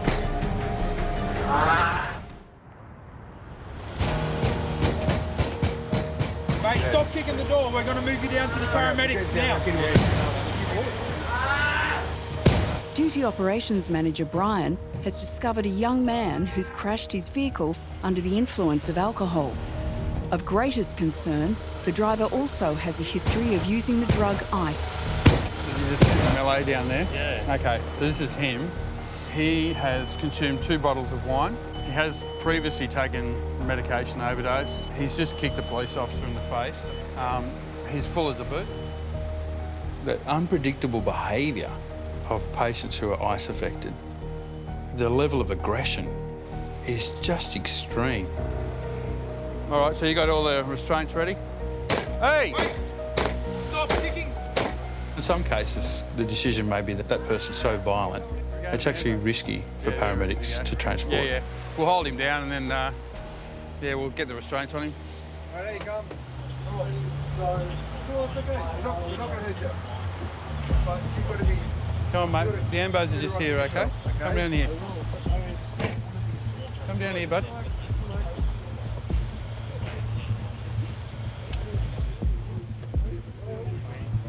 Just sit down here for us. Hang on, mate. Just give me a sec. It's all right. We're just here to help you, buddy. Have you taken any medication tonight, mate? We just need to know. Tell me that everything will be okay. They told me that everything will be okay. They told me that everything will be fine. They told me that everything will be hurt. Hey, keep your legs straight. Get Keep your legs straight, buddy.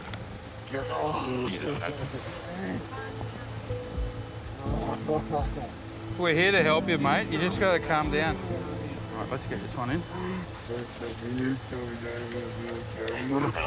We're here to... Listen. Hey, we're here to help you. Sit back. Sit back. Stop.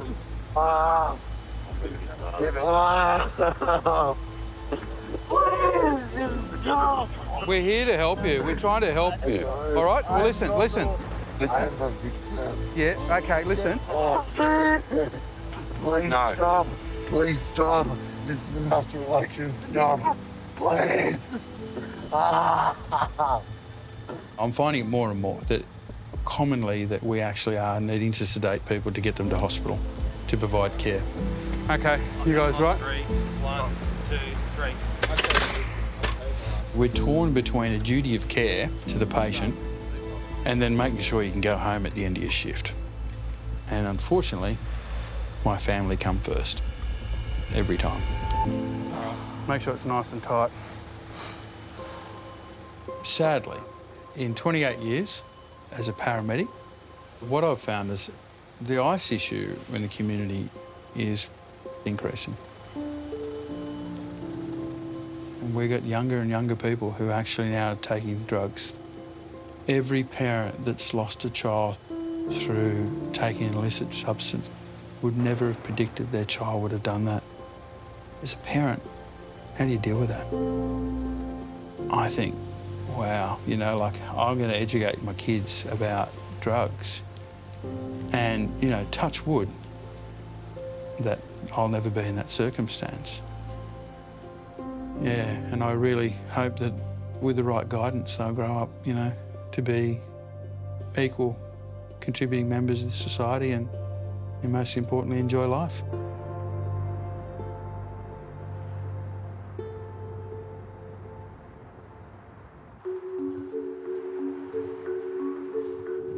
Oh, we're turning on to McDonald Road. You know that's a sign. In Liverpool, paramedics Joe and Saha are waiting to be dispatched to their next call-out. We're not having McDonald's. You're not having McDonald's. No. I thought you wanted Hungry Jack's hot chocolate. I do want Hungry Jack's hot chocolate.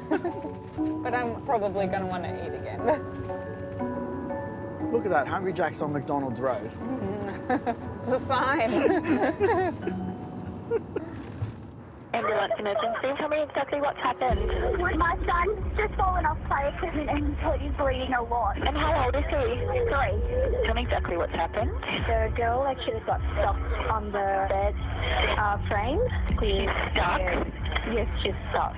Tell me exactly what's happened. I have a 19-month-old boy and he's having gastro. He's refusing to drink. We're trying to give him a hydrolyte. He's just vomiting everything up. Is he breathing? Yep. When he's vomiting, he's struggling though. 833. Yeah, 33, we can assist.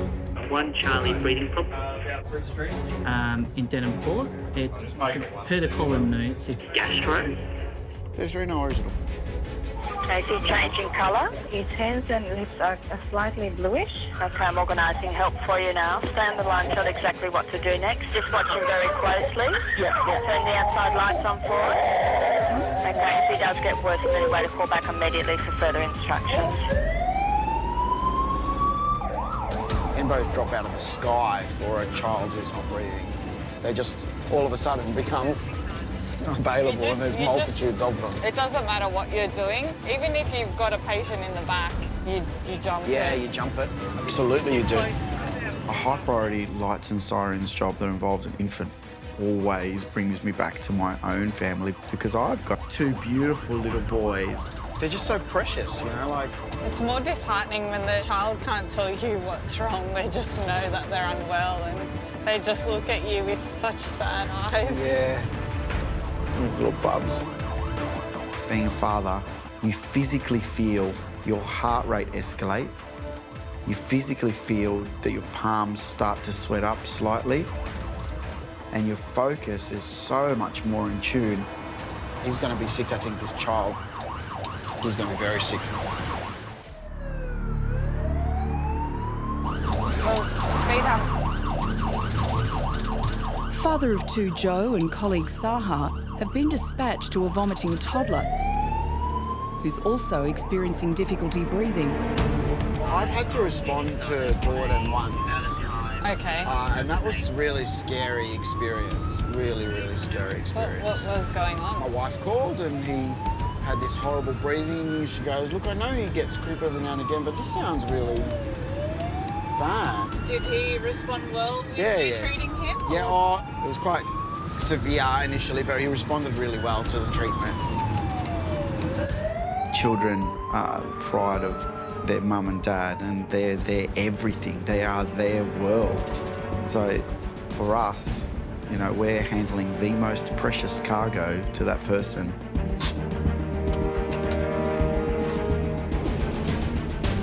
You push that available button, you just do not know what you're going to go to. It could be the most terrifying thing you've ever been to, or it could be the sweetest thing you've ever been to. Hello. You're all right, you're all right. Hello, how you going? Hi. Where are we going? Straight into the living room. Yep. Yeah, come in. No worries. Hi. Hello. Come on. This little bub? No, this one of my hands. Oh, hello. How you going? What's his name? Ananias. Ananias. He was What's pretty happening bad. with him? On Wednesday, he started to have diarrhea and vomiting, so my husband took him to Westmead Hospital. Yeah, Westmead Kids? Yes, Yeah. and they said it was gastro. Yeah. Is the diarrhea still going? He only had it once this morning, but the vomiting hasn't stopped. So Okay. he vomited twice. Yeah. And he vomited again now. Okay. And when I gave him a shower, I noticed that his hands kind of went bluish. And I called my husband. I said, "Is it me or is his hands going a bit blue?" Yeah. And then when she got him out of the shower, he just started throwing up. Yeah. And it just started coming. Kept going, Coming, kept going. coming. His lips went blue, his Yeah. hands went blue, and he started shaking a little bit. Yeah. Wow. Let's come over here. Hello. Maybe because you're closer to the TV. Maybe he just wants a TV. Oh, these. Do you want these? Right. At Westmead Hospital, Yeah. children's, they said to me, if he gets worse, if he's not drinking any fluids, To call us. to call, Absolutely. or take him to hospital. Yeah, yeah. If he vomits, just ambulance straight away. Can I have this back for just a tick? I'll give it back to you, yeah? I'm just going to have a listen. Is that all right? You ready? He'll let you listen. The little ones are gorgeous. They love paramedics. They see the uniform and they will give us high fives and they'll wave at us in the street and they'll give us cuddles. And for us, that's a beautiful part of our job. It really is. Okay. I'm sorry, buddy. This is going to hurt. This. Oh, what happened? Delayed reaction. I hate the delayed ones. To get trust from a little child that has no idea who you are except for the fact that you're a paramedic is amazing. It's super cute. We never have patients that want to cuddle us. No, and look how quiet you are all of a sudden. Like I said, you guys are doing all of the right things. Yeah. Yeah, keep his fluids up. As long as he's taking them, happy days, that's good. If he doesn't, then yes, he's going to need a drip. What do you want? What's this? What do you want? What's this? Wants you, Joe. Come. You can come. I think we're going to have to take Should you we with take you us. up? Should we take you in the ambulance? It's your decision, Mum, Dad. Like, if he will tolerate, excellent. If you won't tolerate, let's go up and get him a drip. Okay. And knowing he's going to get a drip, I'll be Yeah, no worries at all. Been sitting here trying to force him to drink. Good. Let's go. Sometimes a parent runs out of options. Like, my child's really sick and I just don't know what to do anymore, and they pick up the phone and call 000. And that's probably really, really scary. Alternatively, if you wanted to pop them in the car and go to Westmead, we're happy with that. Whatever you guys want. Sometimes all they need is a, you know what, Mum and Dad, you have done all the right stuff, and that's amazing. Hey, Sarah, can you pop the beacons on for us? Oh, wow. Look at that. Aren't they cool? It's absolutely gorgeous when a child makes that connection with me or any other paramedics that are there. It's heartwarming. It really is heartwarming. And you get that real human intimacy that you wouldn't get from any other job. You got to say bye to your #1 fan, Joe. All right. Bye, buddy. Oh, no, done. Wiggles are on. It's over. Did you hear the couple in the Wiggles? They split up. Oh, it's so devastating. How do you keep up with this stuff? Oh. All the best. Good luck with it all. Bye-bye. See ya. Have a great night. You too. Much appreciated. Not a problem. It's our pleasure. Anytime. Take care. Bye. to engage with people's families and see how much love and see how much care when you walk into a house. It's a nice thing. When we see so much bad in our job, to see that nice side of humanity is beautiful. He was cute. He was adorable. He loved you. He was absolutely adorable. He was like, okay, we're going to be friends. And he's going to be just fine. He just needs to be rehydrated, right? And he'll be just fine. I think you made a new friend tonight, Joe. It's made my night. And his little brother, oh, I got so clucky. Oh, you got clucky? That's good. No, it's not.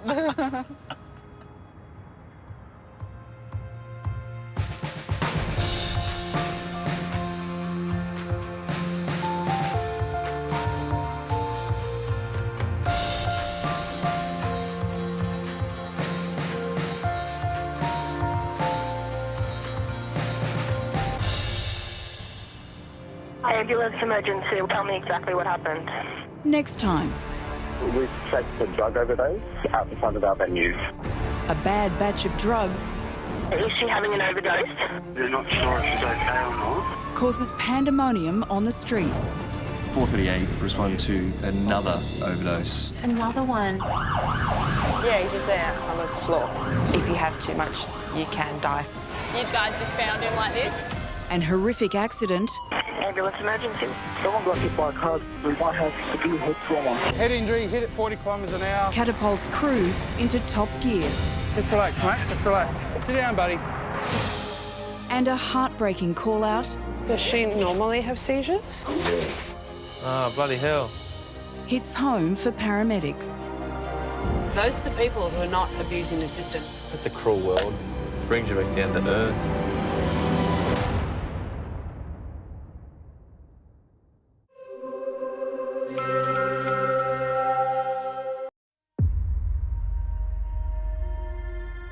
Ambulance emergency. What town or suburb? Yeah, I've rang you like several times.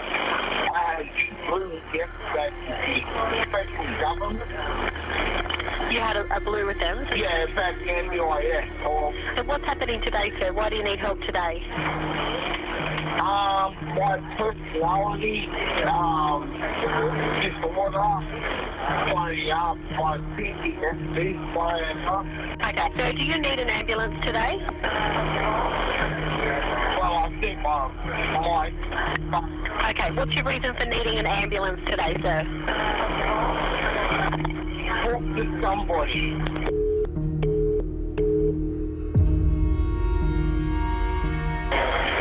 Ambulance emergency. What town or suburb, please?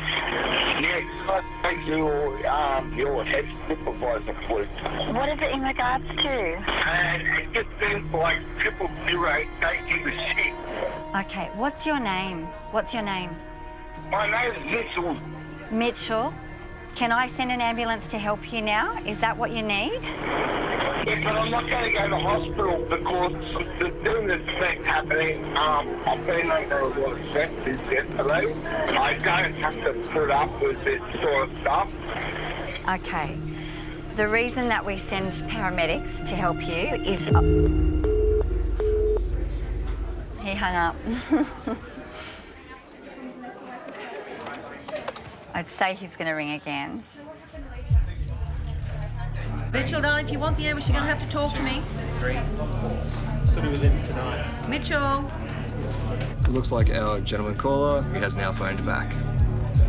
Yeah, he's called quite a bit. This is just today. We got 1, 2, 3, 4, 5, 6, 7, 8, 9, 10 calls from this number today. Mitchell. Mitchell, you need to tell me what's happening. Originally, most of his calls he wasn't saying a thing, which apparently we've had him in the past, and he has been triggered for post-traumatic stress disorder. Eventually, he said that he is just feeling violent and not himself, so it then got changed into a mental health case. But these last ones, it's just got unknown reason in it, so he's just calling back and saying nothing again now. Mitchell, we don't know what's happening, so we're going to send the ambulance. You need to talk to me now, so you can tell me exactly what's happening. Mitchell. I'm not going to put up with this shit no more. Hi, ambulance emergency. Tell me exactly what happened. Tonight, We've checked for drug overdose out the front of our venue. a bad batch of drugs Is she having an overdose? We're not sure if she's okay or not. causes pandemonium on the streets. 4:38, respond to another overdose. Another one. Yeah, he's just there on the floor. If you have too much, you can die. You guys just found him like this? An horrific accident Ambulance emergency. Someone got hit by a car. We might have severe head trauma. Head injury, hit at 40 kilometres an hour. catapults crews into top gear, Just relax, mate, just relax. Sit down, buddy. and a heartbreaking call-out Does she normally have seizures? Oh, bloody hell. hits home for paramedics. Those are the people who are not abusing the system. It's a cruel world. Brings you back down to earth. Unprecedented access from the control centre I'm operating at height. So he's just been crazy. to the paramedics on the front line, racing to save lives. Oh, they're calling us again. How can we help you today? These are the stories behind the lights and sirens Far out. of New South Wales Ambulance. Really quite escalated quickly, didn't it?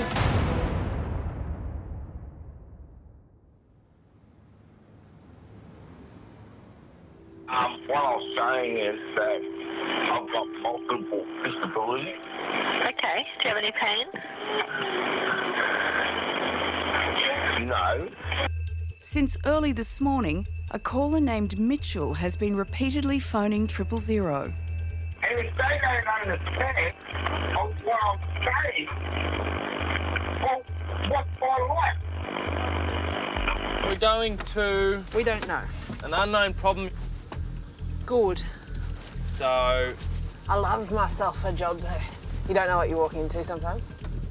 He says he doesn't want an ambulance, but paramedics Josh and Sophie are dispatched to check on Mitchell's welfare. Patient has had an argument with the federal government yesterday and wants to speak with someone. Here we go. And mentioned a history of mental health issues.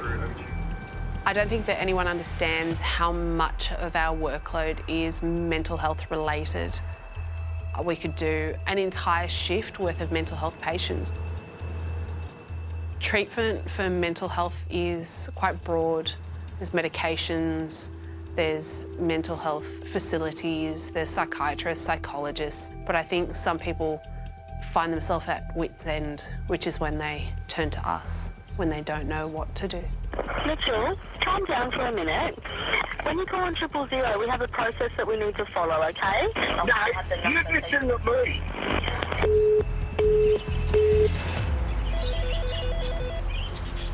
hello? Hello, ambulance.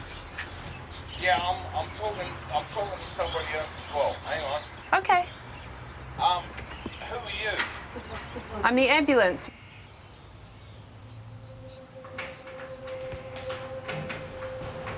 Hello? Hello. Come in and you got to sign the book, please. Sign the book, not a problem. What's your name? I've got the supervisor for triples. Come in. Okay, sweetheart. Do you know how the ambulance is here? Yeah, the ambulance is there. I want you to speak to them, Mitchell. All right, Mitchell, pass me it here. I'm here. How about you sit on... That's my medical... Sit on the lounge and speak to Sophie for me, please, mate. Hello, my love. Yeah, mate, we got this. Thank you. Who do I speak to? Mitchell, I'm sitting over here. So what's happened today? I have been mistreated. I have been under sort of situations. I actually suffer with PTSD. I suffer with anxiety. Yeah. Personality disorders. I'm 100% legally blind, and I'm going to show you something. Don't stick your finger in your eye, mate. Look at that. Okay. Okay. It's on your chest, sweetheart. Up top. Up. There you go. See? Okay, All you right. pulled your eyes out. You can pop Okay, them back sweetheart. in. I might be able to see better. mental health cases. The only thing we can really do for them is use our verbal and communication skills. Oh, excuse me, sir. Yep. Do you want to see what's in my room as well? What's in your room, mate? You just chat with these people. Just talk with them, try and find something to connect with them. You know, a lot of these people want to unload their whole life on you. Aren't we going this way? Yep. See, I've got all this up here. That's very helpful. Another big TV, got a pussycat on the bed. Yeah, that's 310. 310, we just woke 310 up. That's okay. That's a bit of a fold-out couch, mate. Yeah, it's a futon. Okay. I think the public would be amazed at the amount of mental health there is out there in the community, that their neighbour next door is suffering massively from depression and anxiety, but when they come take their bin out in the morning, they got a big smile on their face. I think people would be amazed. So Mitchell, how can we help you today? I mean, we are here for emergency health care. Yeah, but what I'm saying is I only get, like, support 8 hours once a week. Man, that's not enough, is it? No. And I am just totally pissed off of the way people are treating us. Why do disabled people go through all this shit when they're traumatised, you know what I mean? And that's why, if you come up to hospital, they might be able to connect you with people. If you've done this already before and it hasn't worked, then I understand why you don't want to come up to hospital, and that's all you have to say, okay? But unfortunately, as an ambulance service, that's as much as we can offer you right now, mate, okay? We'll just leave the premises. Are you sure? I understand you're unhappy and we want to help. That's what we're here for. But how can you help, mate, when I'm... Do not, listen, do not swear at me and raise your voice. It's not appropriate, okay? You speak to me properly. Well, how am I supposed to speak to people properly when I'm 100% legally blind? I wear bloody hearing aids and I'm on the willy walker and I fall over. I understand that. I need you to calm down because you're getting I need more help than what I'm getting. Okay. And I know I need it, but I just don't know what to do anymore because I've been right through the whole system and I'm sick of it.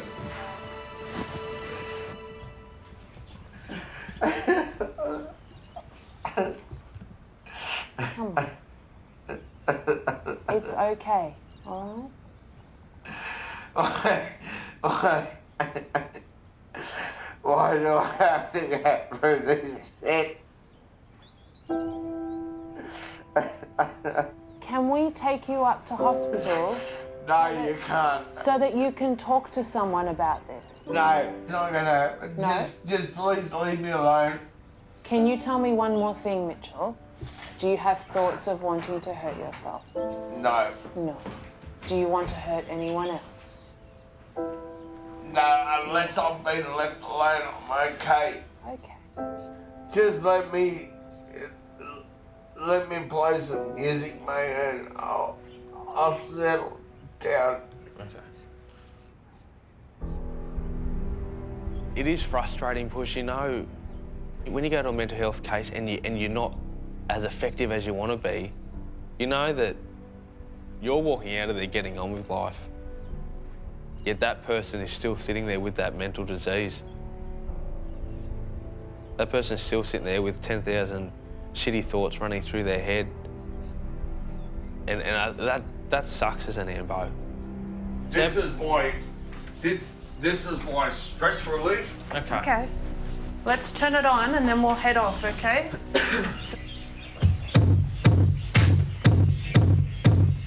Beautiful. All right, mate, your neighbours will love you. No, listen to this for a second.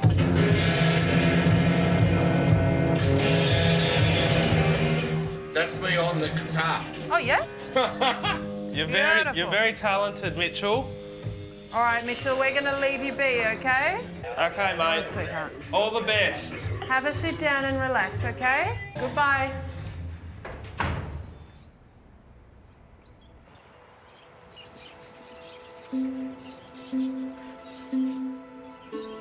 The Look, I reckon he needs more than 8 hours a week.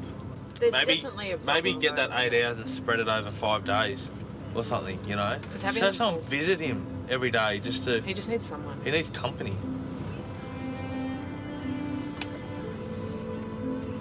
We could have sat there all day. Oh yeah, he would have talked to us 100%. I think a person who deems this as time wasting has no understanding of mental health, and I think it would take one day for them coming along with us on an ambulance and attending people who are mentally unwell to realise that these people don't have a choice in this. They didn't choose to be mentally unwell. Unfortunately, that is the card they have been dealt. And I would never say the mental health people are the time wasters, because the one that we think's the time waster that we don't get to is the one that we might not be able to save. 825, go ahead.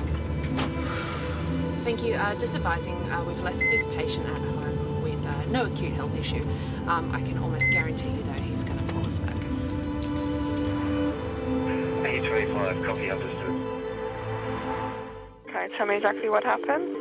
I can't, like, in the middle of the night, I've just been itching so bad. And is your breathing normal for you? It is normal, and I'm really itching. It's late afternoon at the Sydney Control Centre. Is that blender, is it unplugged at the moment? She can yell like that, she's breathing quite well, right? So don't you get upset. Now, is she changing colour? As the day ticks on, calls continue to roll in. All right, and I believe the bleeding's serious, is it? Yeah, okay, so we are organising help for you. Okay, just stay on the line. Yeah, that would be good, thanks, Naomi. We have information from the police in Bronte.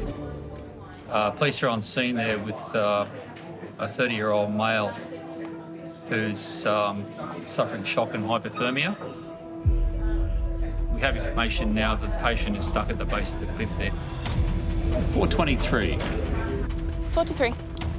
Thanks, 23. When you're clear, it'll be 2 immediates from police, Bronte, Calgary Reserve, hypothermia. Thank you. Copy that. Drop it down. To winch the hypothermic patient to safety from the bottom of the cliff, a rescue helicopter is almost on scene.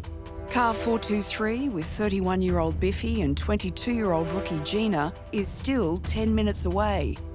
The full details of his condition remain unclear. Hypothermia. It's not something you go to often, is it? I have no idea. This is weird. Is that all it says? Yep. Shock and hypothermia, that's all. Jacinda Bronte, I'm upgrading it to hot. Okay. He's been in a helicopter and he's deteriorating. Okay. Okay. 2433, can we upgrade that to a 1 speed? Deteriorating, is he? So patient is deteriorating with hypothermia. Really quite escalated quickly, didn't it? The police have said he's really quite deteriorated, so 423 almost the same for this one, and we just started IC back up from Randwick as well, so that if he's quite quick, we can start extra fluid as well. Sorry, bum. On the way to those bigger jobs, when someone's going to be quite critical and needs your help urgently, we'll always think of it as the worst case scenario. And our adrenaline is pumping, thinking what we're going to do, preparing drug doses, thinking if we're going to call back up. Sometimes you're a bit frazzled, but you have to walk in with a clear mind because you don't know what you're going to turn up to. Hello. Where's best for us to park? Hi. Ian's just a bit cold, so I don't know what the job came through as. He's deteriorating. Can you hurry up? What's ETA? Ian's just cold because he walked along the rocks and got stuck by the rising tide. He got winched out by a lifesaver. That's as good as the job gets, I'm afraid. Sorry about that. No, it's all right. All good. He's just over there. Thank you so much. Awesome. All good. Hello, how are you? I am a bit dizzy because of the cold. Yeah. You want to come hop into our ambulance? Yes, that would be great. Yeah, okay, no worries, mate. Come along. What's your name? Ian. This way, sir, this way. This way, Ian. One of the traits they always say that paramedics have to have is adaptability. Say goodbye to the helicopter. And I think that's very important You know, we're going there, our adrenaline's high, all we can think about is this person who's close to death, and we arrive and it's not what you were expecting. So legs down that way and then scooch your backside down. That's why I love it, because you don't know what it's going to be in front of you. Is it wet? Oh, this is wet. Do you want to take your pants off? Shoes, maybe? I'm kind of shy, so perhaps... Okay, that's fine. No worries, mate. But don't worry, I'm gay, so... I just want to have a nice walk today. After I took some beautiful pictures, I thought, why don't I go deeper? At the beginning, I thought I can just get through this because the tide was low, and that's how people get into trouble. How you doing, Anne?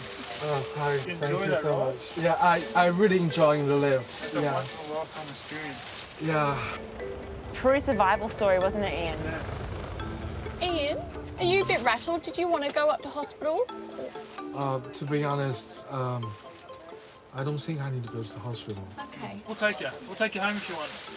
Oh, actually, if you can discharge me, my idea is to call Uber from my phone, and I can do that? Sure. Okay. You're not in trouble. I'm strapped, so I can't reach my phone. We trapped you. Yeah. Your patient can make your day or ruin your day. Okay. All right. We'll wait here until the Uber comes. Yeah. I love having a chat. It's the Australian way, I think, to have a bit of banter with your patient, with anyone, really. I used to be a comedian in UK. Oh, tell us your best joke, quickly! The best one? Okay, where do fish keep their money? In the riverbank. It's like dad joke 101. Yeah. In one day. You get to see so much and do so much. And then to actually have our patient walking up to us with a big grin. I love this job. I can keep all the blankets? You can, Oh my God, absolutely. thank you. There he is. So, thank you so much. You're What's welcome. your name? Biffy. Biffy. Yeah. Nice to meet you. Nice to meet you too. I'm Gina. Nice to meet you, Jana. Have a good night. Take care. Bye, mate. So yeah, the patient that was hypothermic, that was winched out of the water off the cliff, is now on the ground, conscious and breathing, and is getting an Uber home. I don't really know what went on there. Friday and Saturday nights are the busiest shifts of the week in the Sydney Control Centre. Tonight, there's also a rare astronomical event, the longest blood moon eclipse of the century. No matter what moon it is, if it's a blue moon, a red moon, a green moon, the moon makes a difference. It sets the tone, and being Friday night, it's even worse. So it's going to be nuts. Mate, we've just been given a job over from the police regarding a gentleman who was in a paddock across the road, is he? Or He's actually on my property. If you're hearing a bull, that's him. is he making sounds of a bull, is he? Yep. Okay. So it begins. Blood moon! Can I find out what the blood moon actually means? It's a solar eclipse, and the next time it happens is in like 35 years or something like that. Having returned from their latest call-out, Gina and Biffy are on standby in the Darlinghurst nightclub district. So, tonight, blood moon, something about the sun creating a shadow off Mars, which creates a bloody moon. Wait, when's the next Create. time it's going to happen? I feel like that's why it's significant, because it's not going to happen again for a while. Well, 100 years. It's going to happen again in 100 years. Yeah. 5:30 is the total eclipse. You're going to sing that song? That is Total early. eclipse of the sun. Of the heart. Oh. Of the heart. Ambulance emergency. What town or suburb? Darlinghurst, on the corner of Oxford and Crown. I was just had a gentleman walk past. He looked like he was taking too much THC. So are you with him right now? Yeah. Not really responsive.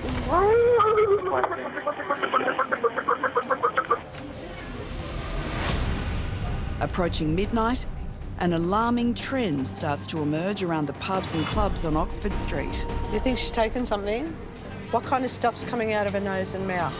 There's a massive spike in drug overdoses, most involving the party drug G. So we understand he's taken G, is that correct?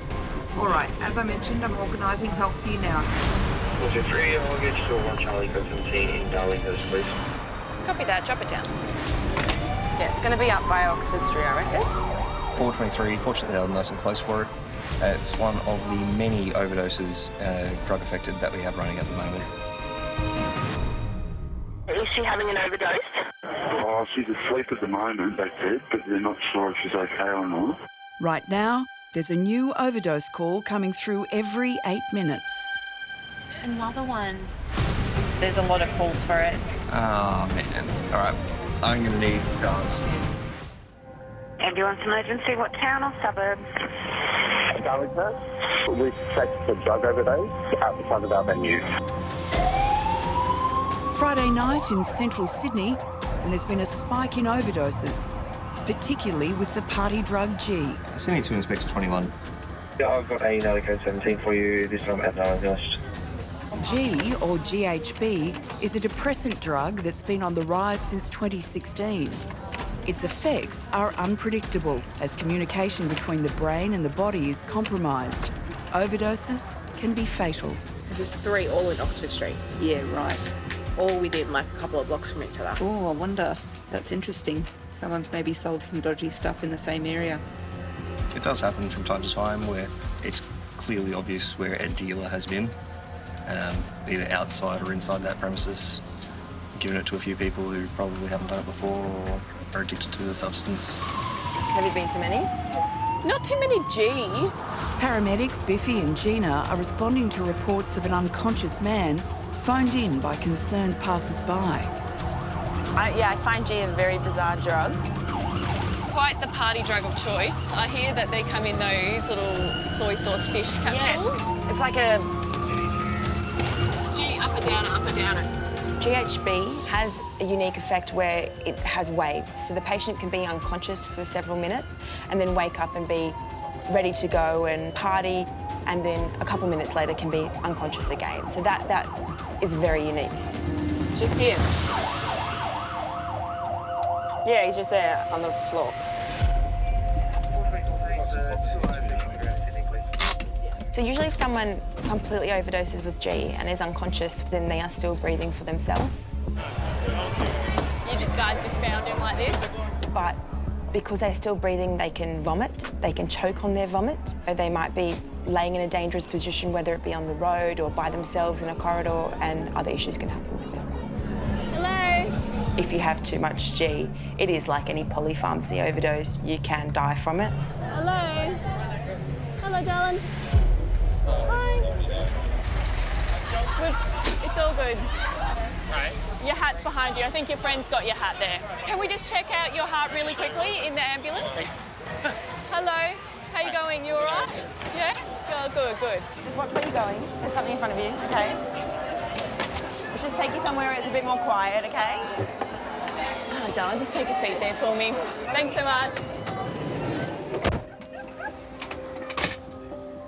Last thing you expected to have someone in your face waking you up like that. Had a million coppers around you. Beg your pardon? You had a million coppers around you. I did. Yeah. Sorry. That's all right. No, Don't you're worry. fine. That's good. Blood pressure's good. So no medical conditions? No. Don't take any medicine for any reason?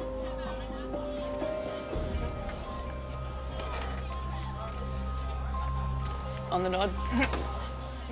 So what we're going to do is we're going to take you up to hospital, okay? I know you're up and about and up and at it at the moment, but you're a bit confused. Hence, we can't really... Leave you. Yeah, leave you here because you've got no one to sort of take you home and all of that. So let's go up to hospital. You can sleep it off there. All right? Okay. I have nothing against those people that do go out and party. My opinion on recreational drugs has changed because when you start working on the ambulance, you often see a whole lot of other side effects or injuries caused as a result of drugs, whether that be getting hit by a car or getting assaulted or going in a fight yourself. We see a whole range of things that are related to recreational drugs. Is he out? Yeah. He's quite calm and just needs a bed for the night. Sometimes I get a bit frustrated because I would think I would never put myself into that position where I'd have to call an ambulance or let any of my friends do that to themselves. So I guess it is a job well done. At the same time, it is frustrating because they have done it to themselves. But we've saved their life. Is the moon out yet? No, but is it like changing colour yet? Saturday, 2 a.m. in the Sydney Control Centre. As the busy night wears on, call takers are convinced there's something else going on. Pardon? 3 cans? How did you accidentally inhale 3 cans of spray? Blood moon. Do you require an ambulance there? No. Does anybody there require an ambulance there? No. Hello?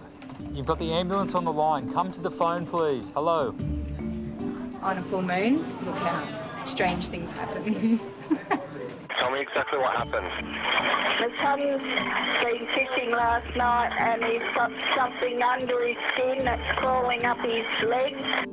My friend's different. I cooked blues from the crab. He was intoxicated, he got scared too, and he did it. My wife is collapsed on the ground and I can't pick her up. So she's about 20 stone.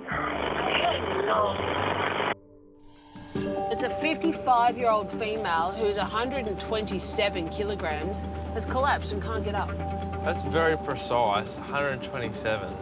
Did she fall onto a scale? Already tonight, there have been 45 call-outs to people who've fallen and can't get up. It's a very common job for paramedics, but each case is different. There's hubby. Hello. Good, how are you? The walker's on the ground inside. Okay. You might have to reverse it or you can put it on the footpath. I'll just leave it here, mate. Yeah, sure, right. Alrighty. Okay. That grass is squidgy. Oh. Where are you going? You definitely That's a never know what you're walking into. Sometimes the notes that come down on our computers are very vague, and other times they're very descriptive. So we could be walking into situations that we're definitely not prepared for at that certain point in time. Ooh, that goes up. Whoa. Yep.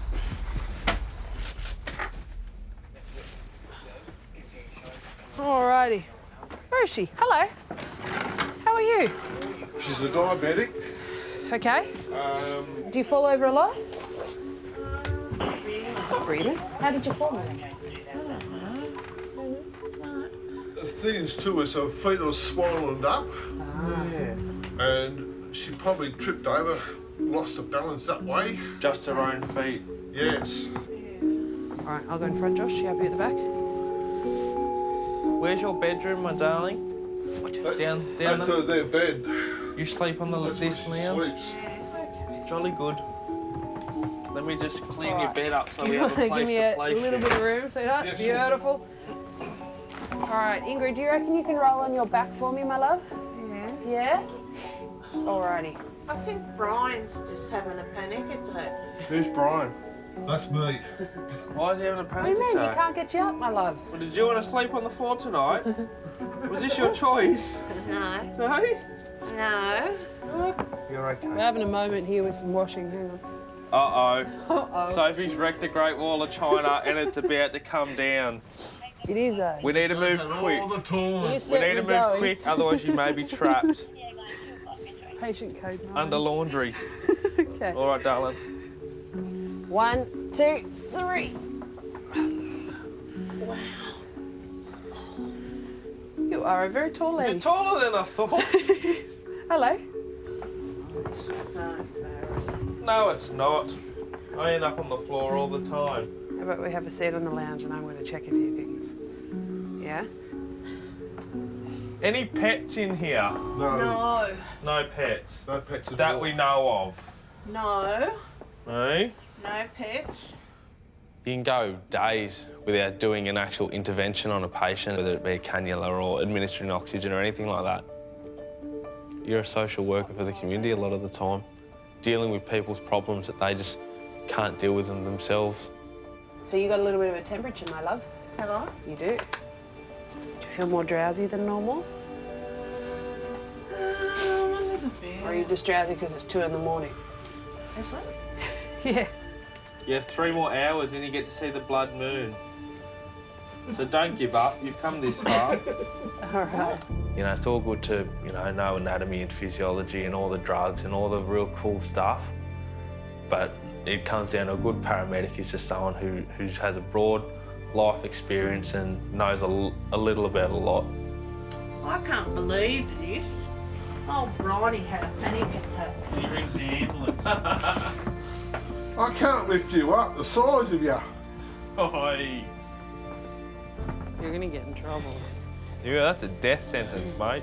Are you happy to sign on her behalf saying we've come out, we've popped her back on the lounge and you guys are happy? Yeah. Alrighty. All the best, guys. Thank you. You're all right, mate. Ambulance emergency. Tell me exactly what happened. My tenant downstairs has come down with what looks like his neck slice and holding it with blood gushing out. Get a clean, dry cloth or towel and place it right on the wound and do not lift it up to look, okay? Today's just been crazy. Does she have a weapon? If you're not safe, you need to get out and call us from a different location. The pace of calls, the type of calls, a lot of people just very argumentative. Listen, I've organised help for you. It's so we can make sure that we're coming to the right place. That's why we're asking. I didn't speak to you before, so I need to make sure that the information is correct, okay? It's like as the day just gets on, everyone's just getting a little more anxious and a little bit more worked up. Keep going, no breaths yet. Compression still. 1, 2, 3, 4. 1, 2. All right, stop, sir. Stop the compressions. Stop. All right, you need to tell everybody in the room to go away because they're not listening. Ambulance emergency, what town or suburb? Hello. Someone got hit by a car. They might have severe head trauma. It's an emergency. They're literally in the middle of the road. They're passed out on the ground. They haven't moved. Looks like we're at a job. Duty Operations Manager Brian is in one of 3 vehicles immediately dispatched to the injured bike rider. Seriously, people.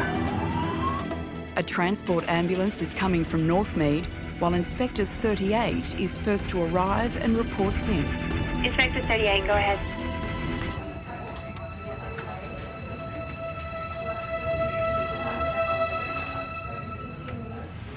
Probably that. They've just confirmed 1 male was struck by a car, combative head injury. Combative head injury, care flight is required. City Inspector 34 and all other cars. Care flight 3 has been tasked with head. Inspector 34 received. Copy, thanks. All right, care flight's on the way. We've got 2 transport cars and Inspector 34 and a yellow. The cyclist collided head-on with a car at 40 kilometres an hour, and his head injuries are critical. The specialist ambulance helicopter medical team is scrambling from nearby Westmead Hospital. And another intensive care paramedic team is also dispatched. There's the helicopter. Not many spots to land here, dudes. Here we go.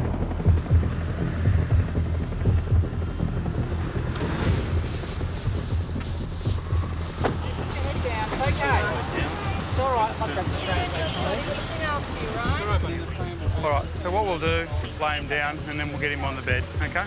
Brian is a senior officer and takes control of the scene. Despite his severe head injury, the cyclist is conscious and agitated. We need to manage that airway properly too. Head back, head back, head back. Yeah. Sit down, buddy. It's okay, mate. Put your head back, mate. Put your head down.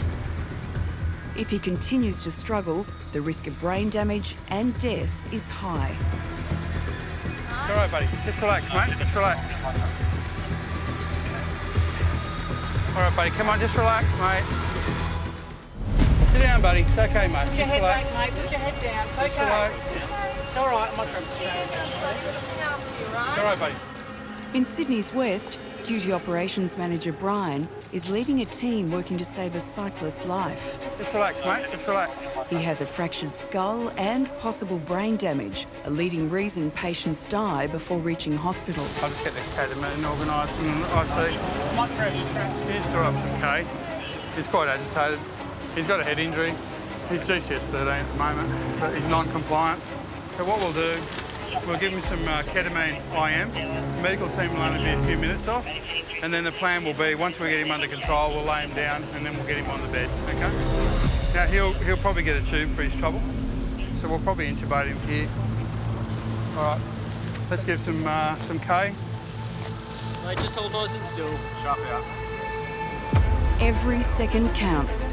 This type of injury can interfere with the patient's breathing. Carbon dioxide builds up, leading to secondary brain injury or death. All right, prepare to lift? Lift. Okay. They're waiting for the helicopter medical team to put him into an induced coma, so a tube can be inserted down his airway as quickly as possible. But the chopper is still trying to safely land in a nearby park. What's the ETA of the medical team? The quicker that we can place that patient in induced coma, the better their outcome. The longer we wait, the longer that patient is exposed to that sort of potential for a secondary brain injury, the chances are the difference between walking out of hospital and potentially ending up in a brain injury unit, or even worse, dying.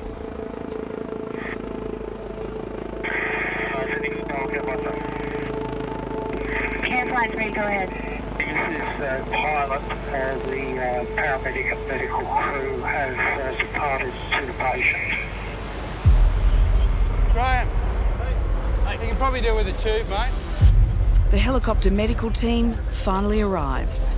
So his injuries are all head. He's certainly got a depressed skull fracture there. He's got a boggy mass posteriorly, and he's got blood pissing out the ear. I think you're right. It looks like he's going to be an easy tube, but I think we should just get on with it. Yep, righto. With the addition of the medical team, there are now 10 paramedics working together to save this patient's life. Okay, so we need some cannulation equipment on this left side, and I need a line in, please. We'll need 2 lines, preferably, because we're going to RSI him, so we want to have 2 lines in. Whilst it may appear chaotic, it actually is very controlled. And you'll find that the more serious the patient, the less talking that gets done, because everyone knows their role. Can you hold that bag of fluid up for him, please? That's the joy of being a paramedic.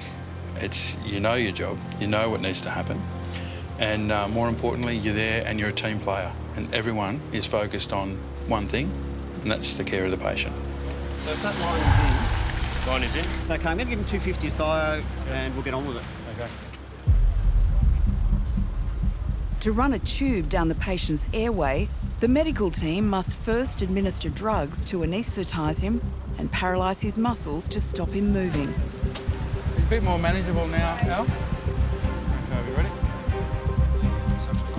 The timing needs to be perfect. Once paralysed, the patient can't breathe for himself and needs to be intubated within the next minute. Go down. Hold it there, I've got a pogo of 100%. Beautiful. Okay, I'm through the cords. Okay. That's a good 98%. Tube over. Tube come in. Okay, I have the tube. Okay, we're coming through. And that's you're way down, so yeah, let's go on.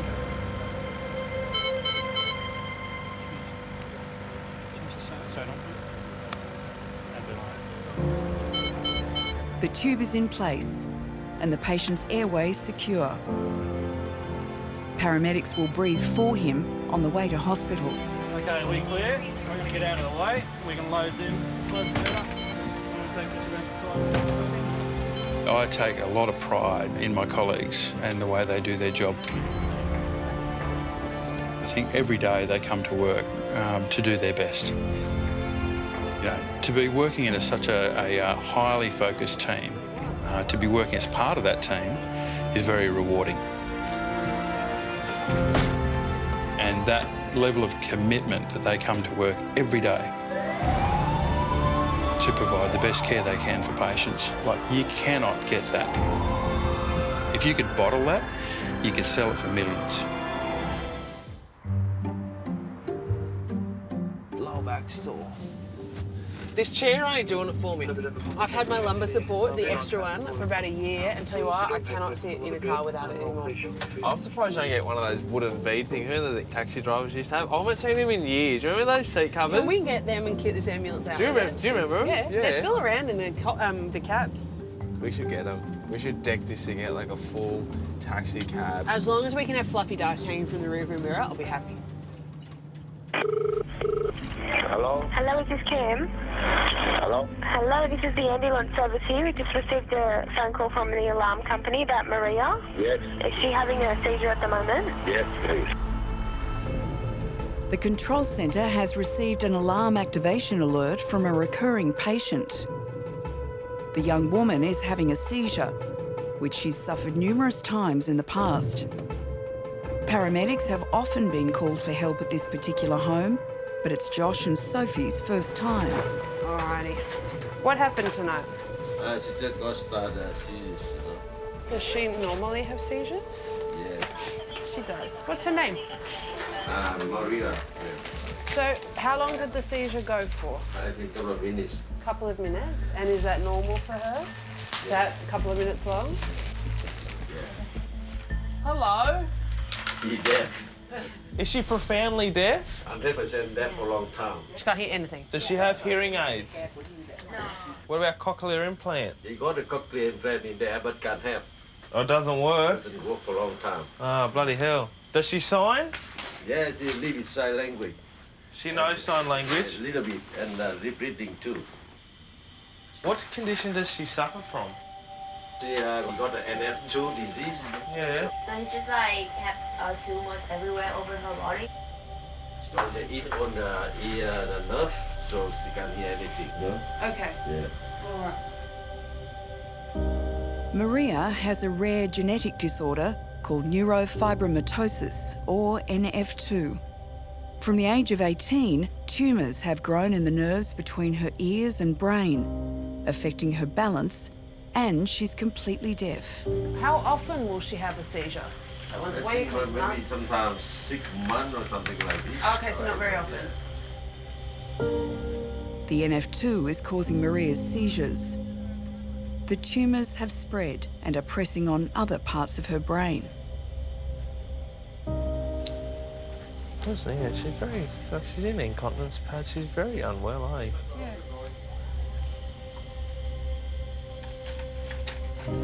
You okay? You okay? No. Bad? Pain? Bad? Good. Yeah. Seriously? Yeah, my brother's profoundly deaf. Oh, really? Well, half my family's deaf. It's genetic in my family. Sometimes in this job, we can see people who've been dealt a poor card in life. Young kids, you know, it affects us the most, I'd say, because these kids have a whole life ahead of them and it's just going to be an uphill struggle. Look at all these paper origami. They're cool. And I think that's sometimes very sad to see, especially as a parent. Your jacket. We can get you a jacket. You admire the parents and carers for these people that are dealt poor cards in life because they don't want our, you know, sympathy. They just might need a hand and they just get on with life, which I think a lot of people could take a leaf out of their book. You come in the ambulance? You want me on the ambulance with you? No, I want you to drive. No, you sit in the back with your daughter, is that okay?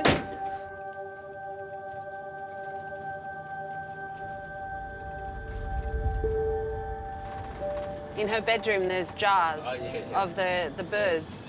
She makes them. Has she done all the jars? Yeah.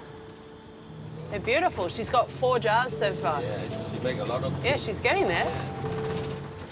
When she was little, could she do things for herself? Oh, she go to the school very well until year 12. Yeah. They found out she got a big tumor in between the ear inside there. Okay. And then 1 month later, they operation, and after that, all the time hospital. Never the same since then.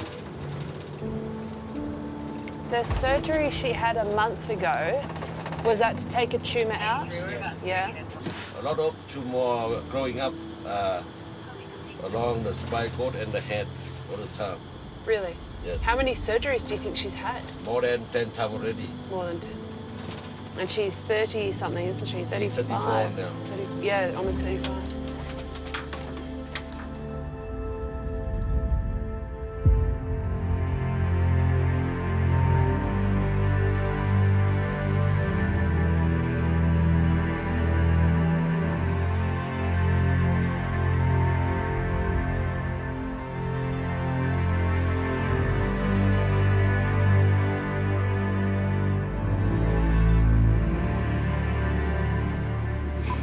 Come out this way, mate. You're welcome.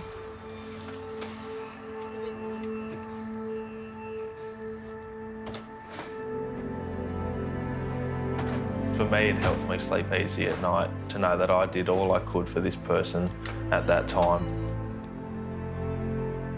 You know, because this person lives this, you know. I've only got to see a glimpse of it for 20 minutes, half an hour as a paramedic. All right, do you want to follow him? They battle and their life is hard. You know, they haven't given up. And that's what's grounding about being a paramedic.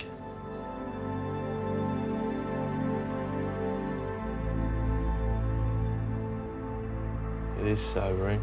Brings you back down to earth. Yeah, we don't have a million tumours in our body. Like, that is one of the shittest things about being a parent, is that as if that was your kid, you know, for that to happen. You know, if that was you, you'd be like, yeah, that's shit, but... Did you hear the story? Apparently she was absolutely fine up until year 12. Yeah. And then they found like a ginormous tumour apparently between her ears, straight smack bang in the middle. That's why I was looking at that school photo and it was just... Normal. Didn't even look like her. No. I will do job after job after job of those any day of the week. Those are the people who are not abusing the system. They've been dealt the shittiest hands of cards possible and they're dealing with it. That's it. They didn't ask for that. No. They did not ask for that. It's a cruel world.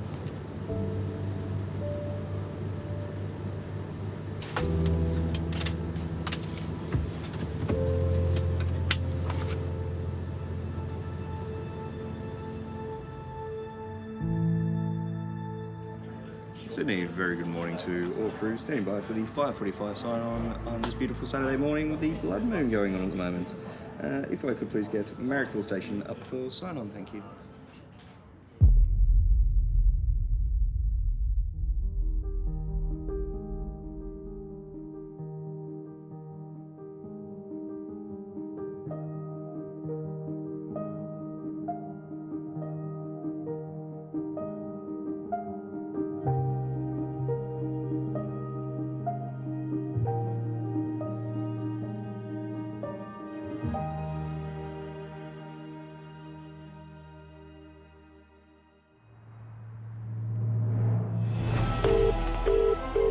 Next time... Ambulance emergency. Tell me exactly what happened. Motorcycle accident. I'm a lady that crashed into a guy in the bus. A routine shift... It's gone into a power pole. Is that car gone into a power pole? ...turns to carnage. So is this where he landed? Can we get another ambo over here, please? A devastating crash throws crews to the streets. Hey, hey, hey. Open your eyes for me. Open your eyes. We start moving to the helo. And then... Ambulance emergency, what is the exact address? The ambulance state headquarters. One of our students is having a severe asthma attack. It's a race to save one of their own. 25-year-old female at ambulance headquarters. Shit's really hit the fan. Bring everything. When a student paramedic goes down. Is it Laura? Yeah. When it's a fellow paramedic, you don't want to let them down. Open up your eyes for me, there. Open your eyes.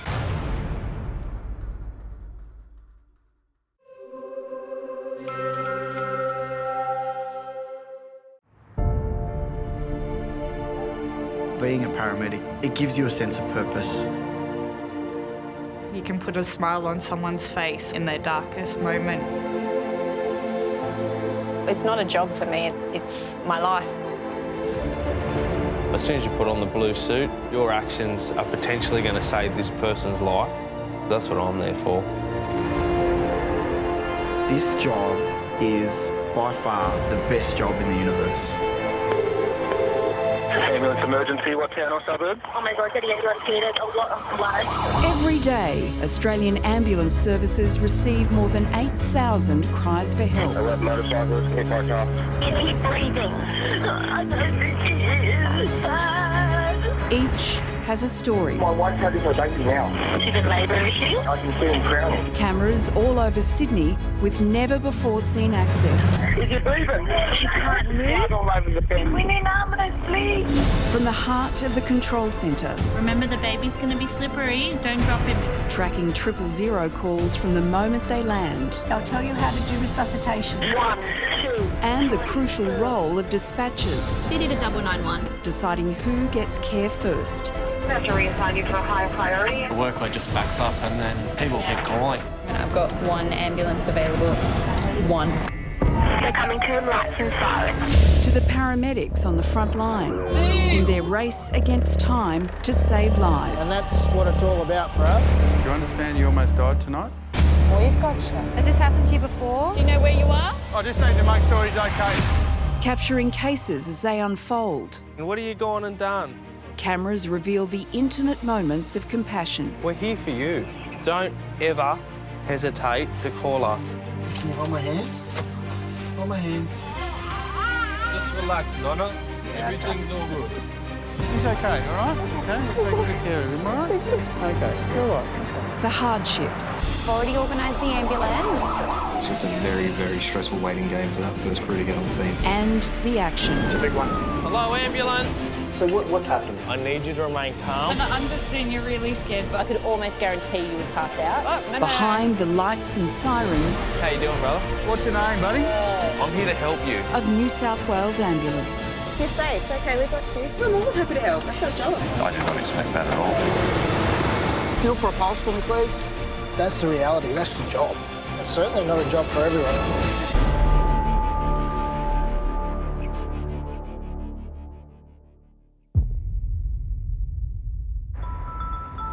Very good morning to all crews. Stand by for the 7:45 sign-on. If I could please start with Blacktown Superstation for sign-on, thank you.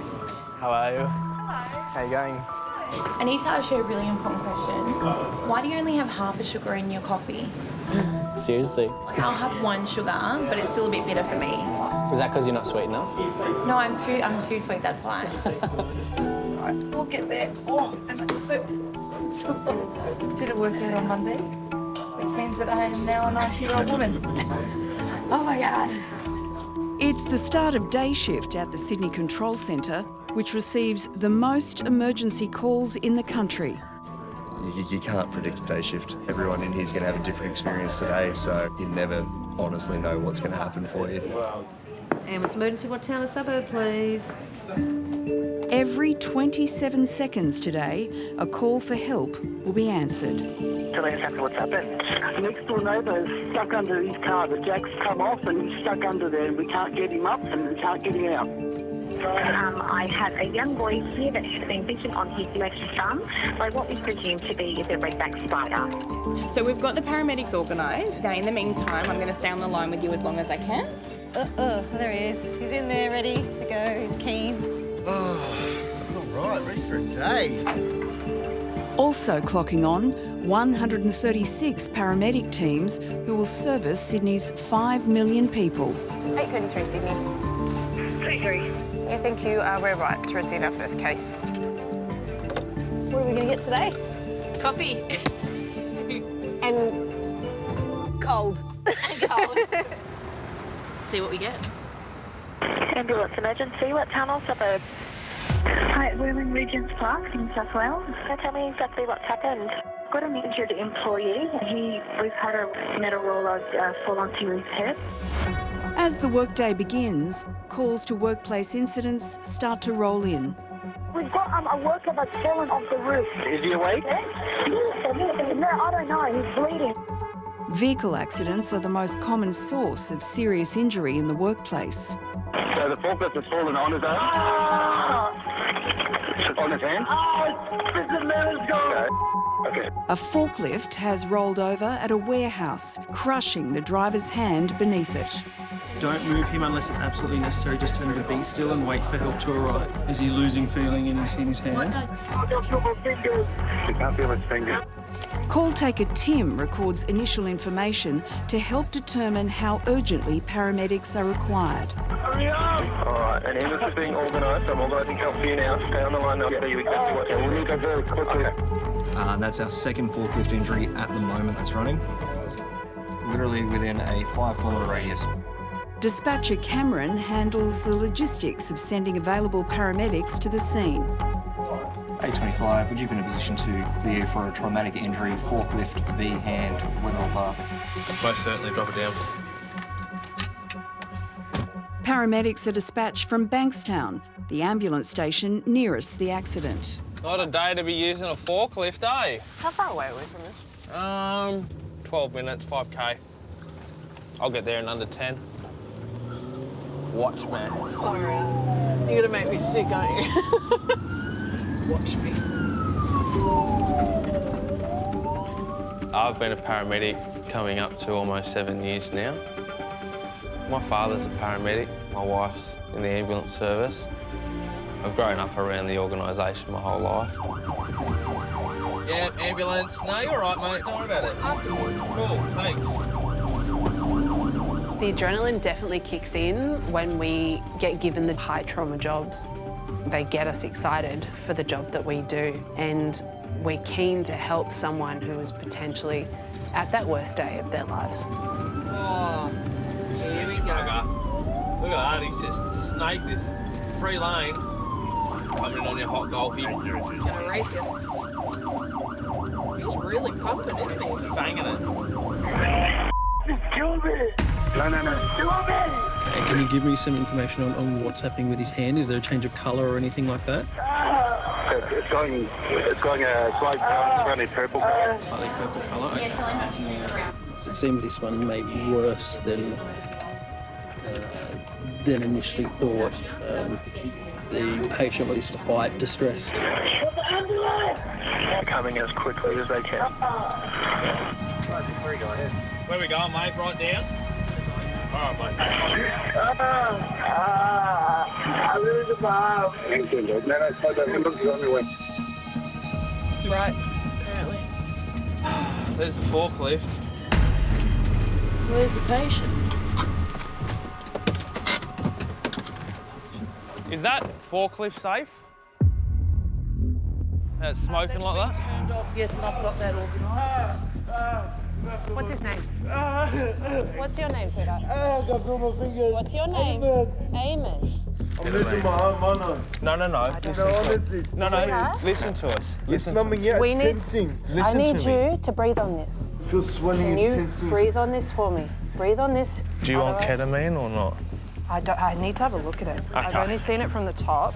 How old are you? Look that way for me. 26. I can't. That's it. Yes. The injury is severe. Eamon's circulation is compromised, and without urgent surgery, he faces permanent damage. First, they need to manage his pain. 825 portal. 825, go ahead. I have ICR1 for ketamine. Ketamine is amongst the strongest painkillers available to paramedics, but it can only be administered by specialists. And they are 12 minutes away. Why can't I stretch my fingers? I'm losing my hand. No, listen. I'm losing my hand. Breathe on this for me. Just say it. Breathe on Just this. say it. You don't know until we get to hospital and you have some scans, okay? I'm going to give you some morphine, okay? What do you want, Straighten your arm out, just some morphine on Dan's, please. Just got my hand off. Just get it off. Feels like it's squashed in. Listen, your hand was squashed, mate, by the forklift, okay? We know that. Just take me surgery, put me We're to sleep, gonna, put me to yes. sleep. We have some paramedics coming with some super strong medicine, Just okay? get me to hospital, put me to sleep. All right. It's burning. Paramedics Sophie and Josh are treating Eamon, whose hand was crushed under a forklift. The injury is so severe, they've asked specialists to bring ketamine, a powerful pain reliever. Until it arrives, Sophie is giving Eamon morphine. I need this arm, my love. Okay. Oh, my head. Deep breaths. Eamon, deep breaths. I can't, the pain is too much. I'm going to give you some morphine, okay? I know it hurts. I know. We're getting squashed. I know. It's burning. I can't feel nothing. I know. I know, sweetheart. Leave me. She's not going to leave you, okay? It's burning. I can't feel nothing. We know. Okay. I need you to stay still for me, my love. I need you to stay still. I became a paramedic because in year 10 at school, I witnessed quite a horrific car accident where a few people died. I did feel a bit helpless there. We couldn't do a lot. It was something that really triggered my ambition for this job. All right, nice and calm for me. I think me staying calm throughout these big jobs is not only holding me together, it's holding the patient together. Because the worst thing I could do would be to panic, and that would make the patient panic, and it would turn a molehill into an absolute mountain. This is embarrassing. We've got you. This is embarrassing. I'm sorry. Don't apologise. Good man. Slow it down. Slow it down. Calming people down by talking to them is probably my #1 skill in this job.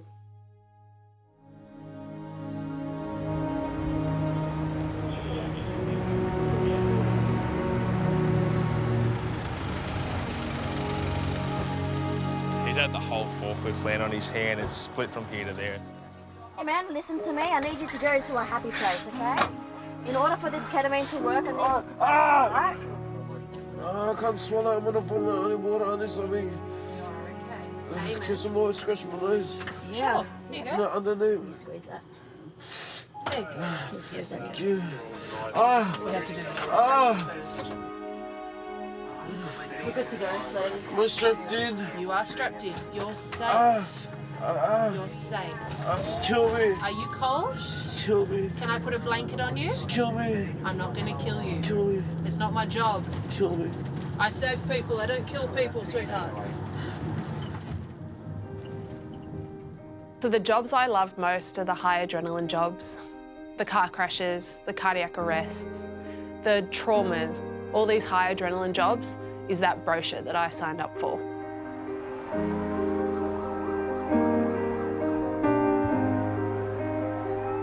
We can take someone from the worst day of their lives to hospital to receive treatment, to come back home in one piece. And I think that's the most rewarding part of these high-intensity jobs.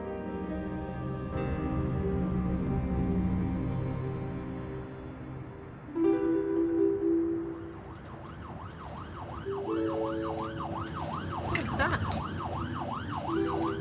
Oh, someone else has got a good job. I know. Come on. I got job envy. Oh, good. You know how to obey the... Yeah. Can move left when there's an emergency. Hi, guys. Yeah, me too. I want what they're going to. Where are they going? They're just going to get breakfast. At Liverpool in Sydney's southwest, paramedics Tammy and Sam are working together for the first time. It's cheese. Do you want some cheese? Yeah. You've got heaps better food in your lunchbox than I do. Love my lunchbox. A33, would you be in a position to clear for a 1 Charlie MVA and cover Meadow West? 3 vehicle, 1 female pregnant. 7 months, waters have broken from impact. 833 copy. There's been a car accident 6 kilometres away from where Sam and Tammy are located. It will take about 10 minutes to reach the scene. Of most concern, one of the drivers involved is 7 months pregnant. Hey, 3-car accident, female patient. Waters have broken. Yep, go outside. Yep, just drive at them. If you don't drive at them, they won't move. I know. Stop. Mate! Stop. Jesus, up there. Oh, a little bit excited about our first shift together. Do you trust me driving lights and sirens?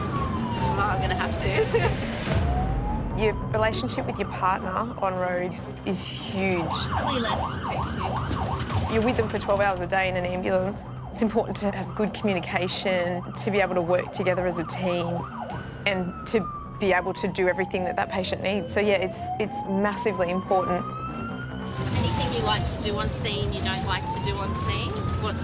I'm happy we talk most things out. Yep. Get a bit of a plan happening. Yep.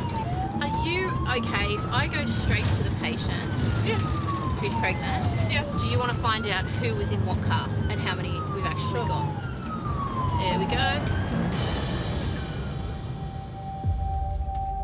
Okay, so everybody's out. Bit of a low-speed accident. He's got a bit of seatbelt trauma. Yep. Her, on the other hand, her water's broken. She's really worried. Okay. Now, we were told you were pregnant. How many weeks pregnant are you? 7 months, okay. And do you feel like your waters have broken? Yeah, it's okay. Okay. During the time that we've been sitting here, have you felt any movements, any kicks? No? Okay. I'll get you inside and then I can do a bit more of an assessment where there's not so many people. While the mother appears to have escaped serious injury, the concern now is for the safety of her unborn child. I'm just going to have a look at your belly and a bit of a feel, okay? It's all right. Just relax. Tell me if it hurts. If I touch anywhere and it hurts, okay? That's a horrible feeling. When mum can't feel the baby moving, the waters have broken. I just cross my fingers and hope that baby is still going to be alive. I'm just going to have a look at your belly and a bit of a feel, okay? Paramedics Tammy and Sam are on the scene of a multiple vehicle accident. Yeah, abdo soft on palpation. The patient of most concern is a woman who's 7 months pregnant. Tammy is looking for signs of movement from her unborn baby. It's all right, just relax. Tell me if it hurts. If I touch anywhere and it hurts, okay?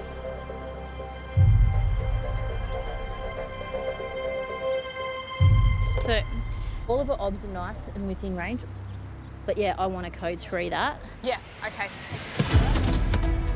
Oh, I want major trauma. 6 urgent. Yes, urgent, please. Yeah, just a code 3 for Liverpool, thanks. I'm just going to put the seatbelts on. We're going to go straight down to Liverpool Hospital. So you've had a fairly decent hit, and with bubs and the abrasions, they'll have a check of the baby, they'll have a listen to his heart rate. Just going to flick the sirens on. So we're just going to put the sirens on to make people move out of our way. There's no detectable movement from the baby, and the ambulance doesn't carry the specialised equipment needed to check for a heartbeat. We'll bring the ultrasound down, and they'll ultrasound so that they can see if baby's doing all right, okay? So that's going to be one of their first priorities, is they're going to have a listen for you to put you in exit. 833, what's your ETA, sorry? ETA is 13 minutes, 1-3. Thanks, 833, we'll see you shortly.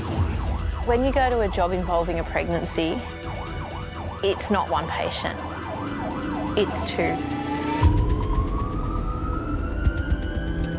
There's that extra sense of pressure that you have an unborn life that you need to take care of. I feel a bit more nervous when I go to jobs like that.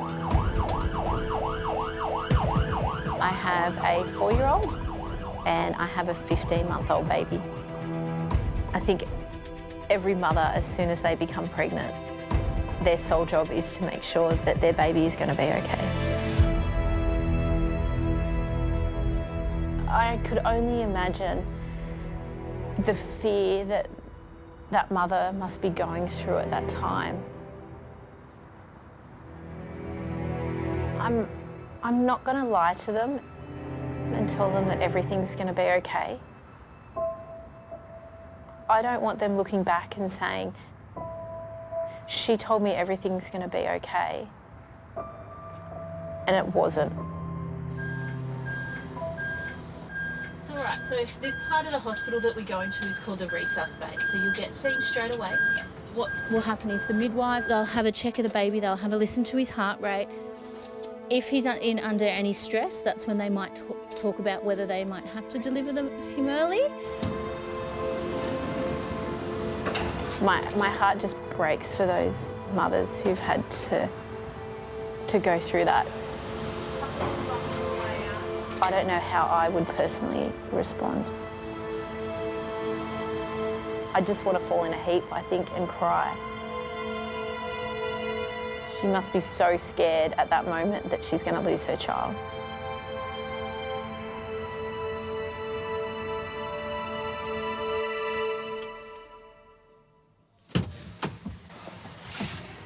I just went in to check on her. Yeah. They were putting the Doppler on to have a listen, and Mel and I were standing next to it. We're both like listening, and then you could hear. Like, yes. Oh, good. Yeah. You could finally hear this beautiful, loud heartbeat.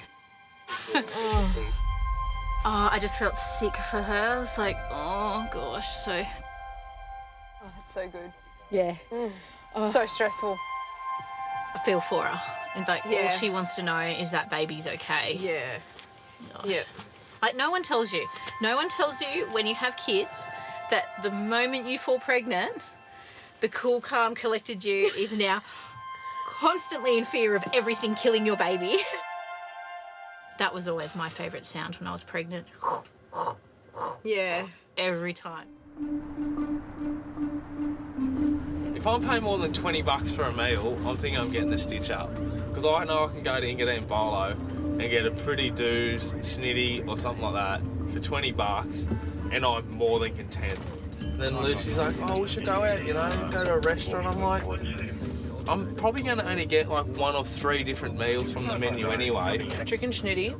Yeah, chicken steak? schnitty, maybe a steak, or, you know, maybe... What's the third one? Like a burger. Burger? Yeah.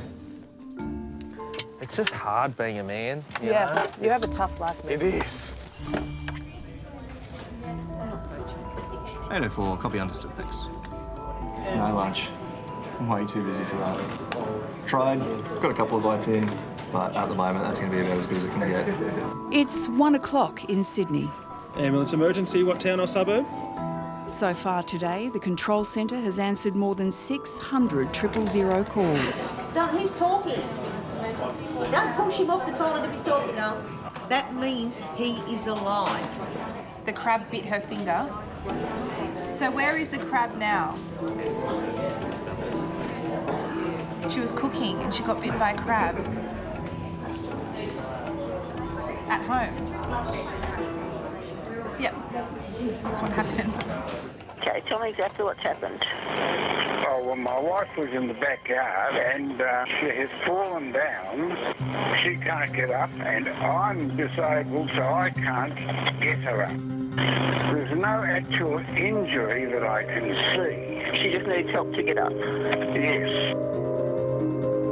Josh and Sophie have been called to the woman who's fallen. It's their 4th job today. 85-year-old female who's fallen in the backyard and can't get up. Poor duck went on the floor for. The elderly in this community, they're reluctant to call the ambulance service because back in their day, you just didn't call the ambulance unless you were dying. And it's a generational thing. They're more stoic, and they're just a tougher breed of human. Hello, ambulance. G'day, guys. What's your name? Doreen. Doreen, what have you gone and done? Oh, I've fallen over and the husband come get me up. I don't expect him to. Have you injured yourself? No. No? Oh, you poor thing. We're going to get you to lay on your back, all right? Then we'll slowly sit you up. and then we'll slowly put you on the chair. How does all that sound? Very good. Sounds good? Yes. Okay, my darling. Doreen's husband, John, has suffered a stroke, which has affected his ability to help her. Have a seat. Chair behind you. Sit down.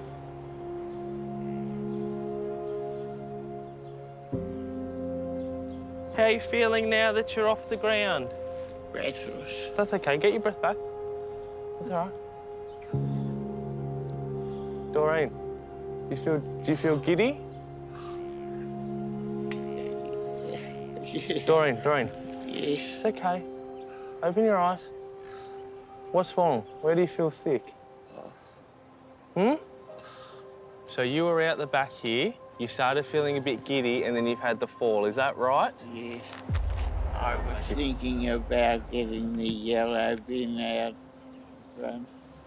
So that's why you're out the back. You're going to put the bin out on the street, were you? Well, I can do that before we go, so don't worry about that. Do you not feel too right in yourself at the moment, though? I did a silly thing about a week ago. I helped my husband carry the dryer out front. I had a fall. Do you take blood thinners? Yes. Okay. Darling, because you bumped your head and you're on blood thinners, we'd normally recommend you go up to hospital for a bit of a checkup. Okay? Just because you're no spring chicken anymore. Yes. You happy to come? Yes. All right. Is that a swimming pool in your backyard there? No. No? What is it? Lily pool. A lily pool? Yeah. Any fish in there? Yeah, a few. All right, my darling. 1, 2, 3. We go to a lot of cases where the poor elderly person lives by themselves and their family's an hour away and they didn't want to bother anyone, and they should call us a lot more than they do. Breaks your heart, you know. These people, they're the reason we're here. Around we get. Well, at least you got no more binders in your yard. They're all on your back and pants, eh? Look, I think society today, everyone keeps to themselves. It's not like your neighbour's getting Mrs. Smith her bread and milk every third day because it's the right thing to do. We'll go to a case where someone's actually, you know, possibly been deceased for a week. That's not how it should be. These people are frail. You've got to bloody look after them. All right, old mate, the bin's out for you. All right. We'll take your wife up to Bankstown Hospital for a checkup, okay, mate? Bankstown? Yeah, she's okay. We'll just give her heart a once over and then we'll just take her for maybe a quick scan of the head and she'll be home. Okay? All right, mate, you have a good weekend.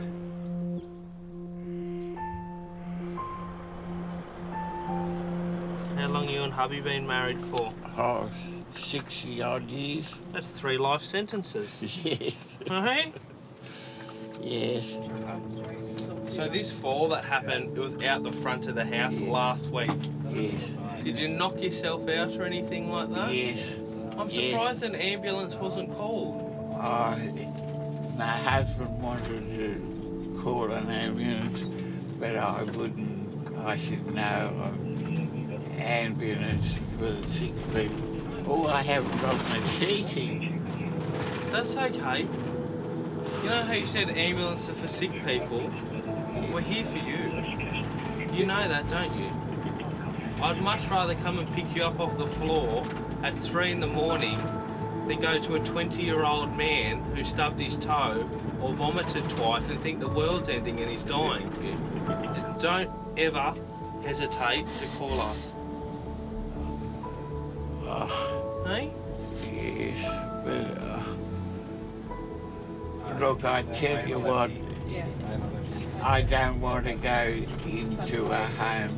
I don't think you need to, but I think just knowing your limits now might just be all you need to do, darling. Yes. The best piece of advice I've ever got as a paramedic is I was at this job. I was towards the end of shift. I had this patient who wasn't critically unwell, but she was unwell. And we had a choice between two hospitals, and one being closer to my station and one being further away. But I'll never forget this senior intensive care paramedic wrote on a piece of paper and slid it to me. And all it said on it was, "What if this was your mother?" And that stuck with me since that day. If this was your family member, would you be making the same decision? Oh, Doreen. Right in a patch of Indies. It is as Aussie as it gets. Right in the patch of Indies, next to the Hills hoist. I'll try and take the recycling bin out. That's just stray all over. They're the people I joined the job for. I love the nanas and pops. Blows my mind though, like, you know, she had an even worse fall last week and didn't want to call us because there's other sick people out there. The zinger is when she said to me, "I just don't want to be put in a home," you know, so in her mind, her proving that she can do all this stuff still justifies her not being placed in aged care. You know what? I reckon if Doreen was driving that forklift and flipped it and did that to her hand, she would have piled herself up and bloody waited at the bus stop for the next bus to the hospital. So tell me exactly what's happened. My wife's having her baby now. She's in labour, is she? Yeah, they told us to wait, but I can see him crowning. Okay, as the baby delivers, support the baby's head and shoulders. Remember, the baby's going to be slippery. Don't drop him, okay? Okay, tell us when the baby's completely out. His head's out.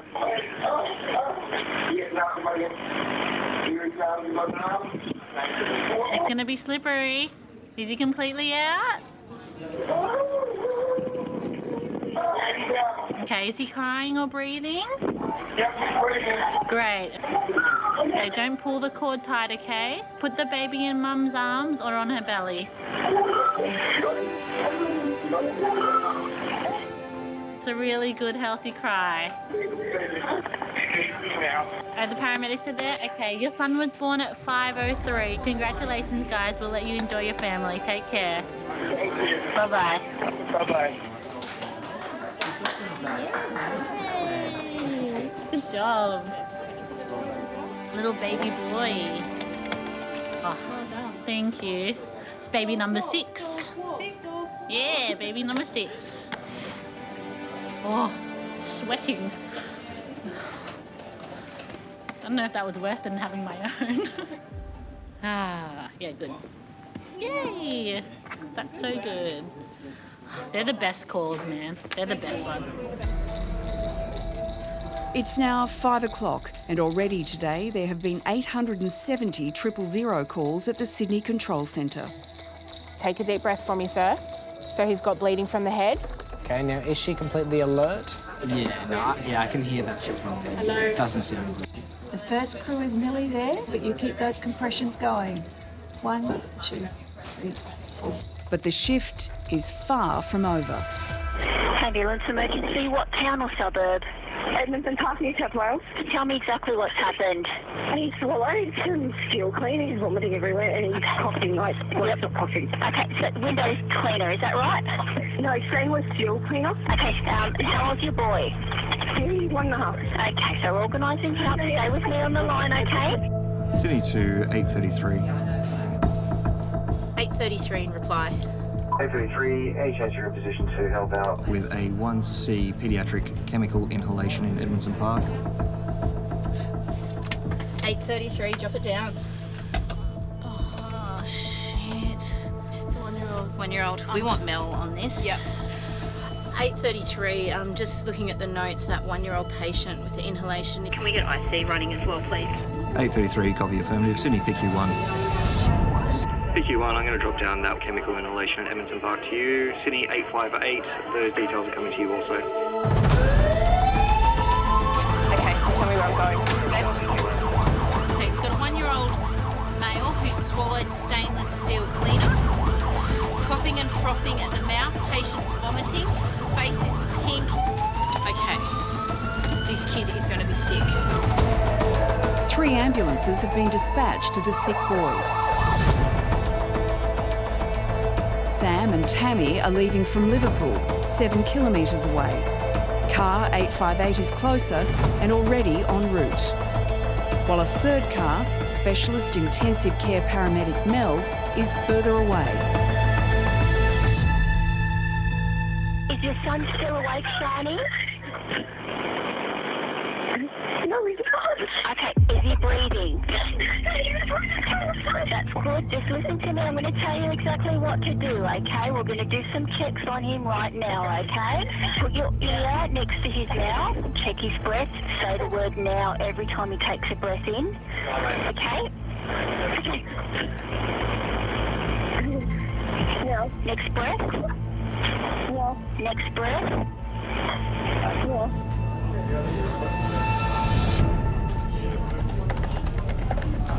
So the 1-year-old is now unconscious. That is very quickly going downhill. Adam, you were calling upstairs about Edmondson Park? Upstairs is our medical retrieval unit. So they do have road ambulances as well. They're just very highly qualified paramedics and doctors on scene. They also operate the choppers. So if it's something like that and that patient keeps declining, which it is common for pediatrics to do, they'll decline very rapidly. They likely will task a helicopter if one's available. Now it's just a very, very stressful waiting game for that first crew to get on scene and give us a proper medical update.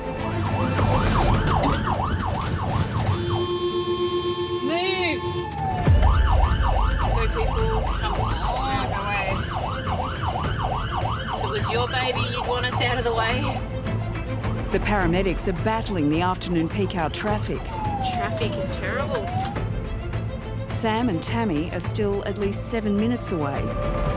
Car 858 at least 4 minutes from the scene. I really hate this. This part is absolutely excruciating. And the wait for them to actually get there, it's very, very stressful.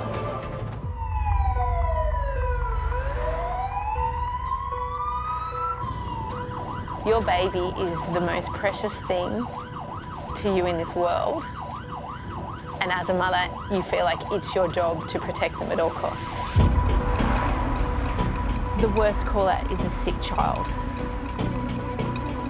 A job like that is so confronting when you walk in the door. I sometimes think it could be my child. Then you tend to find your training kicks in. So our main concern is airway. He's going to be unconscious. So we need PD, resus, everything. Yeah, everything. It's paramedics Tammy and Sam's first day working together. They're travelling to an emergency in Sydney's southwest. A 1-year-old boy has swallowed stainless steel cleaner and has fallen unconscious. Okay, so we've got Mel coming and another crew. It's going to curve around. Is that there? Yeah. Car 858 has just arrived on scene. Specialist Intensive Care Paramedic Mel is still at least 4 minutes away. What's his name? Jackson? Saxon. Saxon. Sorry. So he swallowed an unknown amount of steel clean today. Okay. Apparently in and out of consciousness. He was all frothing at the mouth and vomiting before he stood up strong. Awesome. Do you want me to call poisons on this? Yes. Mm-hmm. All right, I'll be back.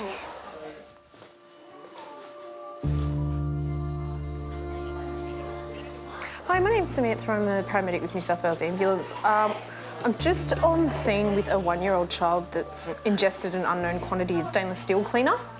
The container is 250 mils, but it still feels like it's got a fair amount of liquid left in it. We still got IC running? Yeah, Mel is running. Okay. Chest sounds are clear. We can't get any other obs at the moment. It's not really compliant with oxygen. So poison said with this, because it's unknown quantity, they said it's a hydrocarbon, so similar to ingesting petrol. Yep. In smaller quantities, GI upset and irritation. In larger quantities can be toxic. The main concern's delayed aspiration. When you go to a sick kid, yeah, you want to hear them making a noise, because a quiet kid is a sick kid, and that can be really scary. So I always say, when a kid's crying and we're with them, I'm happy with that. Oh, good. Okay. Hey, Saxon. Hey, buddy. Yep, I'm happy to load and to get go. But Mel's not far behind us. Hello. Hey, Mel. Tat's Hi. got the Hello, story. Mel. So we're very conscious. Yes, we are. I shouldn't let that happen. No, this sort of accidents happen, okay? Tat, we might give him back to Mum, so as we don't distress him. Now, Mum, what we need you to do is be super calm, okay? Sit down, relax. It's going to be okay, okay? He's going to be just fine, I promise. But the coughing's a really good sign, okay? Yeah. Saxon's condition has stabilised, but he still needs urgent medical attention at hospital. Can you do me a favour? Can you go and find your favourite toy, and can you find Saxon's favourite toy for me, okay? And we can take them in the ambulance if you want. That's okay. The first job that I went to after having my first child, he looked exactly like my child. Are you right, Tam? Yeah, I'm getting a car seat. It hits me a little bit harder now that I'm a mother. I'm gonna go put it in my friend's car so we can go to the hospital. Okay? Yeah, you carry my special bag. That's the important one. Sometimes I've found myself a little bit emotional on a job with a child. I've caught myself holding back the tears. I then remember I've got a job to do. So you're going to come with me, okay? And we're going to go drive up to the hospital with your mummy, okay? Here we go. I'll see you up there. Okay, see you there. I like ambulance. You do? We'll have fun, okay? Copy that, 858, understood. 858 is going to be transporting the patient. The ICP is going to be travelling in the back with them. And 833 is going to be assisting and following up, making sure all vehicles are brought up. From the sounds of it, they're going normal road conditions, so fortunately, it sounds like he's doing pretty well, which is a good outcome. I was a little bit worried about that one.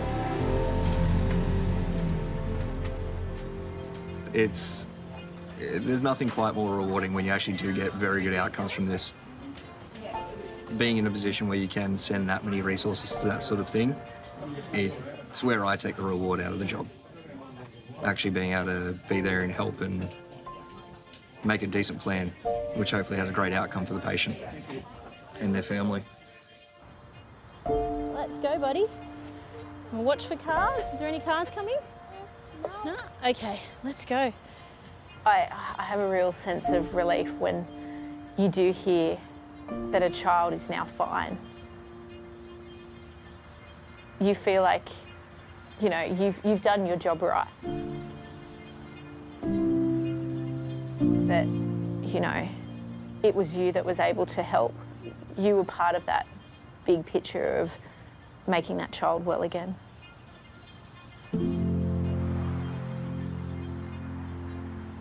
Oh, I'll go home and cuddle my babies. I might FaceTime them. Do you mind? No. If I call them? I think they'll be having dinner at the moment. What time do they go to bed? About 7.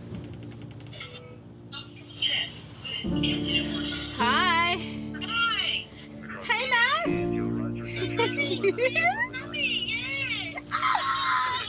Oh, monkey. Have a kiss? Mwah. Hey, do you want to talk to your auntie? Hi. Hey, buddy. Oh, God, he's the cutest thing in the world. Hey, Mum, how are you? Good, how are you? Good. We survived our first shift together. Yeah. We didn't fight. Yeah, we didn't fight. We didn't yell at each other. Yeah. I've seen both of you together. Is that? Yeah, it's really strange, yeah. You do sometimes need a lot of support from your partner, so I think working with your sister, it's definitely different to working with anybody else. There's so much unspoken trust, there's so much unspoken help between each other. It's pretty special. Okay, I'll speak to you later. Bye. Bye, Mum. Bye, Dad. See you, Mum. Bye, Mum. Oh, that was a cat. Oh, God, he's so cute. Oh, isn't he? Oh, he's just the sweetest little thing. Oh. Mav's waving's getting really good now. Last night he was dancing to that Taylor Swift Shake It Off, and he's going, shake it off, shake it off.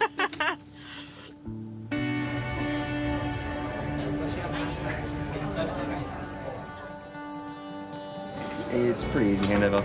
Nothing really is going on. 458's needing rescue plus another crew. All right, man. Have a good night. You guys get some sleep. Congrats on the baby. Thank you, I know.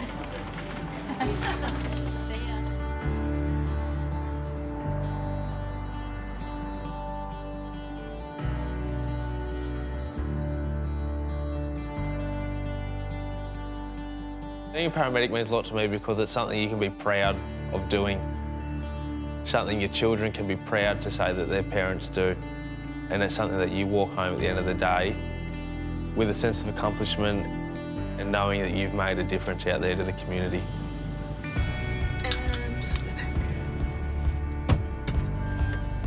I don't believe a paramedic gets stressed in the morning looking to do that heroic thing. I believe we do our job because we want to help people. All right, let's go. Start the night off. And, you know, really hopefully get that patient that just says thank you in the end of the day. That's enough for me.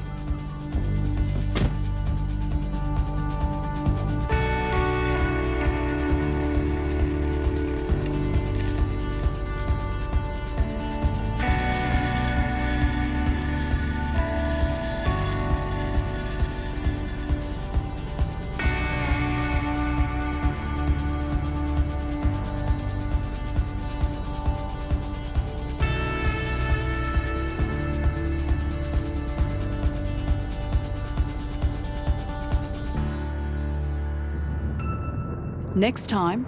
I would still prefer it to be quiet, I think. I just said the word. We're not meant to say the Q word. A slow Sydney weekend turns to chaos. Buckle in now. There's a lady on the cliff. Has she fallen? I think she's jumped off it. Ambulance, tell me exactly what's happened there. Oh my God, the ambulance here, there's a lot of blood. A mysterious call puts paramedics to the test. The patient is covered in blood. Okay, so there must be something more to this. So what's happened? And a catastrophic crash. Where's the patient? Still trapped. He's crook. He's going to be crook. Forces crews to dig deep. We'll take good care of him. Thank you so much. No problem.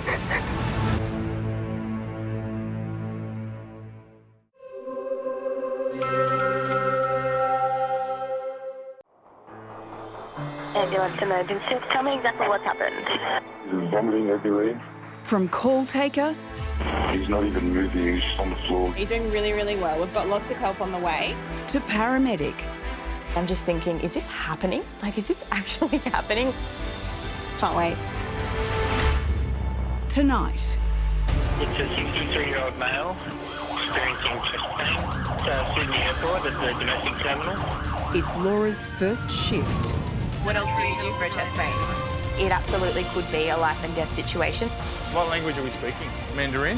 Walking into a real job with a real patient is a whole different ballgame. How bad is the pain now? We're not getting anywhere. Then... So she's had a fall. She bled into the mouth. Now it's not breathing. Cardiac arrest, not breathing, found on the floor, blood coming from the mouth. A paramedic veteran faces the ultimate challenge. What heart rate are we getting? Continue CPR, everyone clear. Quickly check for a pulse. You getting anything? Unprecedented access from the control centre. I'm just having a baby. Critical on. I wasn't expecting that. To the paramedics on the front line. So he's fallen from that height there. Racing to save lives. These are the stories behind the lights and sirens. That's what we live for, eh? Of New South Wales Ambulance. This is going to be fun.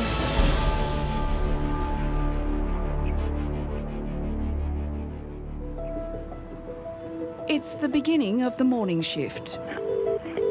Ambulance emergency, what town or suburb? And what's your exact address there? What caused the fall? So what I want you to do is just to squeeze her shoulder and call her name and tell me what she does. Okay, are you with him now? Just had a little bit of gloom. So do you want an ambulance? So where have you come from? At the control centre, trainee call takers and dispatchers are paired up with mentors. Are you happy to stay with Mackenzie until the paramedics arrive? The mentor listens to the same call and guides the trainee in real time. We're going to stay on the line with her. Okay, I'm going to stay on the line with you, okay? I'm not going to leave you. We're going to get through this together, okay? Go unstable. Close that map down. Close that map. This one, just here? Yep. And I go to the 8:33. Your case has been cancelled. You're right to take it back to Liverpool. You're doing really well. Really? Yeah.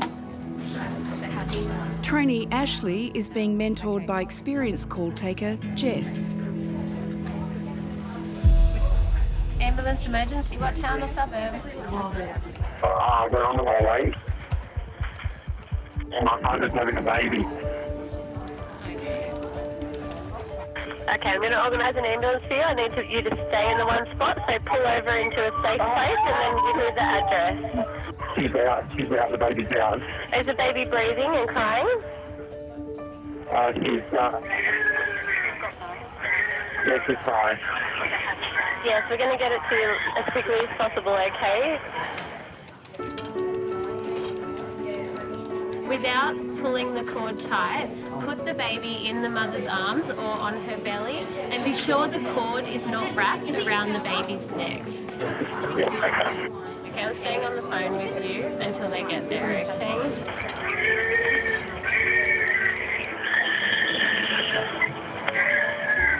Did you have a boy or a girl? It's a little girl. Oh, fantastic. Congratulations. That's a good sign. Congratulations again. That's all a bit exciting to be involved in the birth of your baby. How far away is the ambulance? We're working on that. 5 minutes away.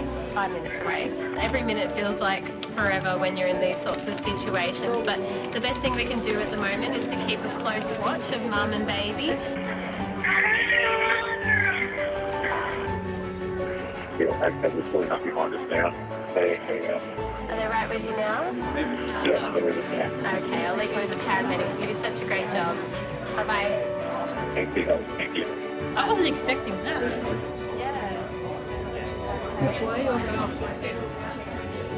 Isn't that funny? I spent 12 years out there, never delivered one. I got here my first week I had a baby. Every single time you just always get goosebumps. It is my first baby. Yes, very exciting. You did good. You did really good. Really, I'm impressed.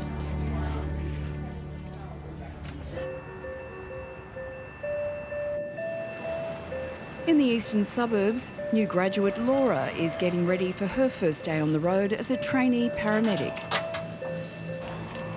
People keep asking me, if I'm excited for my first shift as a paramedic. I don't even know what the emotion is, what the right thing to say is. I'm just thinking, is this happening? Is this actually happening? Her mentor today is experienced paramedic Blake. First day on road. First day on road. You'll be right, don't worry about it. It will be good. You familiar with the car? Ish, yeah. This is the phone that we use to phone the cardiac unit. Should we? Laura spent the last 2.5 years working as a call taker. You really can only go so far as a call taker. Not getting to find out what's happened with the patient, that's one of the really difficult aspects of the role. You don't get that closure. I love it, but it's time to take the next step. We come to the back of the car. These are all our kits, okay? They're labelled. The thing that I'm most worried about is the unknown. It's not knowing what's going to come and being able to deal with things as they happen. I am feeling petrified. Ambulance emergency, what town or suburb, please? In the bush, on the other side of the creek in the swamplands between the I'm not sure if she had a full packet last night or half a packet. Of what, sir? Of heroin, okay. Ambulance emergency, tell me exactly what's happened. A bloke was just going for a run. He's smacking his knee against like a bench, and his whole knee's split open. Like we can see the bones and everything. Ambulance emergency, what suburb are we coming to? Hello, it's at Sydney Airport at the domestic terminal.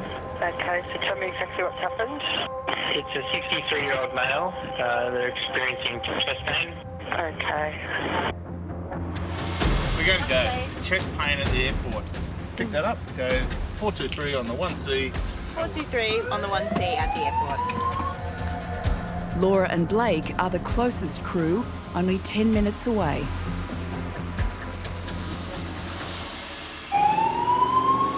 Chest pain is one of the most urgent call-outs a paramedic can get. A significant number of life-threatening conditions can cause chest pain. A fast response and diagnosis could save the patient's life. When you're driving, especially licensed signs, that door is your responsibility. Okay. You're going to say clear left or no. Okay. Strong and loud, do you know what I mean? I use this analogy with driving. You're the sheepdog and they're the sheep and you've got to push them where you're going. Yep. You know? So clear left. Yep, clear left. And we'll head out the airport. My first job being lights and siren to a chest pain, it's very scary. It could be anything from cardiac-related chest pain. It could have a pulmonary embolism. Obviously within my scope, I'm only allowed to give aspirin. What else do you do for a chest pain? GTN. Probably GTN. So I'm imagining the person on the other end of the phone and being asked all of those protocol questions, which I've asked 5,000 times before. Is she completely alert? I'm unsure. Okay. And all of a sudden, I'm going to a job that I've spoken to people on the phone about, but this is completely different. Yeah, we are. We're going to need the life pack, the fibre, and the green kit. Okay. Chest pain, it absolutely could be a life and death situation. He could go into cardiac arrest. It's petrifying. But something that is so important in this job is having good communication skills. And as a call taker, that's something that I feel like I'm very, very good at. Hello. Do you know his name? His name? No? Okay, that's okay. Hi, my name's Laura. On a scale of 1 to 10, if 10 is the worst pain you've ever had, what number?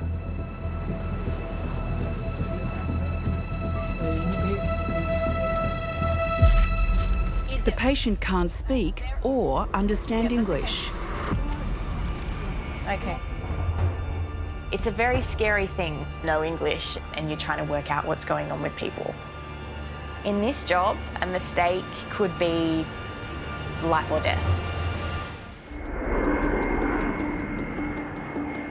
On a scale of 1 to 10, if 10 is the worst pain you've ever had, what number?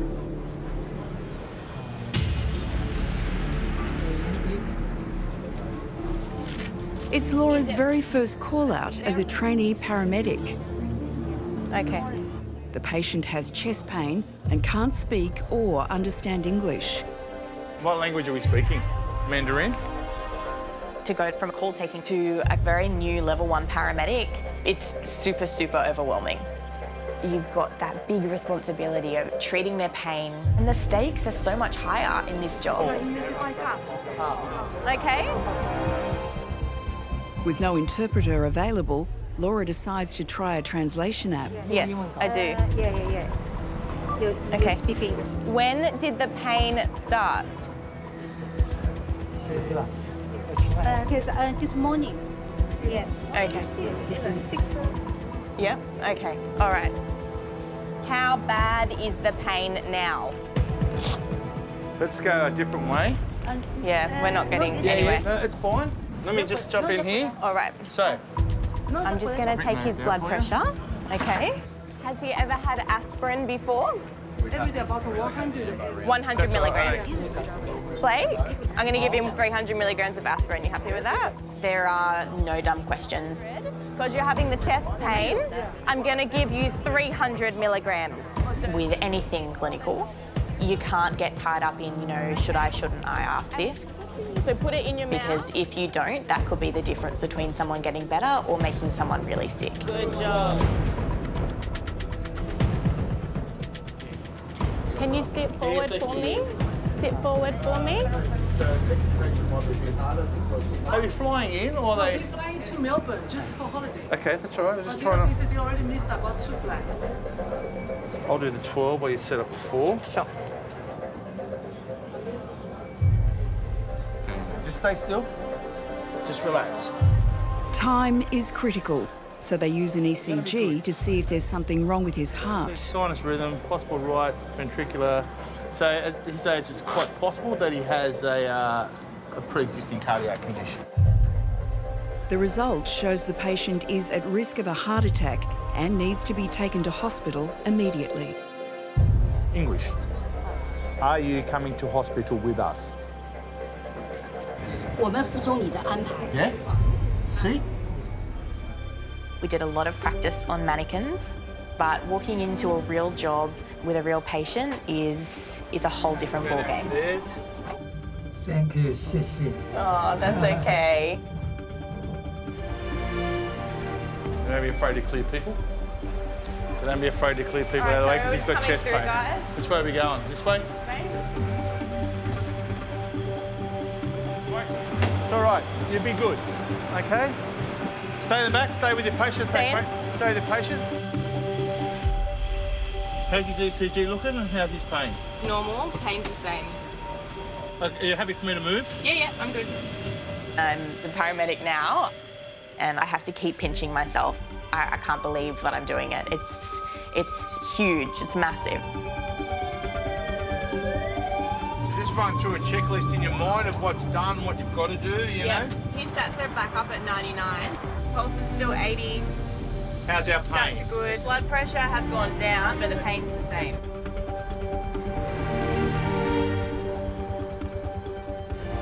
Go out the side way. That's all good. There he is. He's good, isn't he? It's nice to know that I'm on that other side now, and I can't imagine going and doing a normal job after this. I don't think I could do it. Laura, how do you feel? How did you think that went? Yeah, it was full on, and obviously we did kind of like a brief in the car on the way up, and you were like, these are the questions you need to ask. So I was going through that in my head, and then we got there and I asked the first question, and then I realised you couldn't speak English, and I was like, okay, well, I'm done. I think you did well. That's a pretty nerve-wracking first job in public at the airport. Yeah, thank you. No worries.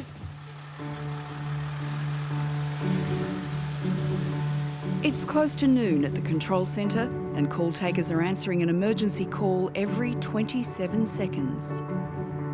Ambulance emergency, tell me exactly what's happened. I don't know, he swallowed it and he stuck on his throat. What did he swallow? His teeth. It's like fake teeth. Yeah, full. Not every call requires an ambulance. Learning which ones are priorities is a big part of the job. Okay, tell me exactly what happened. No, you drink something. Can you tell me what's happened? My son, he drinks drugs or anything. He's drank too much? Yeah, I don't drink for that. You take something. Yeah. So has he had alcohol or drugs? I don't know. So now, okay, I got down, but now you got to take it for you. You know what? You just take it as it comes. You never know what's going to be on the other end. So once you answer that phone, that's what you've got. Ambulance emergency, tell me exactly what's happened. There's a man that's just taking his clothes off, running out in front of the traffic, now actually laying down on the ground. Yeah. All right. He might need some assistance. Is he awake? Yeah. Is he breathing? Yeah. I feel like you take a lot of calls on a daily basis, generally of the same nature. Some person just trying to get him a jacket. Bless. Thanks for your help. Bye. It's kind of hard not to laugh at those kind of things because you get a bit of a visual in your head of some man running around naked in the middle of the street. It's going to be one of those days. The way that my morning has started, it's going to be one of those days. We can roll with it. Ambulance emergency. Tell me exactly what's happened. It was at a formal yard.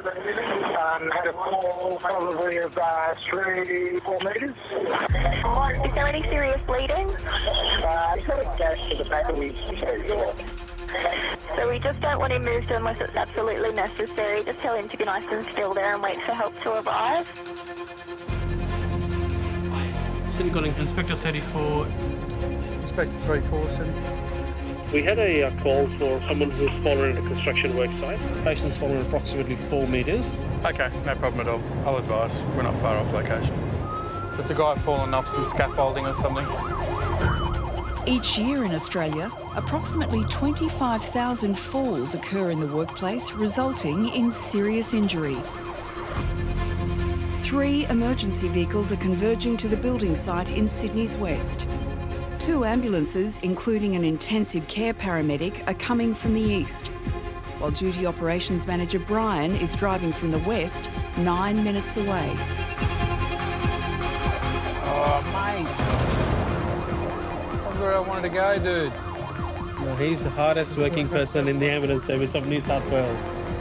And the smartest one too. I've been in the job 28 years.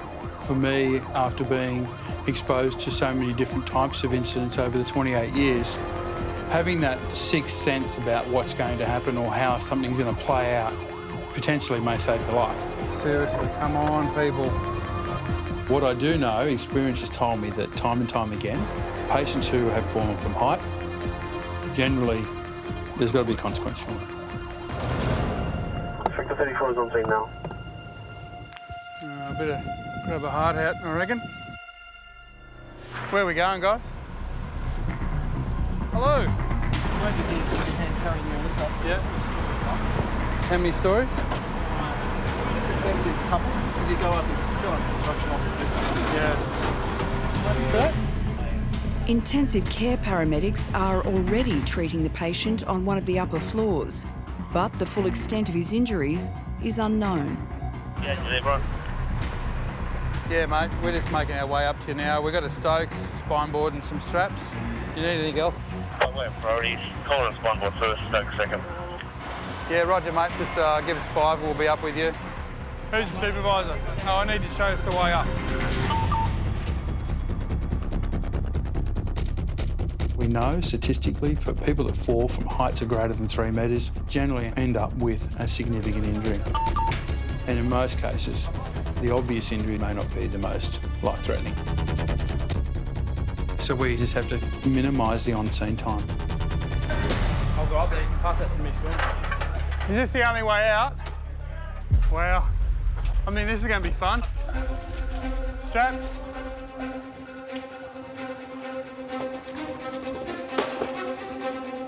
All right. What we're going to do, we've got this big plastic board that we're going to pick up. So if the pain gets too much, we can let the So he's fallen from that height there, Andrew? Yeah, just through that hole, Is his pelvic symmetry normal? It is normal. The main issue is obviously he's hit his head. The patient has sustained an injury to the back of his head. The risk of spinal trauma is also high. They need to get him to hospital as quickly as possible. Okay, whenever you're ready. Everyone ready? Some injuries you can't detect. Do they have brain swelling? Have they got an intracerebral bleed? We can't see. They're the things that we can't, as paramedics, detect. How you going, mate? We're going to get you out of here shortly, okay? What's the best way out? Same way we come in, or...? We find people in some of the weirdest places to get them out.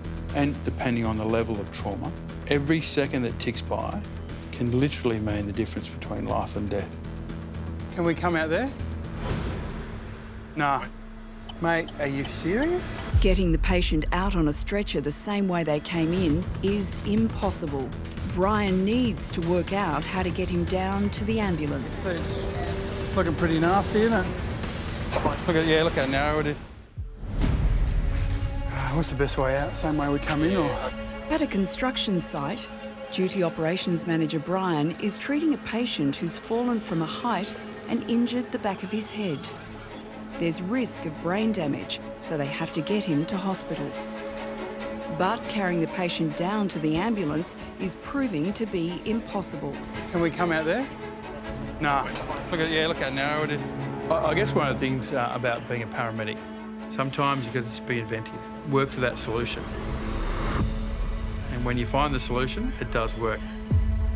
So what I was thinking, we'll put the stakes here, and then we'll lift him up and then load him in there, put him in the pillbox on the crane.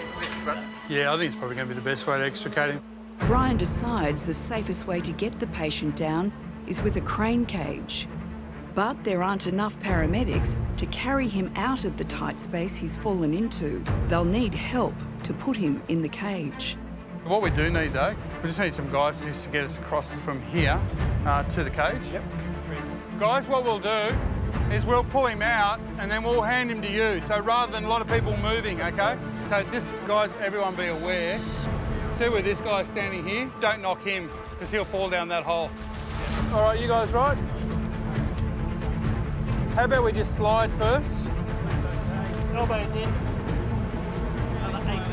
Yeah, that's all right. We're going to go to another beam. OK? So pass them up to these guys and just hand over hand, use our carry. Handles on the side, guys. Support the weight, guys, and we lower him down together.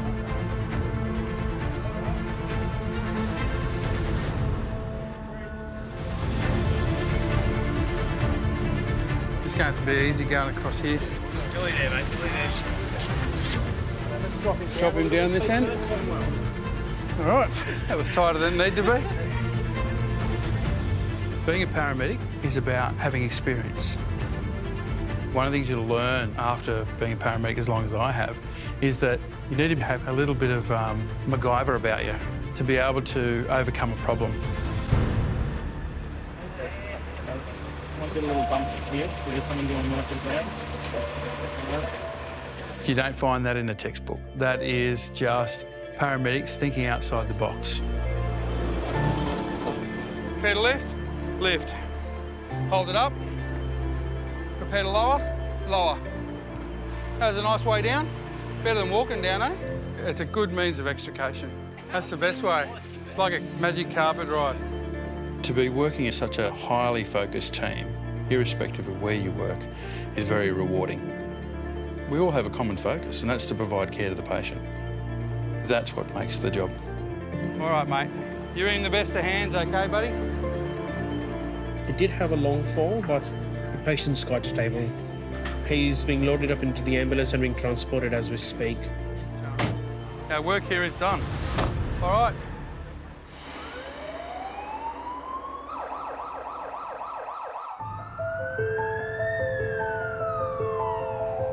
Okay, listen. Stop yelling, okay?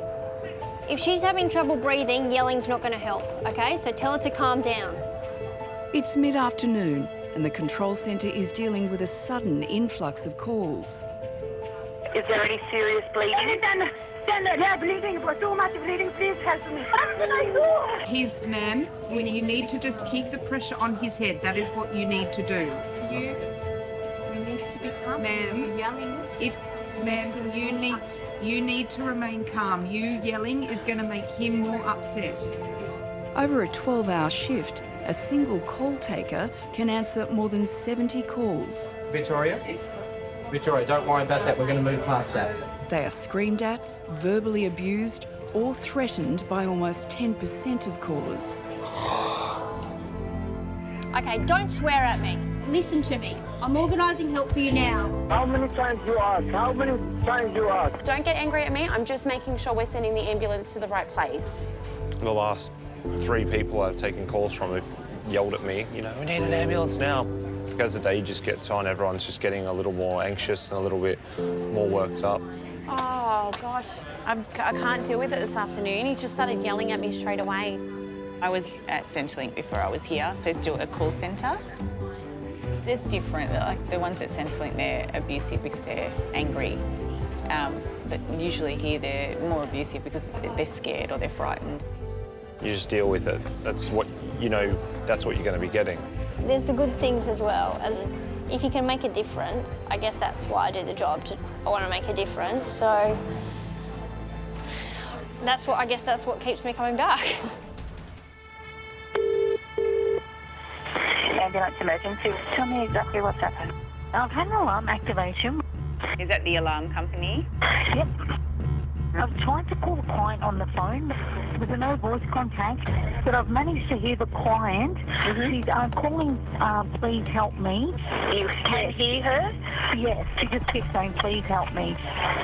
It sounds like she's a bit short of breath there. I'm not too sure what's going on there. Alrighty. She just keeps saying, please help me, please help me. Okay, so I've got a car on the way to come out and help you. 423 Sydney. So we're going to an alarm. Patient is calling for help, sounds short of breath.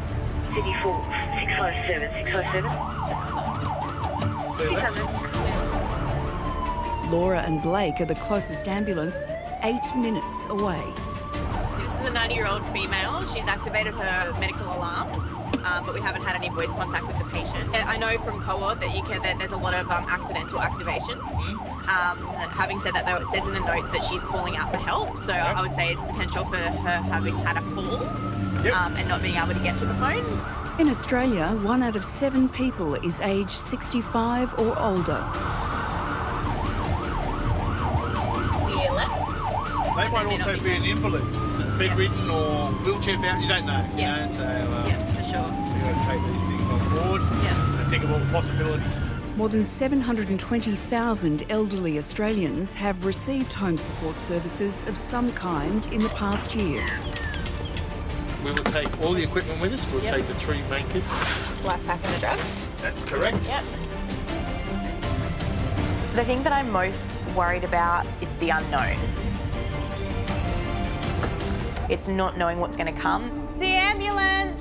And being able to deal with things as they happen. Hello. Why are you here? Why have you come? We had a call from your alarm company. Do you have pain? You sore anywhere? No. And what about your breathing? Can you breathe okay?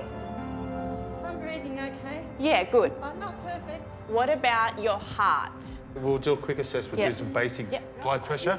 And your ECG, we'll do a 12 lead. So let's see what this one pops out.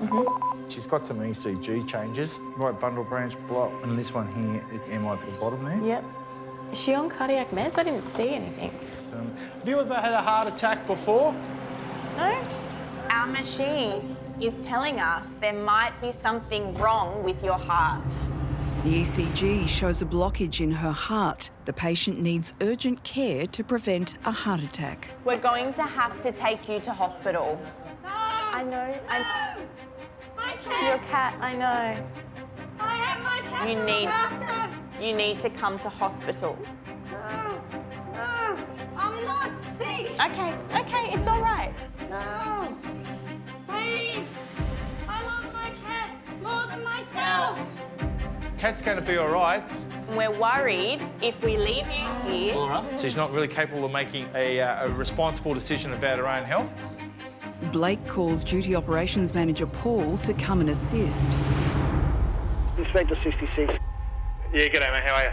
Look, we've got a lady, she's in her 90s, she's got some ECG changes. I really want to take her to hospital because of the changes, but they're refusing. You can probably hear the anxiety going on in the background. She's very hard to control.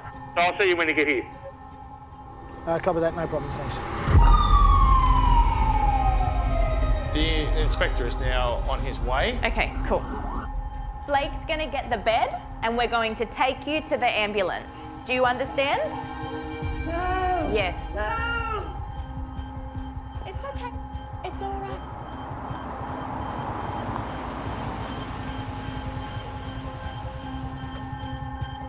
It's our responsibility to extract that patient. It's someone's mum, it's someone's dad, it's someone's sister, it's someone's important to someone else. Please don't be upset. Hello there, how are you? My name's Paul, and we're here to help. I have to take you to hospital. I know that you understand what I'm saying. Your oxygen levels are too low. I don't care if I die. I care. The law actually says that we have to look after you. Let's put your bed in terror. And we're doing what here?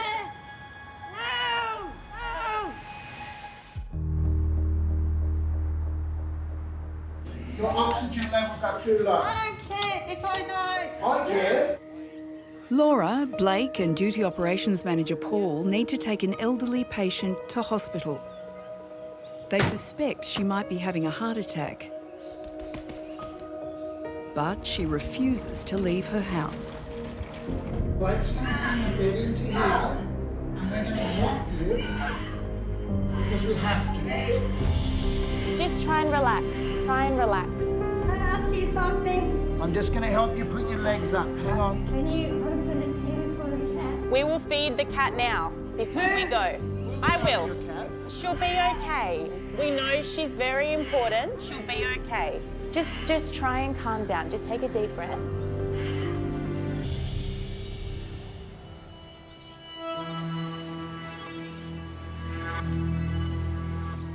Now, Laura's in the back with you, okay? You're going to be fine.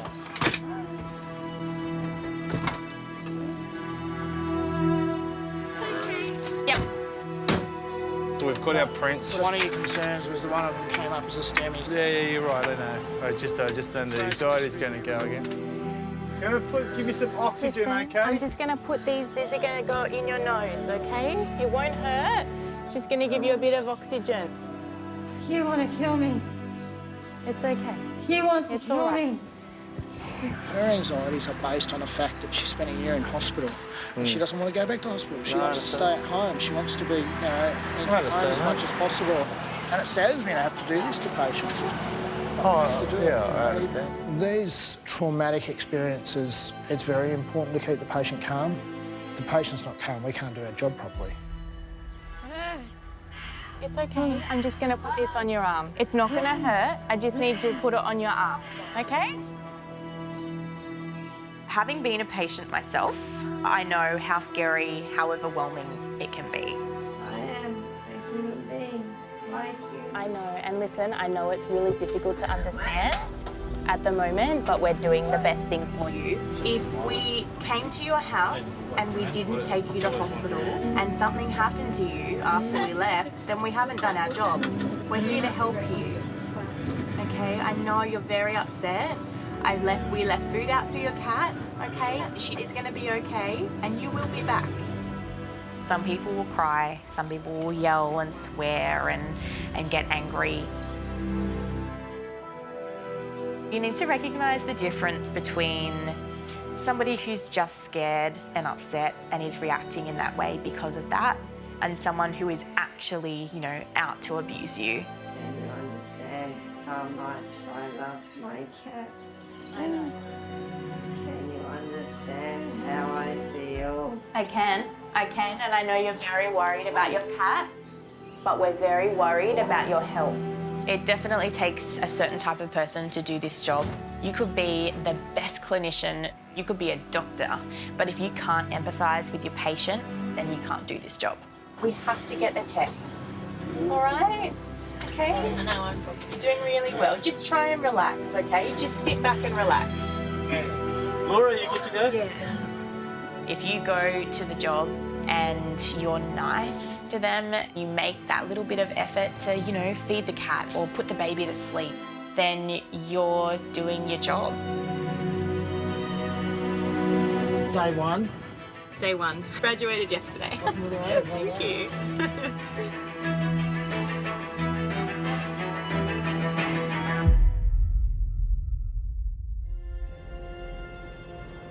It was intense. It was really intense. I've never dealt with somebody who doesn't want us before. Normally, I'm hearing people that are like, hurry up, get here, we need you now. That's really new territory for me. How are you feeling mentally? Because that can be very mentally draining. Yeah, it was definitely tiring. But I thought you handled it very well. Thanks. Yeah, well, you did. At the end of the day, she got to where she needed to be, so... She definitely needed to go to hospital. Yeah. It's hard to know where the line is, like when you kind of just have to put your foot down. You'll get there. Yeah. We all do. If it wasn't for you, I'd still be there feeding a cat. Yeah, well, there you go. So, it really is overwhelming. You need to be able to take a step back and remember that, you know, you've done your job and everyone was a trainee once. That's something that you really need to remember. Look at that water out there. It is beautiful out there. Look at that. I like this time of the year. I like, you feel refreshed, you know what I mean? Yeah. I've been a paramedic for 32 years now. When I started in 1986, women weren't particularly welcomed. We're looking really professional right now. You certainly didn't go and do a man's job. People said I couldn't do it. So I have had to prove a lot of people wrong over the years.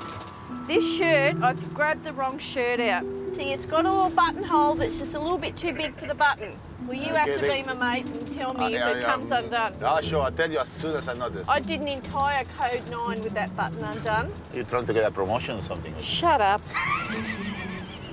You smart ass.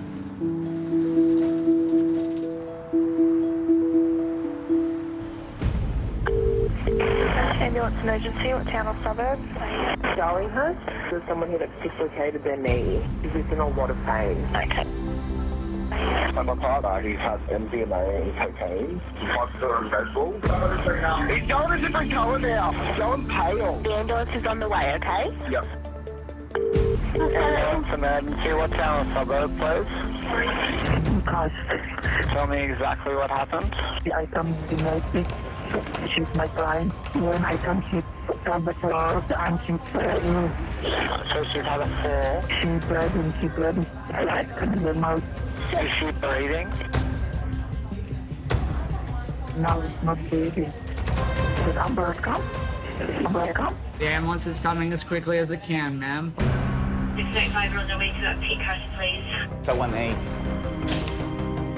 All right, 45 going to 1A.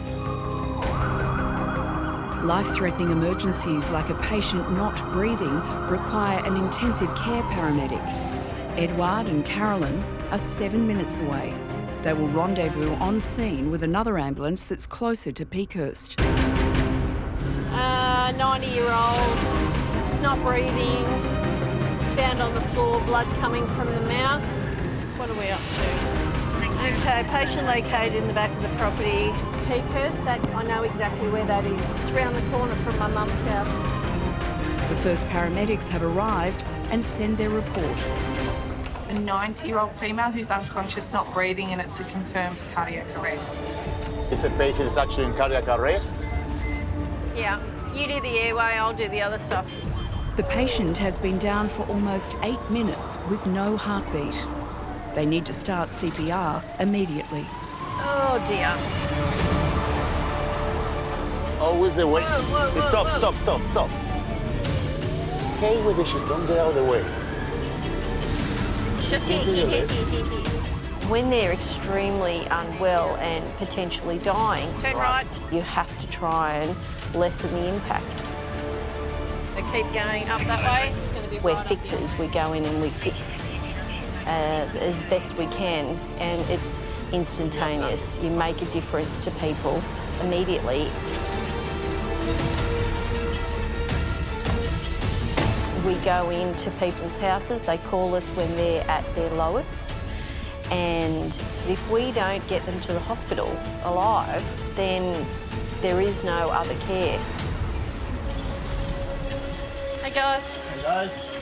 Excuse me. Hi, how are you? Right.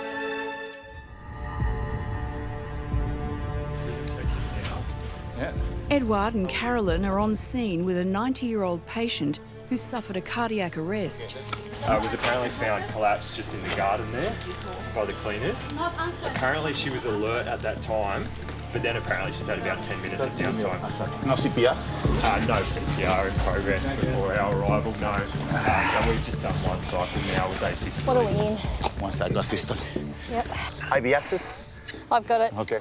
She's had no heartbeat for approximately 10 minutes. We're running asystole protocol.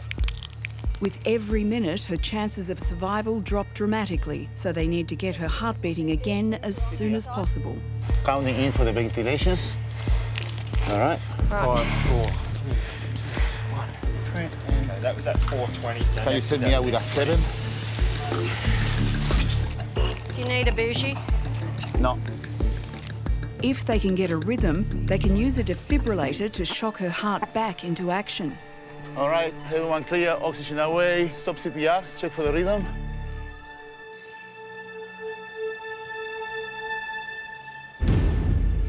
Confirm that's not a shockable rhythm. Please dump that shock. The flat line means there's no heart rhythm, so they can't shock the heart. Back to CPR. They start the CPR cycle again. So we run this for 20 minutes and we'll see how we go from there, okay? Good. There we go. Even after all of these years, a cardiac arrest, it's still the job that gives me sweaty palms. Are you good there? To save that person's life, it's a very big responsibility. Okay, adrenaline, 1 in 10,000, 219. Stop CPR. Oxygen away. That's a non-shockable rhythm. Can we please stop that shock? Back to CPR, please. Print. Right. Yeah, thank you. When I was young, my best friend's mother was taken away in an ambulance, and it was the last time she ever saw her. She never, ever really got a chance to say goodbye, and I always remember that. Yes, ready to go. There's nothing you want more than to get that patient back to their family. So 4 minutes. Okay, hold on, stop CPR. Yep. Guys, no shockable rhythm, everyone clear, dump the shock. Dump it, dump the To shock. maximise their efforts to restart the heart, they also inject her with adrenaline. Please, thank you. They top up the adrenaline every few minutes. 10:18. Fantastic. The paramedics have been doing CPR for 12 minutes. Next adrenaline's ready. Swap again, yeah. Good, ready to go, come on. Fantastic, well done. Okay. The dog What that's only size? 14. You getting anything? What are her pupils doing? Fixed and dilated. Stop CPR. That's a no shockable rhythm. Please cancel the shock. That could have a print. I could have a pulse. Let's quickly check for a pulse. There's fluid coming up. I had a pulse in that one. All right, let's start to set the traction. Fantastic. The patient has a pulse and they can stop CPR. But her condition is critical and she needs to get to hospital urgently. I want to keep moving now because she's gonna make it. We need to keep moving. The damage to her heart is unknown and her life is still at risk. Information on board. Can we get central jump for code 3, please?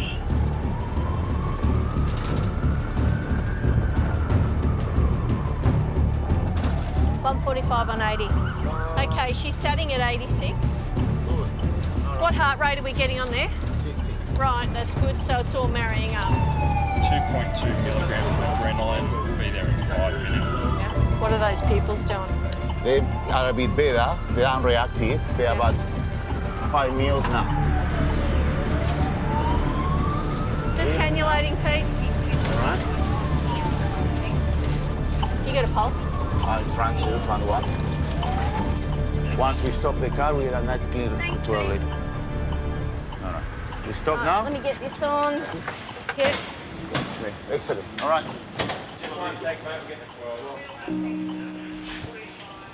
They get the patient to hospital in a critical but stable condition. Right, are you good here? when you're actually doing the job, when you're actually trying to get the best outcome for your patient, you're not thinking that what you're doing is heroic. You are too busy trying to save that person's life. And it's a good day if you do. That's Good that's job. what we live for, eh? Good job. You did a good job. That was good. And it's great for the family that they have their loved one back, or they get the opportunity to at least be able to say goodbye. And that in itself is huge. She's reacting now. She has the people are constricted. She's breathing. Like how she goes in the next couple hours, no one knows. But it's the best case scenario for what we found. There is no other job that really, for me, compares to being a paramedic. That ability to be able to make a difference, which is why I've stuck with it for such a long time. 32 years and counting. Do you want me to start? I do the paperwork. Do you want to do it? I do it. Do you want to do it? While we do this. It's part of the IC service. Oh, shut up. Shut up.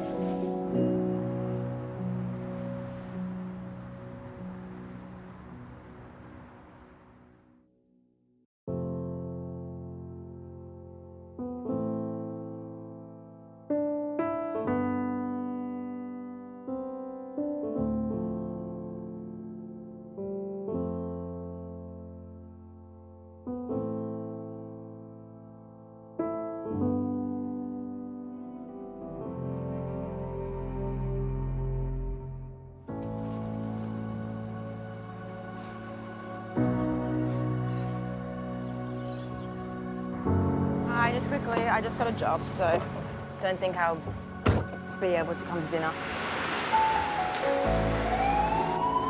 So it's come down? Yep. Where are we going? So vessel overturned, 4 people in the water, they're all now been retrieved. They've pulled the helicopter off and they're going to send patients by road. I have so much respect for everyone who works in any capacity in ambulance. I think it is one of the most important jobs that you could ever do. And it is a humbling thing to be part of that. Clear left. You're doing a really good job. I know it's a little bit stressful. Call takers, the dispatchers, the on-road guys, they all play such an important role. We've got Officers Marshall and Marshall in 833. I need you to remain calm so we can patch you up properly. Someone somewhere needs an ambulance every 30 seconds in the day. And that's unbelievable. We've got ambulances coming to you very quickly. Why you look? Jesus Christ. Let's just give him some pain relief before we do anything. 1, 2, 3. Oh, no. Are you ready for your siren, Betty? Here comes Betty! Oh, wow. I absolutely think this will be my job for life. Once you're part of the ambulance family, you really don't look back. I'm really lucky. They're coming, lights and sirens for you, okay?